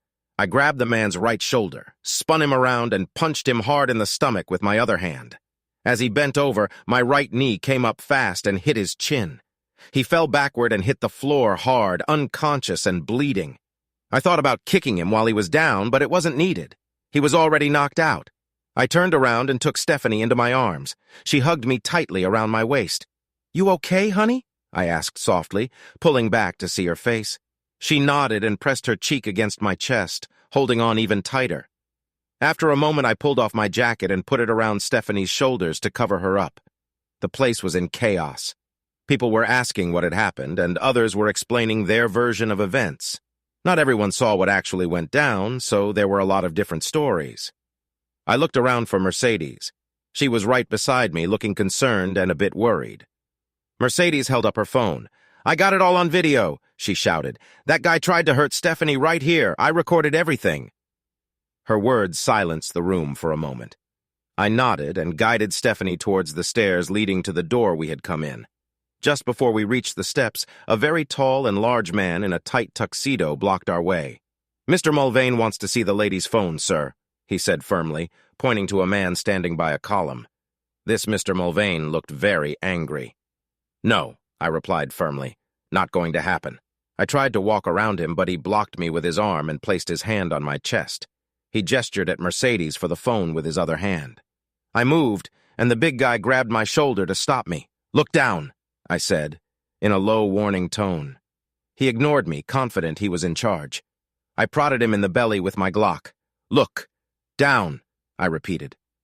He looked down and quickly understood that the situation had changed. He was no longer in control.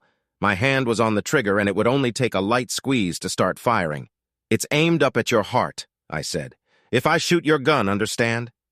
He nodded and raised his hands to show he was unarmed. "You have a gun?" I asked. He nodded again. "Small of my back," he said. "Take it out slowly with your left hand using just your thumb and forefinger," I instructed. He did as I said, very carefully. I took the gun from him with my left hand while keeping my Glock aimed at him. The people around us gasped, seeing the gun for the first time. "Get on your belly," I ordered. He dropped to the ground without hesitation. "Stephanie, Mercedes," I said, motioning them to my left. I then lowered my gun, keeping my finger away from the trigger to avoid an accidental shot. The 3 of us quickly went up the steps across the lobby and out the door. I dropped the bodyguard's gun on a shelf in the lobby as we walked by. The valet, who didn't know anything, brought our SUV to the entrance and we drove away quietly. Everything went smoothly after that. No one tried to stop us. A few police cars sped past us, going the other way a couple of miles down the road. They didn't pay us any attention. We drove to McReady Airfield without any problems. I'd owned the airfield for almost a year, but kept the old name because weekend pilots liked it and knew it that way. When we got there, we parked the SUV next to the hangar and got into our twin-engine Cessna. I started the plane while Mercedes and Stephanie were still getting buckled in. 42 minutes later, the plane was parked and tied down at our ranch house. We had a strong security system, so no one could bother us there, but that wasn't the end. The next afternoon, detectives in the city figured out who was involved. They teamed up with the county sheriff to come and talk to us. They came in 6 vehicles up to our main house. The sheriff himself came to our door holding his hat. He knew my dad had been the county sheriff during tough times, and many people still remembered him. When the sheriff saw Dad, he was very polite. Inside, Stephanie, Mercedes, and I gave the city cops written statements and answered their questions as long as they were just trying to get the facts. We also gave them a video Mercedes had taken with her phone. When the youngest detective asked a tricky question, one of our lawyers stopped the questioning. He said we wouldn't answer any more questions, and that was it. The young detective got some annoyed looks from his colleagues. One person there was from the district attorney's office. She seemed to know our lawyers. When a detective looked at her for help, she shrugged because there was nothing she could do. She knew our lawyers were excellent, and we paid them well for it. Another part of our legal team was at the DA's office in the city. They wanted to know why the guy who attacked Stephanie wasn't in jail yet and charged with attempted assault. There should have been a charge for being stupid, too. 3 weeks and 4 days later, it was over. The guy turned out to be Mr. Mulvane's youngest son. Mulvane tried to defend his son and blame Stephanie. Our lawyers quickly shut that down, warning Mulvane and the city's attorneys about victim blaming. Our lead attorney looked ready to tear them apart in court. Mulvane's team backed off. The DA charged the guy with 3 felonies and several misdemeanors. There were a dozen videos of the event, none of which helped the Mulvanes. The guy eventually pleaded guilty to attempted assault and got 6 months in jail, avoiding a longer sentence but still getting a felony record. At first, the DA wanted to charge him with a misdemeanor to help the Mulvanes, but our lawyers made sure the media knew what was happening. The DA didn't want trouble with me, so he backed off. They tried to accuse me of showing a weapon, but we argued the bodyguard's actions were dangerous, so my response was justified. A video showed the bodyguard pushing me, ending any claims against me. If the bodyguard had taken Mercedes's phone, it would have led to more charges for him. My lawyers were a bit disappointed. They saw a chance for more work if the DA had pushed on. Stephanie's lawsuit against the Mulvanes for creating a hostile environment was quickly settled out of court. She became a millionaire, and Mulvane even paid her legal fees. Our lawyers went back to Dallas. I stopped spending a lot of money on them, and peace returned to our ranch. I foolishly thought that was going to be a permanent condition. A few weeks later, my mom and dad came by to collect all 4 kids. Stephanie's little girl, Daphne, had long since been adopted as one of my parents' grandchildren. And the whole group was on a long weekend camping trip in Mom and Dad's big RV. I didn't count sleeping in a nice bed inside a big RV as camping, but each to his own. Judging by the video chat we'd had earlier in the evening with them, the kids were all having a ball. Mom and Dad couldn't stop smiling. Having 4 grandkids all to themselves without, I was doubly surprised when Stephanie stepped in the bedroom right behind my wife. Both women were dressed in sheer black nightgowns that didn't hide much. I made sure the blanket was pulled up to cover me because I was starting to feel a bit awkward. "Matt, dear, we have a problem," Mercedes said in a serious tone. I could almost hear Scooby-Doo saying, "Ruro," somewhere close by. Mercedes sat on the bed on my right side and took the TV remote. Stephanie sat on the bed to my left but didn't try to get close to me. She just sat there looking calm and beautiful. Okay. Mercedes started the DVD player, scrolled through the options, and selected a clip labeled Simply Stephanie and clicked on it. Whatever she was about to play, she'd had it ready.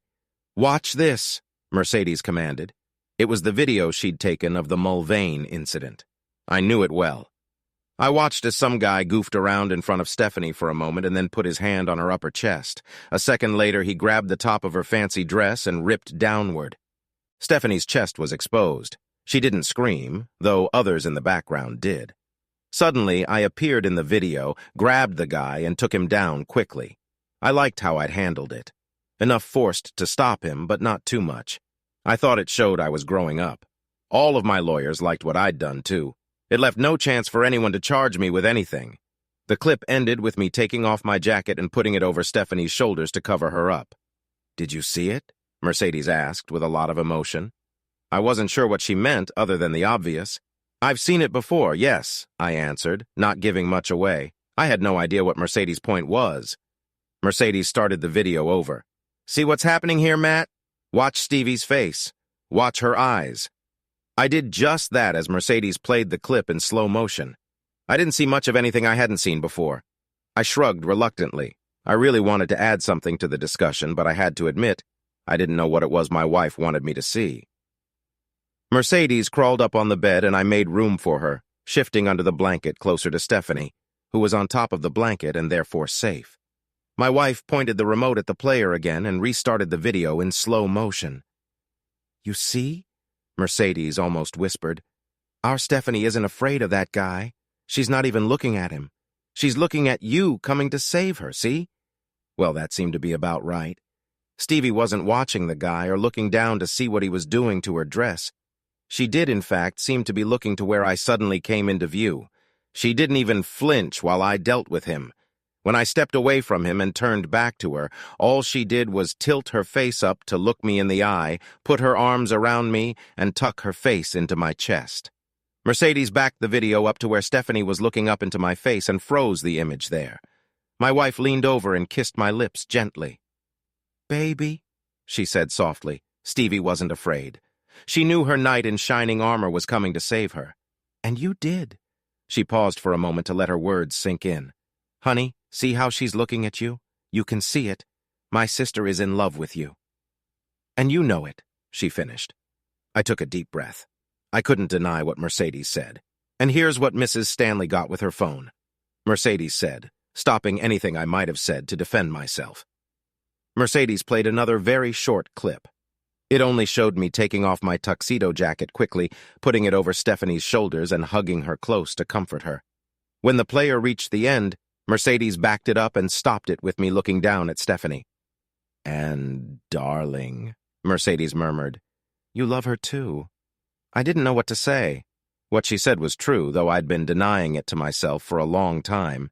I couldn't argue with what Mercedes was telling me. The video proved it. "Honey," I began in a strained voice. "I would never." I stopped glancing at Stephanie. I didn't want to hurt her, but I had to reassure my wife. "Baby," I started over. "I just could not ever cheat on you. I wouldn't do that to you." Mercedes had been busy while I tried to find my way through this confusing situation. She turned off the DVD player, dimmed the bedroom lights to a soft glow, and stood up to take off her nightgown, letting it fall to the floor. On my left, I saw Stephanie doing the same, smiling happily at me. Both women then slipped under the blanket and cuddled close to me. Stephanie rested her head on my left shoulder, and Mercedes snuggled against me on the right side. She propped herself up on her elbow. "Baby," Mercedes whispered, "I know you would never cheat on me. You're not that kind of person, honey." But I started to say, "Shh, I know." She kissed me and patted my chest. Both women kissed me on each cheek. "Look at us, Matt," Mercedes said calmly. "No one is cheating here. No one is lying. Everything is out in the open, right?" She cutted. Stephanie leaned in on her elbow and kissed me on the lips. When I didn't stop her, she did it again, longer this time. "I do love you, Matt," she whispered. "I have since forever and always will." "See?" Mercedes said. "She loves you. I love her. She loves me, and I love you, and you love me. And you love Stephanie, don't you?" "I do, yes," I admitted, and since you caused Stephanie's divorce, we have to make this right. You see that, right?" "Wait, how did I cause?" I protested. "I hadn't even been there because he wasn't you and didn't know how to be you," Stephanie said softly. "I didn't know I was looking for you all along. It wasn't fair to him. But I didn't know, so he never had a chance. I was sorry, but it was too late for us from the start," she said sadly. "But now I'm here with you and Mercedes, and I promise we will be the happiest 3 people in the world." I believed her and accepted that Mercedes meant it too. But I sighed deeply. "Do you know how complicated this is going to get?" I asked. Neither of them was listening to me, but I felt their hands moving under the covers. Mercedes mumbled happily from my right side. "Yep," Stephanie chimed in from the left, "but we'll work through it. It'll be wonderful." And mostly it was. We had some arguments. Both women were strong-willed, and I could be stubborn, but we made a solid promise to always talk things out and never go to bed angry. Sometimes we stayed up very late, but we always worked things out before turning off the lights. We shared our love in different ways, sometimes all 3 of us together, and sometimes just 2 of us. When all 3 of us were together, we took turns making sure everyone felt loved. I enjoyed pleasing a woman, so while I did that, the other girl would take care of the kissing and touching, and then we would switch. When we wanted something more passionate, we made sure to enjoy that too. We decided we needed a lot of time together, maybe more than most couples. We managed this by letting my parents or teenage babysitters watch the 4 kids often. My parents adored the children and wanted to see them a lot. When my parents couldn't help, we asked Amber and Pamela to babysit. They were well paid and loved our kids. When Pam went to college and Amber got married, they recommended other local girls to babysit for us. We never had a shortage of babysitters. Before the kids started school, I adopted both Maddie and Daphne. Maddie was named after me. Mercedes's ex-husband never knew that and didn't care. He never wanted kids and gave up his parental rights easily. Daphne's ex agreed to the same, partly because he had a new family. He couldn't afford to visit Daphne and their relationship faded away. I was surprised when Stephanie and Mercedes wanted more children. I thought 4 was enough. They convinced me otherwise. Stephanie had another girl, and Mercedes had a boy a couple of years after we became a trio. Then Stephanie had a boy, and Mercedes had another girl. I loved all of them.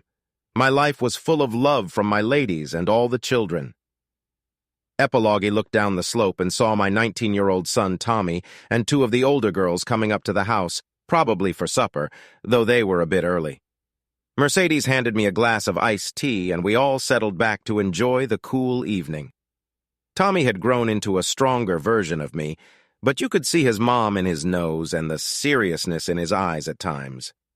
17-year-old Maddie looked like her mom Mercedes and had a bubbly personality. 18-year-old Daphne shared her mother Stevie's grace and beauty. Both Tommy and Daphne were students at Texas A&M, and Maddie would join them in the fall. My daughter Judy wanted to be a doctor for children. She was studying at TCU, but she was home with us for a few weeks. Judy was in the backyard watching the younger kids. Their happy shouts and laughs filled the air. When I was a teen, back when our older kids' age, I stayed on my own in the same house where our kids now lived. I convinced Mercedes and Steffi that letting our older kids do the same would teach them responsibility. It seemed to work. The 4 older kids managed the house together. They liked their bit of freedom, and it gave us adults some quiet space to raise the younger ones. Not hearing their loud, weird music was also a big plus for me. I watched Tommy, Daphne, and Maddie walk up the driveway. The field where I used to exercise was now just grassland. They walked arm in arm and then stopped. Tommy and Maddie faced each other. Maddie wrapped her arms around Tommy's neck and kissed him deeply. When they let go, Daphne kissed Tommy too. "Well, darn," I exclaimed. It was clear what our kids were trying to tell us. Tommy now had one arm around Maddie and the other around Daphne. The girls hugged him tightly. Mercedes laughed next to me. "I told you he'd figure it out," she said to Steffi. Steffi giggled. He took his time. It seemed I had missed some things happening around me. "Dad," Tommy said as they walked up to the porch. He looked serious, not defiant. The girls kissed me on the cheek and stood there smiling. I looked at them, trying to look stern, but I couldn't. "You all know how complicated this will be, right?" I asked, looking each of them in the eye. I expected them to be embarrassed, but they weren't. "Yes," they said together, still smiling. The girls joined their moms. "But we'll always have our moms and you to help us, Daddy," Maddie said softly. I sighed. There was no point fighting it. "Well, go inside and get ready for supper," I said, moving to the front door. I hugged Tom and the girls as they passed into the living room. I watched them go inside and sighed again. I never wanted them to grow up, but they did. Mercedes and Steffi came to me, hugging and kissing me. After a while, I opened the screen door and we went inside. I walked to the backyard to find our younger kids. I wanted to hug and play with them before they grew up, too. I've loved 4 women in my life. 1 betrayed me, 2 left and came back, and 1 passed away. Life keeps moving on, full of twists and turns.